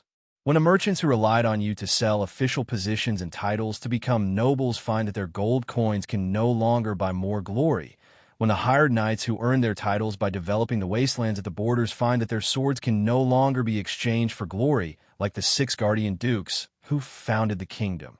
At some point in time, Cyril started pacing again. This was something Thales only noticed when he heard the man's voice coming from the left. When the professional bureaucrats who worked hard to learn how to read and write can only get a meager salary while they toil on their desk. When the creditors in the royal bank find that the king no longer has the intention or ability to expand by confiscating assets from within the kingdom or expanding outwards so that he can give them special privileges, increase their debts, and increase their profits. When countless new nobles yearn for more power, status, and benefits, but they can no longer find a big target like us, no enemies for them to plunder, and no targets for them to demand. It was still the sarcastic and harsh words that were exclusive to the Duke, but Thales no longer felt that it was humorous. Asterisk thud. Asterisk Cyril's walking stick hit the ground hard. The Guardian Duke of Western Desert blocked the window. His back was against the light, and his wide but empty leather robe covered him like the shadow of a solar eclipse. Who do you think will be the new target for the nobles, who have lost their respect for those with high positions and are eager for power? Will it be upwards or downwards? Fakin has said coldly, who will be upwards and who will be downwards? What will happen if we go upwards, and what will happen if we go downwards? Upwards, downwards. Unknowingly, Thales' left hand had already gripped the JC dagger that was stabbed into the bedside table. Any change has a price. The teenager thought absent-mindedly. Some of the price might not be obvious at that time, But it was just like when Cyril talked about the chess game after 100 steps. Then he fails Jade Star. Could it be that after 100 steps? Let's not talk about this first. These are all your guesses. Fails sucked in a deep breath and pulled himself together. He shook his head. If the general trend is really like this, then we can't avoid it. Then we will definitely have a countermeasure, such as readjusting the situation and balancing our interests. There will always be a better way out. However, Cyril sneered in disdain. It was not the kind of ridicule or sarcasm that he was used to using to offend people. Instead, it was a genuine disdain that came from the bottom of his heart. So, you have never been a ruler. Humph. Do you really think that your citizens are all sincere, loyal, and good people who know how to repay kindness? As long as the government is clean, they will live and work in peace and contentment. As long as you give them benefits, they will be satisfied. They will be grateful and support you, even if you have to go to hell. Thales turned his head away and frowned. I repeat, the prince was a little unhappy that he was choked. I don't like rhetorical questions. But this time, Cyril did not fall for his rhetorical questions. Go to hell, the Duke of Western Desert said coldly, not giving him any face. Thales swore that he could even hear some of the local Western Desert accent that only the locals were used to speaking. This is not a face-to-face transaction. Your people are not merchants either. You give them money, and they will give you goods in return. This is not a bar fight, where you can regain your dignity and subdue your opponents with just your fists. Asterisk thud. Asterisk the Duke moved and took a huge step forward. His robe fluttered in the cold wind, and it pressed down on Thales like a hunting vulture. This world is not that simple. It is not so simple that hard work will bring you rewards. It is not so simple that hard work will bring you rewards. It is not so simple that if you work together and pour your blood, sweat, and tears into it, you will be able to benefit the people for thousands of years. People are not so simple either. They are not so simple that they will repay kindness, give benefits to others, fear torture, and submit to authority. Cyril's tone was anxious and sharp, as if he was reprimanding Thales for failing to live up to his expectations. No, he looked at the slightly shocked Thales and hit the wall with his walking stick. I have been ruling Western Desert for more than 20 years, ever since I helped my uncle with political affairs. Believe me, your people will always give you unexpected and contrary feedback. One person may cooperate, be loyal, and obey, but a group of thousands of people. Fakenhaz snorted coldly. His gaze was cold. He was vigilant and on guard, as if he was facing a flame that could not be touched. A group of people are huge beasts with bottomless appetites. They are sharks that are never satisfied. They will always give responses to their rulers that are beyond their expectations, and they will catch you off guard. Thales was slightly stunned. This Cyril, he's not his usual self. At the very least, he's not like how he was during the national conference 6 years ago. If he wasn't putting on an act. Cyril turned around and gritted his teeth fiercely. If you hate your people, they will hate you even more. If you love your people, they will not necessarily love you back. A high-handed authority may bring about even more intense resistance, but benefits that benefit the people may not bring about true loyalty. Good intentions lead to bad things, and actions that go against one's wishes are even more common. Asterisk thud. Asterisk thud. Asterisk thud. Asterisk the Duke paced faster and faster. He tapped his walking stick against the ground repeatedly, and it released a dull sound that made people's hearts palpitate. At the end of the era of multiple kings, the first king to use messenger crows to replace courier messengers on a large scale brought about an unprecedented change to the world. But in the end, he died of the absurd crime of indulging in pleasures and abusing the people. More than 1,000 years ago, Emperor Bashir was benevolent.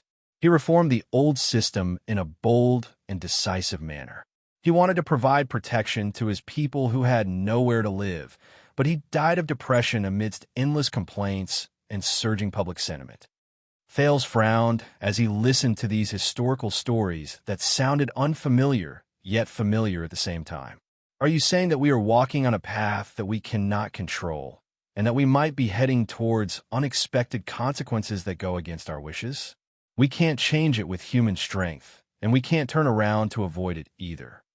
The Duke did not comment. So, Thales simply and mercilessly snorted in response.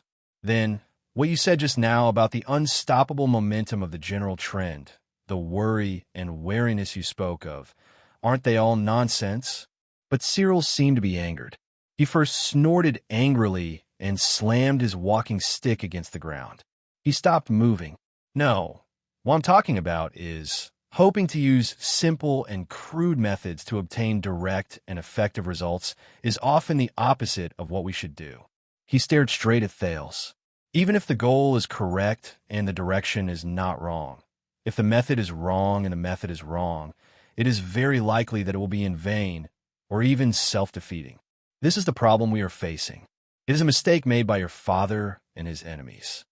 The goal is correct and the direction is not wrong.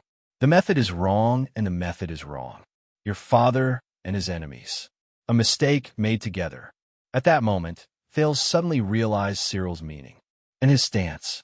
Cyril said coldly, "The powerful ancient empire guarded Thornland with a large number of soldiers. The Duke of Thornbirds ruled the southwestern province, which was known for its rebellious spirit, with an iron fist. He killed them until they were submissive." It seemed to be a remarkable and effective political achievement, and the emperor was quite impressed. But the duke's tone changed, and it became sinister and strange. However, when the moment of the empire's decline arrived, the people who raised the flag and rebelled were the strongest. In the end, they hung the heads of the provincial governor and the entire family of the Duke of Thornbirds on the flagpole, destroyed the army of the empire, and shattered the empire's territory. It was none other than these children of Thornbirds.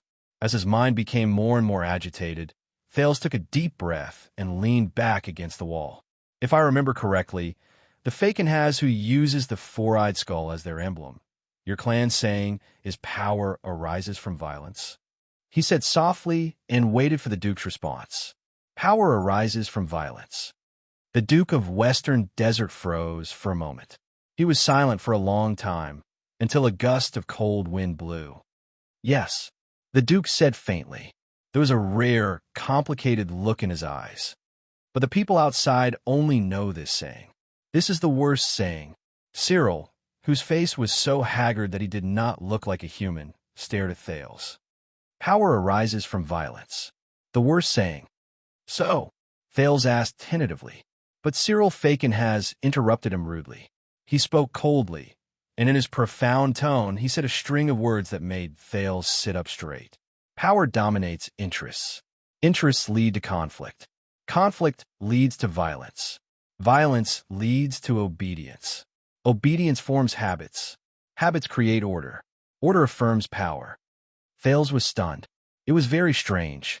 Faken has, who usually had a sharp, unpleasant, and hoarse voice, spoke in a cadence, as if there was some form of respect in his voice. This is the logic of power arises from violence. It is a perfect cycle that cannot be broken.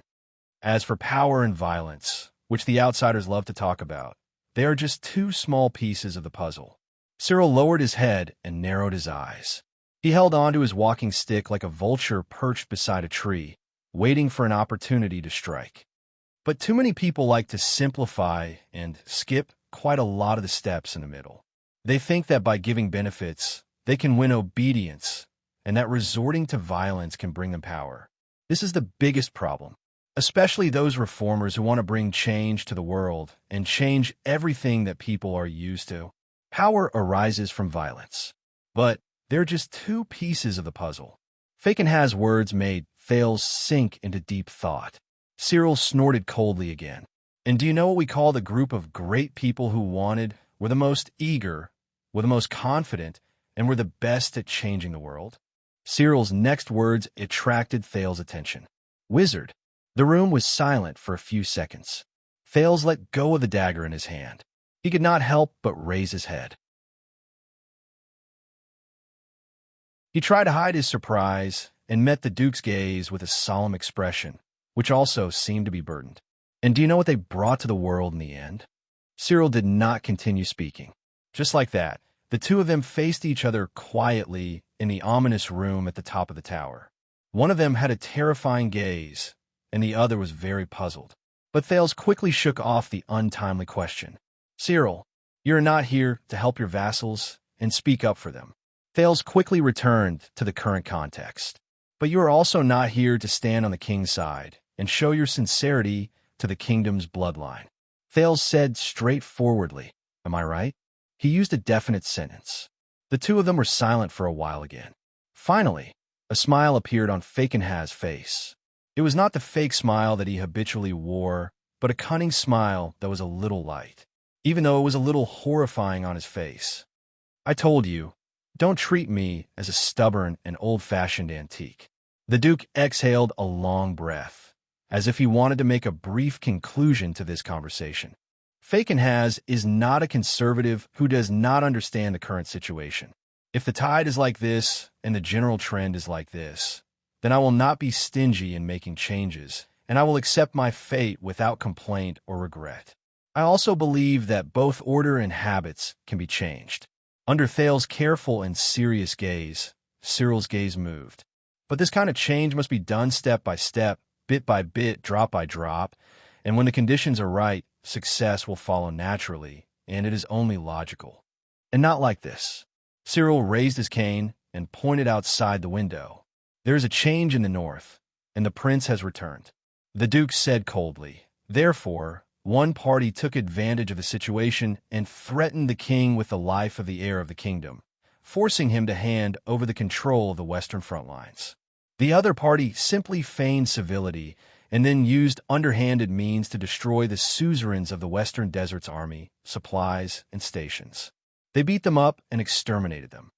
Thales listened to these two sentences that seemed to be said in a casual manner, but were actually very shocking. His expression slowly changed. Didn't you notice? Compared to the petty actions of forcing the king to abdicate, framing, and creating momentum 6 years ago, the actions of both your father and the suzerains now are much more intense. And the irony is, do they really think that through this so-called victory? At that moment, Fakenhaz was very serious. Can they get rid of their opponent's ambitions and hostility? Cyril waved his hand resolutely, and he looked rather imposing. No, this was one of the rare moments where Thales felt that as a duke, Cyril did not lose to the heroic and grand archdukes in Northland. They will only make things worse for each other until the final step, which is either now or in the future. Thales pursed his lips, and a myriad of thoughts ran through his mind. But aren't you the leader of the suzerains in the West, the suzerain of the ruins who controls his vassals, and the guardian duke of Western Desert? The prince spoke slowly. When the game between Renaissance Palace and the ruins that revolve around me in power is placed on the chessboard, shouldn't you be responsible for it, and not be able to contribute to it? Cyril smiled. That is why you are not the king yet. The Duke cast Thales a sideways glance. Do you think that at every important point in history, a certain person's will dominate the tides? Cyril said coldly. You must know that when your vassals and subordinates are enraged, and the people's will is high, you do not have much choice but to go with the flow while you stand in front of the tides. Thales' frown deepened. The Duke said in a gloomy tone, unless you want to take the king's place and become the target of all who stop them from seizing back their hopes. If you don't become their leader, you will become their enemy, and you'll be the first to fall when you are attacked from both inside and outside. Thales was silent for a long time. So, what Cyril said means the teenager suddenly remembered the national conference a long time ago. It was the vote that decided whether he was an illegitimate child or a legitimate prince. At that time, Cyril voted yes, but his nominal vassals, two of the 13 distinguished families, voted no. Thales took a deep breath and pulled his thoughts back to the present, which had become worse as he thought about it. Is it that bad? Cyril was silent for a while as well. Do not forget what I said. People will always respond to their rulers in ways that are beyond their expectations, and they will catch you off guard. Unfortunately, The suzerains of Western Desert are also included in the description. Fagin has turned his head around and glanced at him faintly. Of course, to your father, you and I are also included in the description. Thales did not answer when he heard Fakenhaz's words. The Duke turned his head around and looked at the gray sky outside the window again. There will be consequences when you draw the commoners to your side to fight against the nobles and do whatever it takes to restrain your power. The commoners are not chess pieces that you can manipulate, and the nobles are not sacrificial targets. There was an endless chill in his voice, like the bleak autumn wind. The suzerains of Western Desert are no different from courting death if they try to stop the general trend, but Renaissance Palace may not necessarily get the results they want. Both sides are eager for quick success, and this is a great taboo. Thales clenched his fists. Cyril looked at the sky of Western Desert. He seemed to be at a loss. He sighed softly with emotion. More than 100 years ago, the virtuous king's chessboard was silent, gentle, and stable. But today, the chessboard your father and them are playing on. The Duke of Western Desert paused for a few seconds. No, this will not end well. The bloody year will not be the end of the story. The confusion in his eyes disappeared, and he returned to reality. He became sharp and vigilant. Unless His Majesty can slaughter all the living beings on this land and wipe out all disharmony from the roots. I don't know. Perhaps one day in the future, when Constellation can make it so that everyone has a mystic gun, they can send messages instantly, and the ruler on the throne only needs to nod his head to easily destroy the world. He might succeed. Another gust of cold wind blew into the tower, and it brought with it a whistling sound. But both of them did not seem to notice it. This time, Thales was silent for a long time. Very long. No. After a long while, Thales spoke with a dry and hoarse voice. You're right. Believe me, even if that day really comes, he will not succeed. Happy or not, vote or not. I've been typing words for the whole day, and I'm almost as tired as a swordless dog. End of this chapter.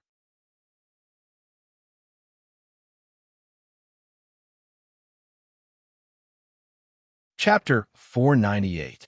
The prince and the duke were both silent for a while. So this is your goal today. Thales pulled out the dagger that was stuck at the head of the bed. He tossed it in the air and accurately grabbed the hilt of the dagger as the blade flipped. After going through countless fights, he had become increasingly skilled and simple in this manner. Cyril narrowed his eyes slightly as he watched the prince's actions. Thales raised the tip of the blade and pondered for a while. You want me to join you and become the third person outside of the two camps? You want me to stop Constellation from moving faster and faster between the iron whip of the driver and the galloping hooves of the fierce horse? Third person. At that moment, it was as if the clouds in the sky blocked the sun and the room darkened. The Duke of Western Desert pressed his hands on his walking stick again and again. The fierce horse will not submit to the iron whip, and the driver will not give up on whipping. His gaze was sharp, and the person in the carriage, no matter who it is, cannot sit and wait for it to fall apart. Thales flicked the blade between his fingers gently. So, Thales snorted and pointed the tip of the blade at the Duke in a very rude manner. All of this, including your inexplicable appearance, your threat with your sword, your alarmist talk, your earnest words, and your arrogance, was all for this moment. Thales stared at Cyril with the ghost of a smile on his face. Cyril stared at him for a while and snorted softly. Do you think I would pull a random 14-year-old brat off the street and tell him all this? Cyril said coldly, if I can't first confirm what kind of person you are, if you're just an incompetent coward who has high standards but no abilities, if you're just an impulsive brat who was raised by the Northland barbarians to have a brain full of muscles, if you are just a stupid idiot who thinks he knows the truth of the universe just because he has read a few history books, Thales raised his eyebrows. The Duke sized him up from the corner of his eyes and said in disdain, then you are not worth my words. The teenager was slightly stunned. Thales exhaled and stuffed the dagger back under his pillow. You know, if you want to win me over by praising me, you can actually use better words. The Duke of Western Desert opened his mouth, which seemed to be missing a piece of flesh, and laughed eerily like a mummy opening its mouth. Don't worry, you won't be short of sweet words. The prince's return is a major event that will shake Constellation. Countless eyes will be focused on you. Cyril narrowed his eyes. But you have to be more careful and alert. The nobles and suzerains with power and influence will fight to be the first to find you. They will try to rope in the prince who has just returned to the kingdom and use all methods to make you stand on their side. They will turn you into the vanguard to fight against Renaissance Palace. Fakenhaz's tone changed. Before you accept their kindness, please remember, they are only against your father, not truly loyal to you. Thales fell silent. He suddenly remembered Quick Rope's words. The shackles of power. How was he going to live a different life? When he thought of this, Thales took a deep breath and raised his head. They won't succeed. But Cyril shook his head in disdain. When I said rope in, I didn't just mean knocking on the door and giving gifts. Thales frowned and retorted sarcastically. Of course, it might also include threatening me with a sword and telling me that the carriage must not fall apart. This time, it was Cyril's turn to be silent. A few seconds later, the Duke said airily, "You know, some words are nonsense to most people in the world." Thales was instantly confused. Cyril snorted softly. "Remember what I said today." He extended his finger and waved it by his lips. All of it. Cyril's eyes shone with a cold glare. What if he can use it one day? He paused for a second and curled his lips in a rather evil manner. All of it. Thales stared at the Duke and felt uncomfortable. But Cyril quickly changed the topic. Compared to these, you have to be more careful of your father. Father. Thales' nerves slowly tensed up. The strong figure appeared in his mind again, and it made him remember the suffocating feeling he felt when he faced him. The Duke's voice echoed in his ears, and there was a different meaning to it. As you grow older, perhaps he will realize that you are no longer that pitiful child. Perhaps he will also try to win you over as a father and control you with the power of a king. But Fakenhaz's tone changed again, but he suddenly became quiet. It was as if the sky had suddenly turned gloomy and rain was about to fall. He stared at Thales. His terrifying face and cold gaze made the latter's heart clench. When the news of Eksted's upheaval, Nuvan VII's death, and the reshuffling of Northland's political power reached Constellation 6 years ago, everyone was shocked. The Duke's tone and rhythm became heavy and slow, reminding Thales of Portray when he was narrating the bardic poems. Who would have thought that a few months ago, we old bones were still living in fear, fearing that the arrogant Northland barbarians would invade the south again? Cyril exhaled softly and pointed at Thales. But someone only needed to gently poke holes in the domineering and overbearing kingdom of the great dragon, and they could not even fend for themselves. Do you know what that means? Incomparably tyrannical and overbearing, riddled with holes, unable to even fend for themselves. What did that mean? Thales could not help but recall the nightmarish night in Dragon Cloud City. Dragon's blood. He looked at Cyril, who was pointing at him, and cleared his throat unnaturally. You think too highly of me. The prince sighed. 6 years ago, it was just an accident and a tragedy. I did not contribute much to it. Cyril interrupted him coldly. I did not say it was your contribution. Don't flatter yourself. Thales choked on his words, and his expression became rather unpleasant. The unpopular Duke snorted coldly. As I said, from the Battle of Eradication to the Bloody Year, Fakenhaz has followed Jadestar since ancient times. He pointed at the ancient empire's sword leaning against the wall. In the past 700 years, Sentinel has witnessed a lot of history. Cyril was extremely solemn. More than you can imagine. Thales felt Cyril's cold gaze, and an ominous premonition rose in him. That's why I know.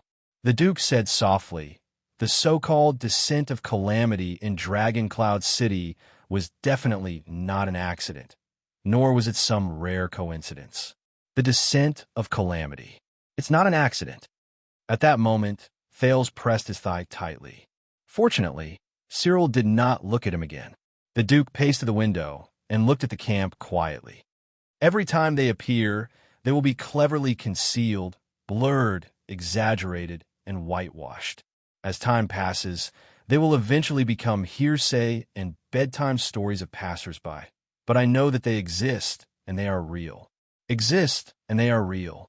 Thales exhaled. He breathed deeply to hide the change in his emotions. Cyril's voice became sharper and more urgent. And every time they appear, they are inseparable from our world. The next moment, the guardian duke of Western Desert turned around abruptly, and his eyes were like lightning as he stared at Thales. No matter what happened in Dragon Cloud City, it was your father's doing, he said resolutely and decisively. He and that old viper, Murat, used some method. It was your father's doing. Thales stared back at the duke quietly, enduring the rolling, bloody memories in his mind. But no matter how hard he tried to ignore them, he could not help but recall those scenes. The blue light in Asda's eyes, the purplish lines on Giza's face, the tears on Little Rascal's cheeks, Black Sword's wounded body, the strange gash on Raphael's arm, and King Nuven's head on the ground. Your father's chessboard is cold and merciless, and you do not know what his next move will be. Will he ignore the rules, or will he overturn the chessboard? The duke's expression was solemn, and his tone was cold. My child, be strong. Do not become a chess piece that can be manipulated and sacrificed at will. Manipulated at will. Sacrificed at will. Sensing the duke's obvious provocation, Thales inhaled deeply and exhaled slowly. I am his heir. My interests are the same as his. There was a hint of rejection in the prince's tone. My safety is related to the stability of his rule. And he is my father. But this only led to another sarcasm from Cyril. Who knows? Duke Falconhas said coldly. 400 years ago, Ascension King Alan Jadestar I killed his son as a sacrifice to pray for victory. Killed his son as a sacrifice to pray for victory. Thales' breathing froze.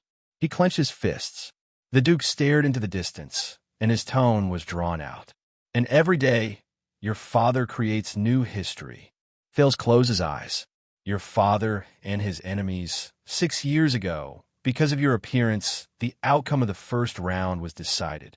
But 6 years later, from the day you returned to the kingdom, the second round began. The Duke's tone was a little scary, and it will not be any easier.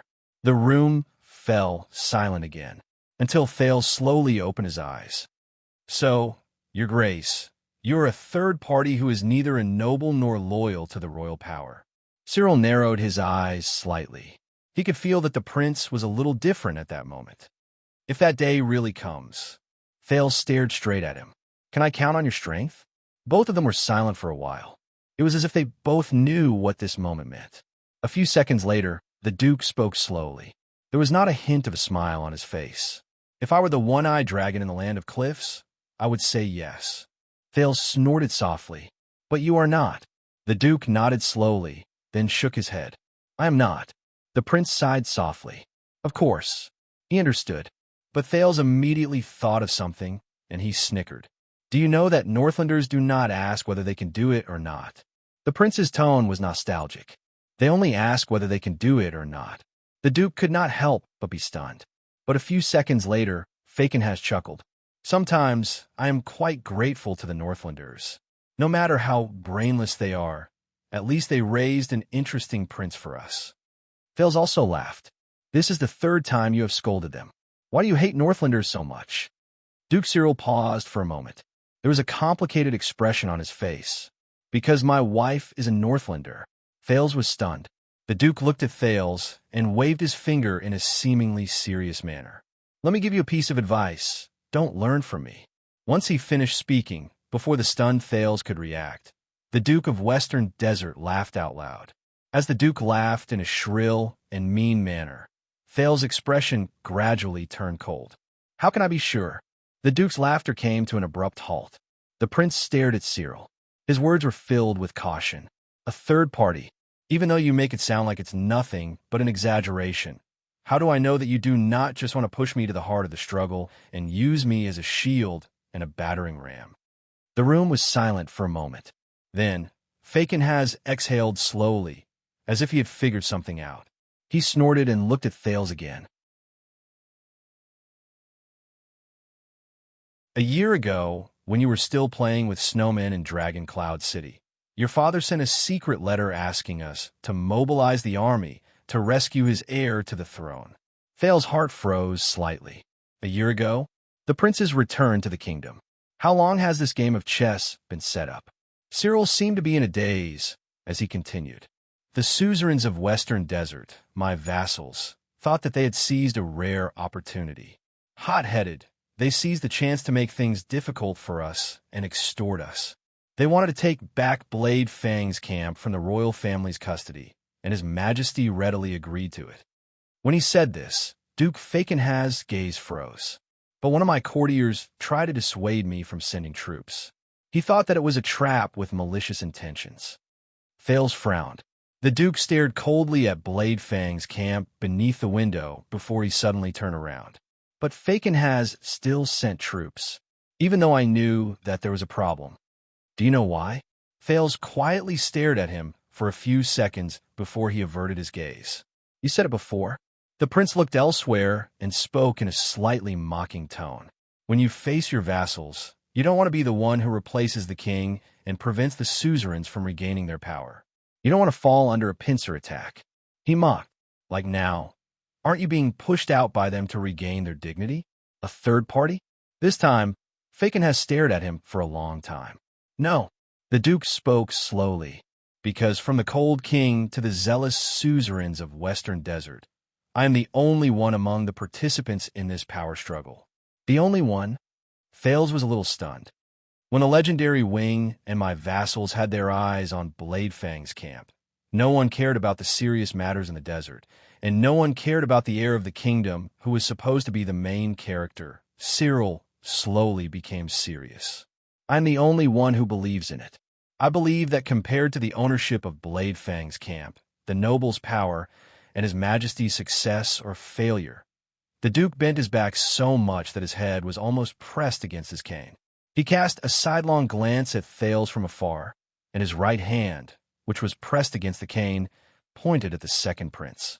To save you, to save Prince Thales Jadestar, and to return home safely. This is what everyone should really care about, the most important thing. Thales stared at Fakenhaz blankly. His emotions were complicated. Cyril straightened his back, hiding his old and haggard appearance from just now.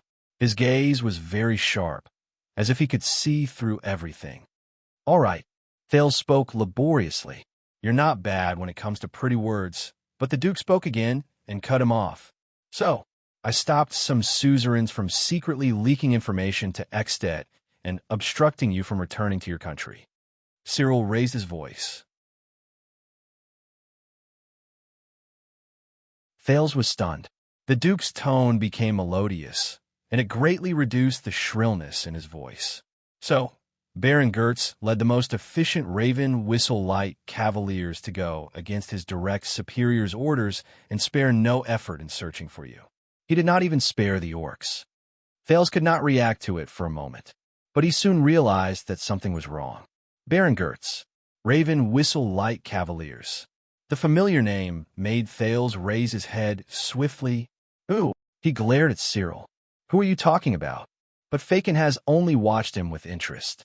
2 seconds later, as if the Duke had enough of enjoying Thales' expression, he slowly said, You're right. He then said slowly, So, after you and your merchant group parted ways with Kandar al-Nushan, who was acting suspiciously in the desert, you were able to have a smooth journey and reach Blade Fang's camp without any obstacles. Thales' thoughts stopped for a moment. Merchant group, Kandar al-Nushan. Smooth journey without any obstacles. Impossible. Thales stared at the indifferent Duke in a daze. How did you know? But Thales lowered his head and bit down on his next words. He remembered. Baron Gertz. Thales instinctively said, I met him in the desert, the commander who chased after the orcs with a freak squad. Thales raised his head and stared straight at Cyril, but he could not hide the surprise in his voice. He's one of yours? Cyril chuckled. He was confident and relaxed.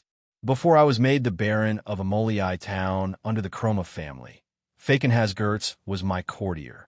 The room was quiet for a few seconds. Then, Thales exhaled laboriously. Then, he asked in disbelief, Then, whether it was when I met the army in the desert or when I entered Blade Fang's camp, you always knew? Also, if that Baron is one of my people, then what he heard in my tavern, the Duke let out a disturbing chuckle. That's not all. At that moment, Cyril's ghastly and cold laughter was incredibly terrifying. I also knew that Blade Fang's camp, which was within my grasp, was filled with inauspiciousness. I knew that there was something fishy about the movements of the regular army of the royal family. I knew that William's mercenary lackeys were eager to take action. I also knew that it was not a coincidence that Gertz met the orcs in the desert. The Duke's words were like a steel blade that reflected a sharp, cold light. What did he say? Thales breathed in shock and bewilderment.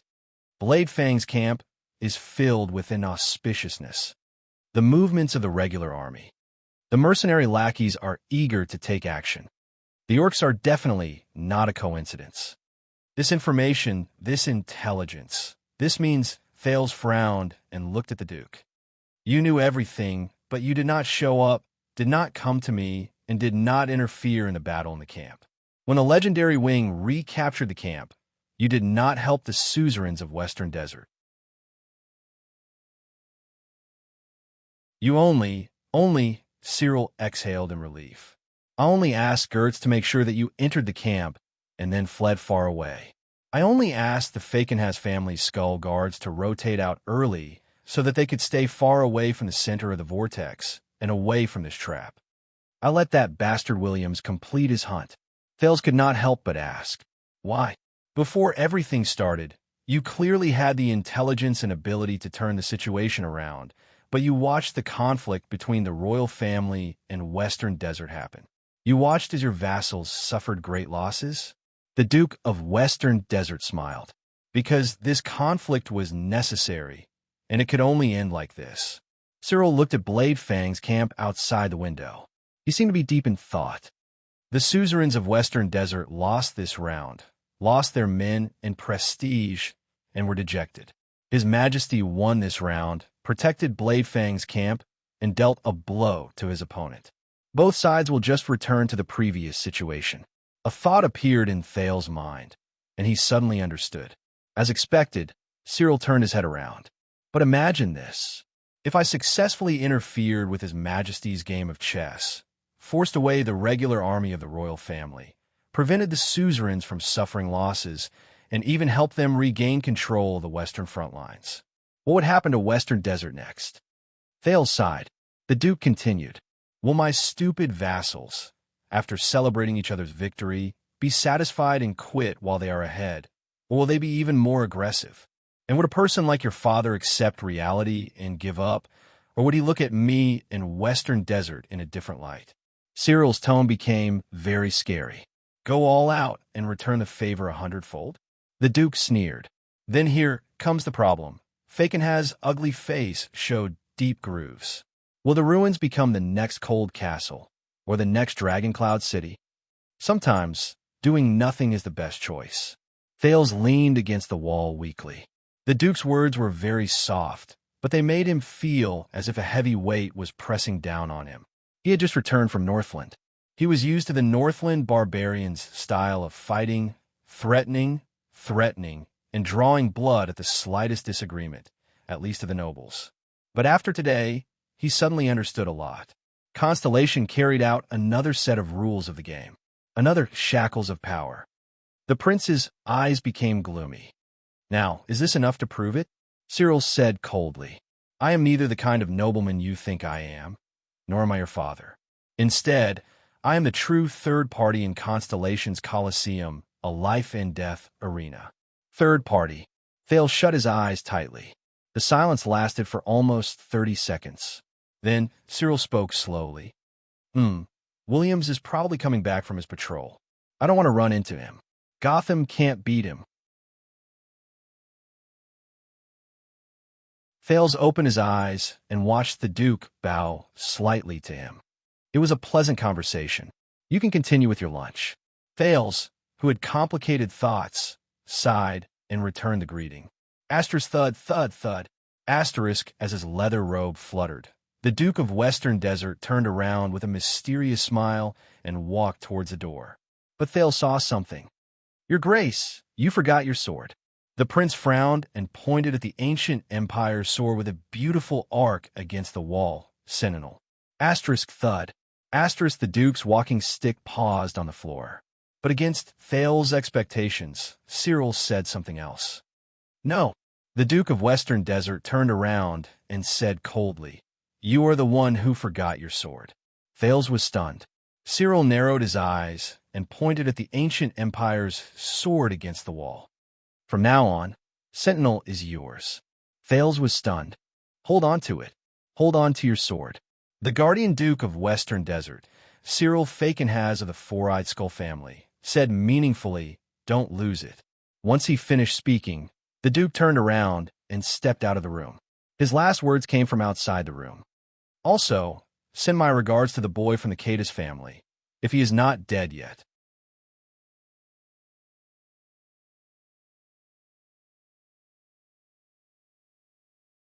Chapter 499. Thales stared incredulously at Fakenhas' back as he walked away. He listened to the sound of his walking stick getting softer and softer until it was barely audible. After a long while, the prince exhaled indignantly. "Yodel, do you know that guy?" Thales grabbed the sword of the ancient empire left behind by Cyril and digested the shock he just experienced. A faint voice traveled from the air behind him. "Not familiar." "Not familiar?" Thales furrowed his eyebrows slightly. The youth felt the weight of Sentinel as he slowly pulled back the cold blade. Its hilt was so long that it could be held with both hands and used as a greatsword or even a spear. It was slightly lighter than Ricky's Everlasting Truth, but its center of gravity was perfectly balanced. It was a rare and good sword.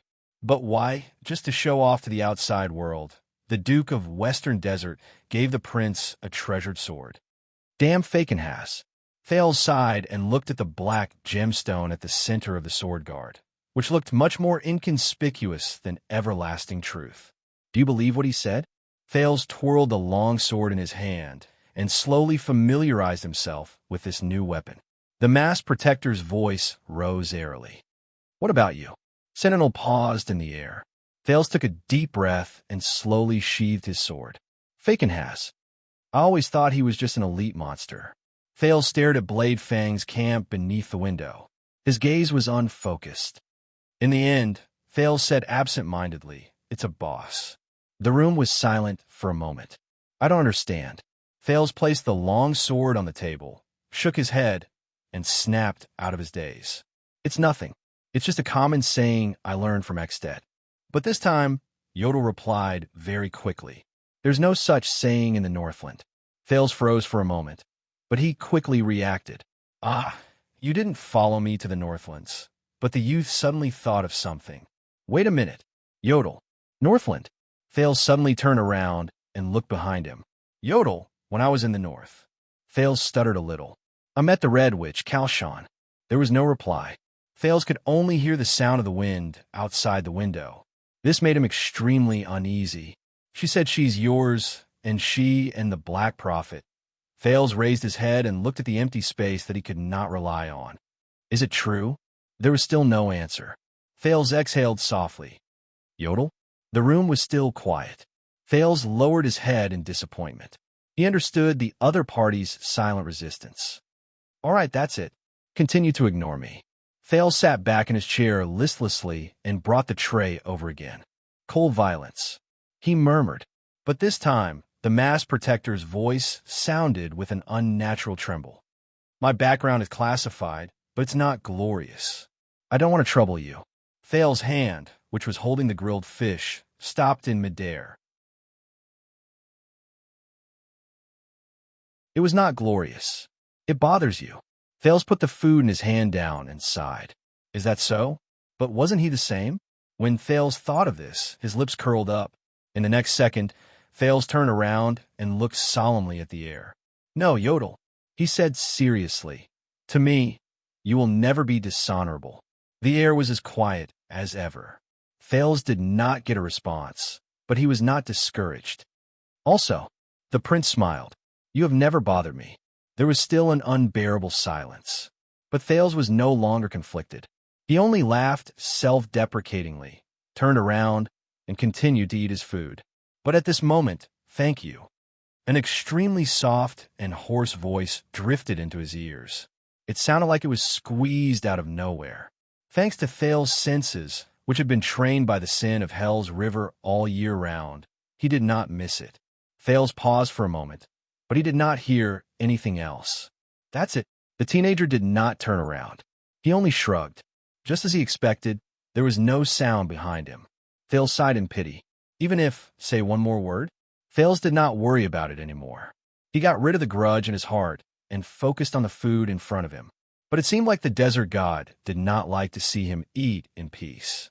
Thales only finished a few pieces of meat and a few mouthfuls of cold porridge before hurried and uneasy footsteps rose from the stairs below the room. Thud, thud, thud, thud. His footsteps were even heavier than Fakenhas. Thales instinctively grabbed Sentinel by the side of the table, and he heard the door to the room open with a bang again. A clear and pleasant voice that was not polite to the ears abruptly rang out. Did you see him? Him. It's him again. Thales closed his eyes in pain before he opened them again. The prince rubbed his face into a smile before he turned around on the chair. Who is it? Just as he expected, the Baron of Blade Fang's teeth set, Roman Williams, walked into the prince's room with sand all over his body. He did not even take off his headscarf. He walked fearlessly into the prince's room in an aggressive manner, leaving his subordinates Frank, Snake Shooter, and the dozen or so people behind them trembling in fear. They did not even dare to breathe loudly. Who else could it be? Even though he was travel-worn, Roman still looked radiant. His eyes were spitting fire, and it was obvious that he was in an incredibly bad mood. He sized up the room with a gaze, as if he was searching for an assassin. He said furiously, "That stinky, ugly old thing. Fakenhas, he came to you? What did he say to you?" Stinky, ugly old thing. Thales muttered this title in his heart. If there was one thing that the Duke of Western Desert and the Baron of Blade Fang's Teeth sect had in common, it was their impression of each other. At the very least, their descriptions of each other were appropriate. Thales coughed and put down the weapon in his hand. Actually, I have nothing to do with him. But before Thales could finish speaking, the legendary Wing, who had pulled off his headscarf, strode forward with an oppressive aura and extended his hand. Asterisk slap. Asterisk the prince was stunned.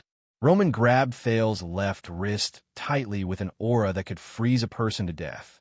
Under Thales' astonished gaze, the legendary Wing held the hilt of his sword coldly and pulled Sentinel's blade out of Thales' left hand before he let go of Thales. Thales stared at the empty scabbard, and his eyebrows twitched. Roman swung the long sword back and forth with a murderous expression. In the end, he fixed his gaze on the crude mark at the bottom of the sword hilt. F. Roman stared at the mark and raised his head coldly. F. Fakenhas, F. Thales instantly felt troubled. He swung the empty scabbard in his hand. Yes, but this... Roman snorted coldly and did not give him a chance to speak. What a good sword. The legendary Wing spoke with a tone that even Nicholas could hear, full of mockery. What a good prince. I'll let you stay here, but it makes it easier for you to give and take bribes behind my back, right? Take bribes? Thales was stunned. He stared at Sentinel in Roman's hand, and he suddenly felt that he had been wronged, but he could not defend himself. But in the next moment, Roman moved his arm, and the sword flashed towards him. Everyone was taken aback. Thales only had time to raise his scabbard to block the attack.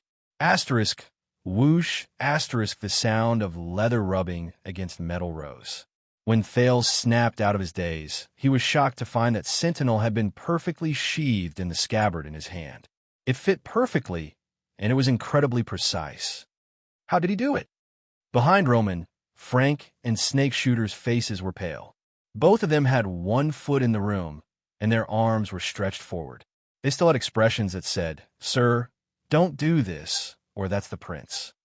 If you like their gifts so much, Jadestar, Roman lowered his arm and used his gaze to force his subordinate to swallow his grievances.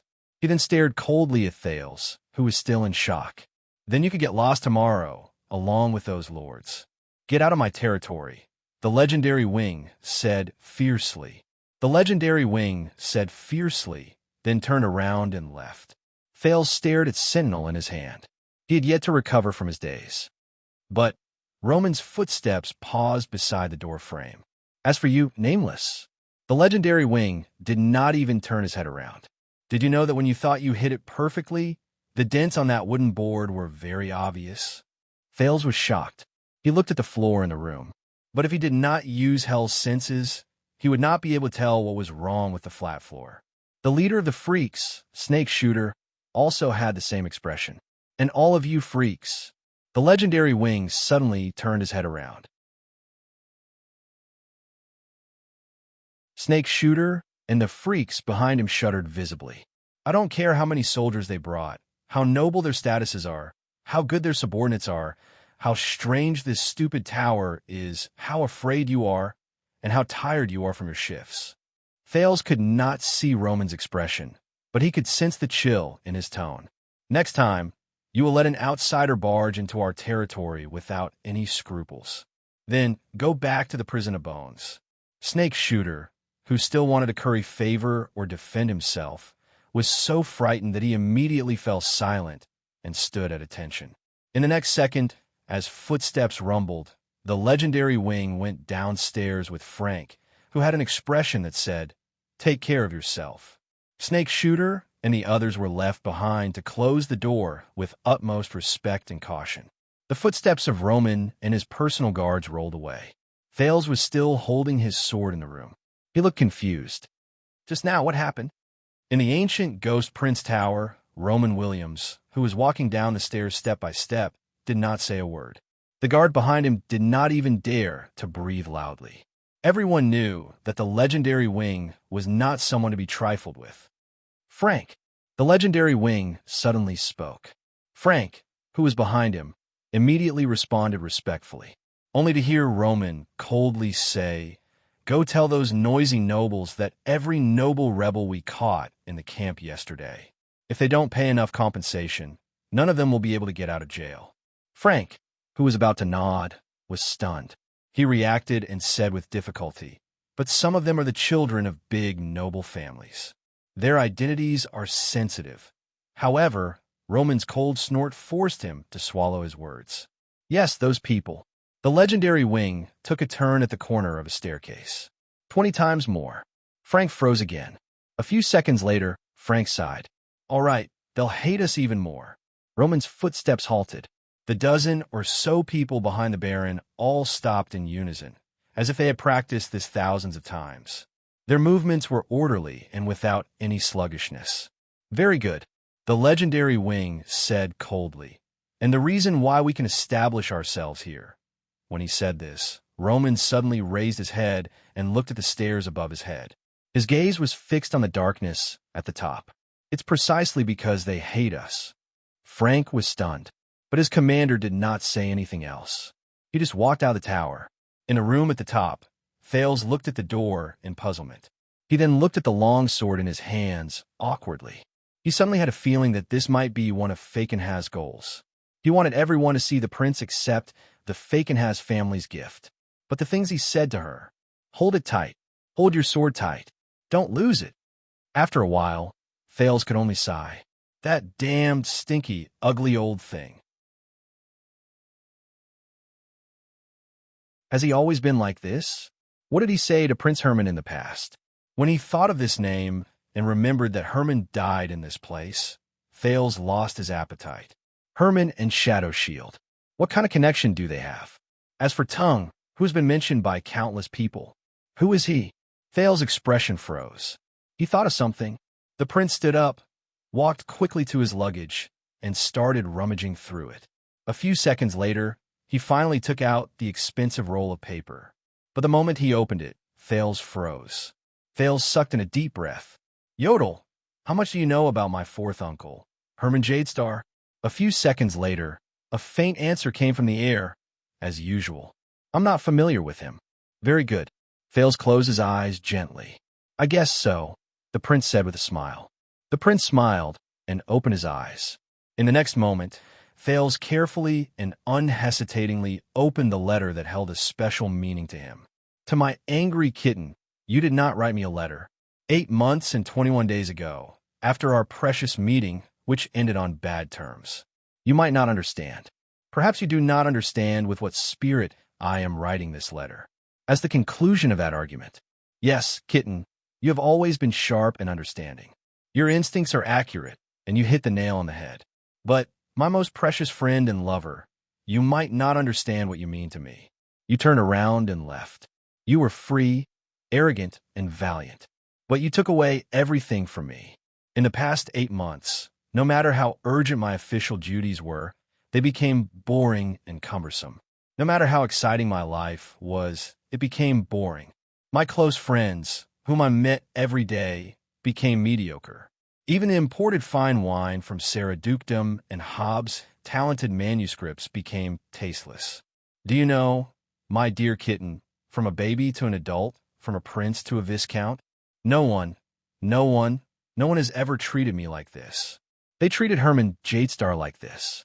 My father could not, my mother could not, Midier could not, Horace could not, Scholar Theron and Mother Erin could not. Not even my grandmother could. Simplicity, innocence, kindness, sincerity, and optimism. They took a lot of things from me, but they never took everything. Everything.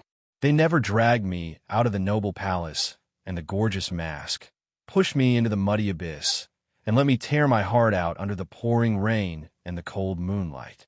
They only wanted to show the true heart in my chest that was full of scars, because I did not allow it.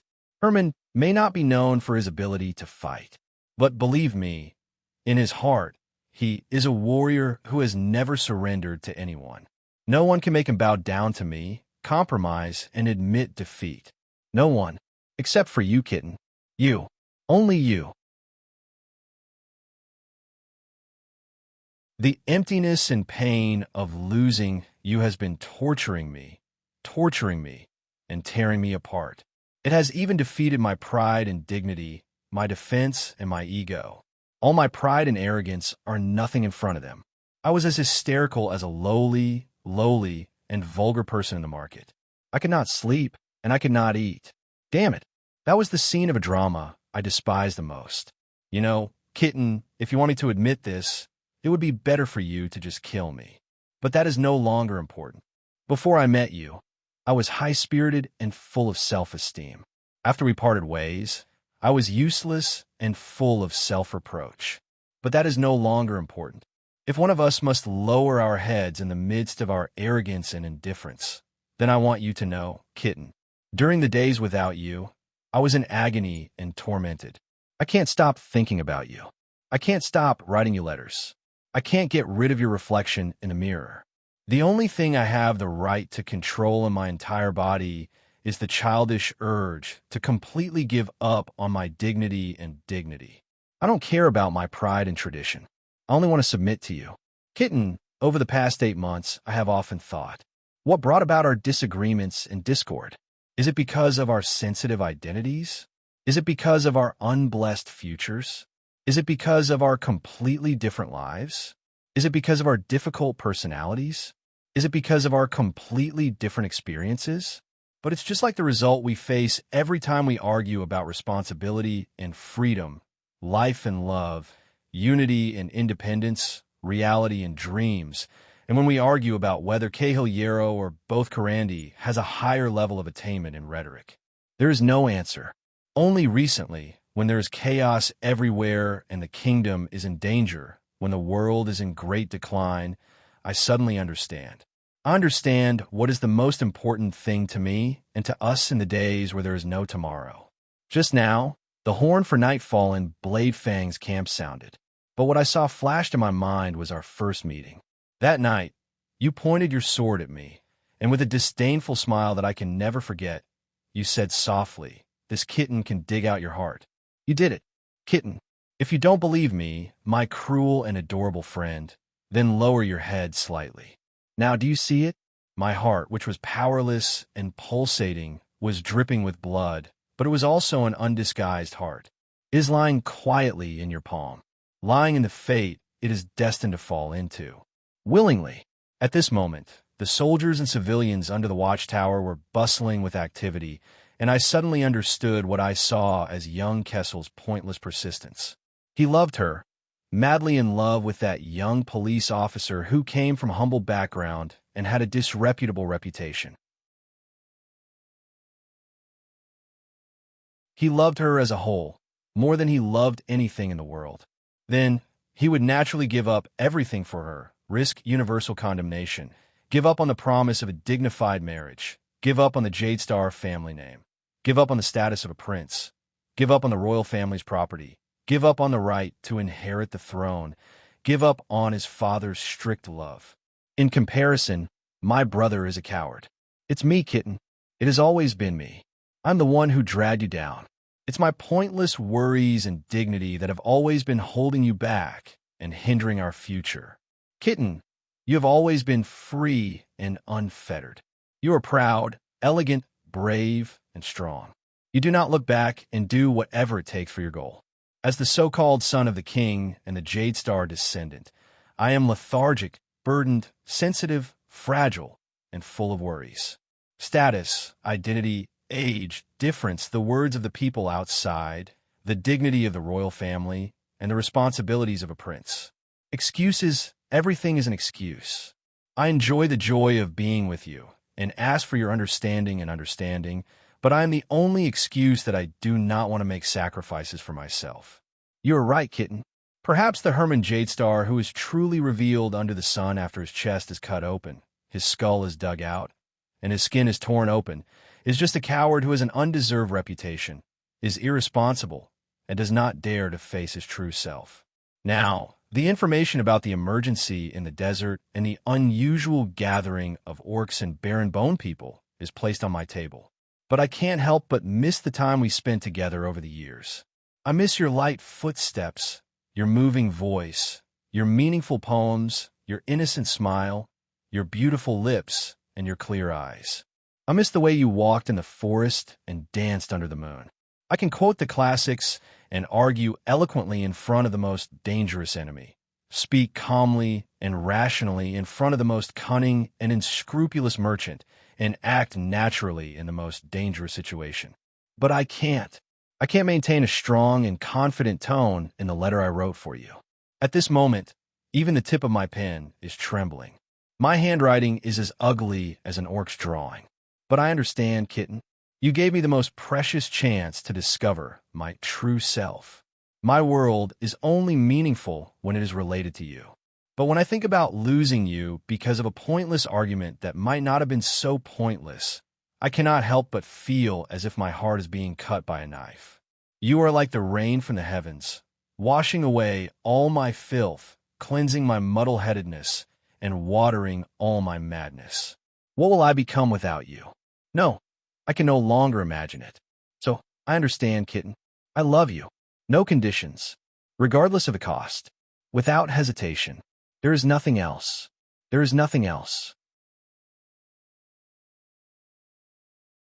Fales, who was reading the letter quietly, could not help but notice that the ink had melted between these few lines, as if it had been stained with. The words gradually became a little messy, but it still maintained a different kind of beauty. Tear stains. Fales was lost in thought for a few seconds before he continued reading. But, perhaps you don't understand, but at the risk of angering you again, my kitten, apart from you and me, in this dirty world, I still have one more thing to do. The last thing, I know that while we are together, I should not pollute your ears with my annoying mundane affairs. I also know that you're tired of me worrying about boring and meaningless government affairs. I also know that you have never been used to seeing me worry about everything. I'm sorry, but ever since you left, I have no one to talk to. I can't tell you how difficult the situation is now. Blood relatives, family, kingdom, politics, history, future, everything is intertwined. I can't get rid of it. I can't struggle free. I'm sorry, kitten. I love you. But I can't just walk away at their most desperate moment. I want to beg you to forgive me, my kitten, my love, my heart's blood, my inborn sin, the source of my madness. Forgive me. Forgive me for walking into this bottomless whirlpool myself, even ignoring our future that has just begun to see the light of dawn. But just as you said, you love me not because of my body, not because of my poetry and not because of my status. You love the light in the depths of my soul. Now, that light has suddenly flickered. It tells me what I should do. After we're done, my kitten, no matter how heavy the shackles the cruel reality places on our bodies, no matter how many obstacles our identities will leave behind for us, no matter what kind of answer our Father will give to our love, no matter what blessing or curse fate will bestow upon our union, none of that matters anymore. Anyway, in the history of our family, we have always been the ones who arrogantly offended the gods, and the gods have never protected us with mercy. I love you, kitten. Forever. Wait for me. Wait for me to settle everything in this suffocating whirlpool and pay off my debts. Wait for me. I love you, and I hope that you love him. HN Jadestar on the night of the 19th of January at Blade Fang's camp. Fate is like a poem. How do you know the rhythm? P.S. I will have Roman deliver this letter. Ever since Tinnen, whom you're familiar with, unfortunately passed away, he has been my most reliable messenger. He knows the route to Half Tower, but he has a worrisome temper and is sometimes a little mischievous. Bookmarked for easier reading.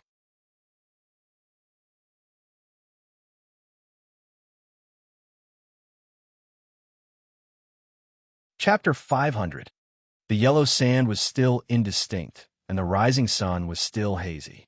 Derek rode on his horse, and, as the saddle rose and fell, he stared expressionlessly at the horizon that connected the dust and the clouds. It was gray and blurry, just like always. A few seconds later, under his subordinate's respectful reminder, Derek turned his horse around and looked straight ahead. The door that was blocked by more than 10 barricades, the hard sand that had been trampled flat, and behind it were layers upon layers of fortresses, guards who stood solemnly, and the double-cross-shaped stars flag that fluttered in the air. Of course, there was also a flag that looked like it was shrouded in fog and starlight. The Stardust flag, just like always. As expected, a group of camp guards walked forward with arrogance. They clashed with Derek's team. Both sides argued, roared, shoved, and crashed into each other. They were like two stallions that ate in the same stall. Derek did not care and let the situation develop. He only took out the water skin in his saddlebag. In Western Desert, the tongue would tell you faster than the eyes. The desert was not far away. When Derek swallowed his third mouthful of water, the captain of his personal guards pointed angrily at the flag behind him. The conflict reached its climax. The two sides who were glaring at each other could no longer suppress their emotions. They drew their swords, bows, and crossbows.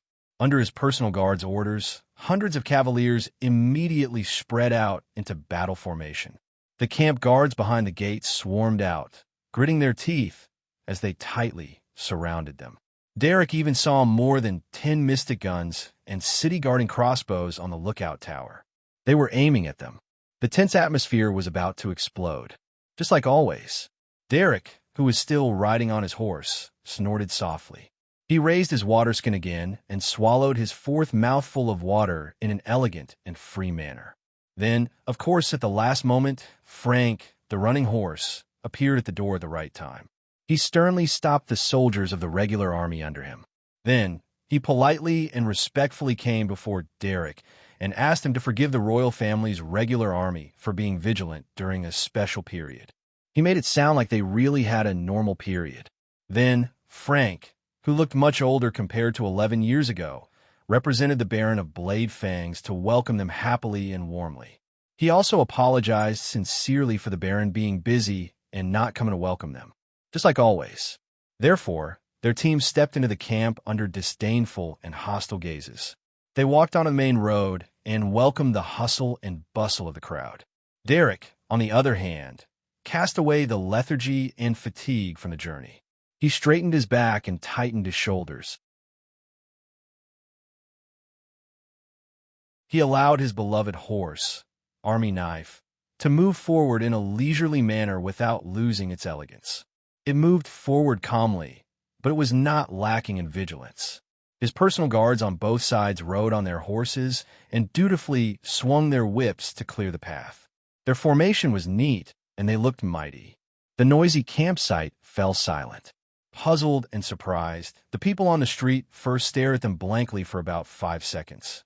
Then, the first batch of people widened their eyes and trembled. They covered their mouths with both hands and let out suppressed cries. They shouted and pointed at the flag behind Derek, telling those who did not manage to react what the flag represented. In the face of all sorts of gazes, Derek tightened his muscles, be it his back, arms, or face. Just like always. About 3 seconds later, the crowd was in an uproar. Amid the deafening commotion that could be compared to a siege, the captain of Derek's personal guards lifted the reins and moved forward in a familiar manner. His expression was fierce, and he swung his specially made whip in a beautiful circle in the air, releasing a warning crack. "Make way!" The captain's voice echoed in the fortress for more than a second. Then, the crowd that filled the street and blocked the procession dispersed in a chaotic situation.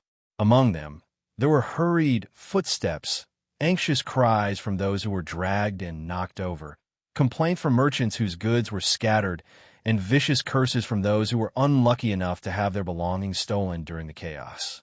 In the end, only the figures on both sides of the street and at the entrances of alleys were left.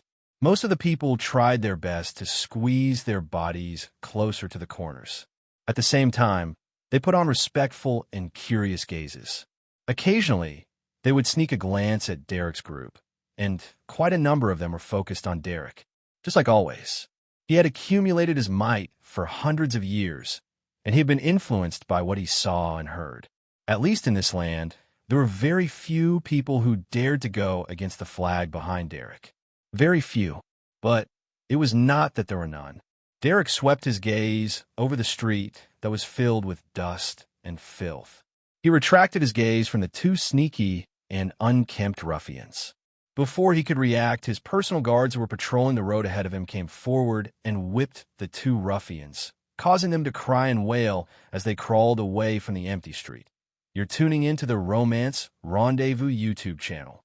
We're so grateful for your support, and don't forget to subscribe to join us on this incredible journey through captivating stories.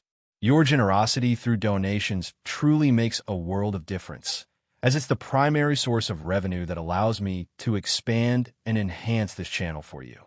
Thank you from the bottom of my heart for being a part of this adventure.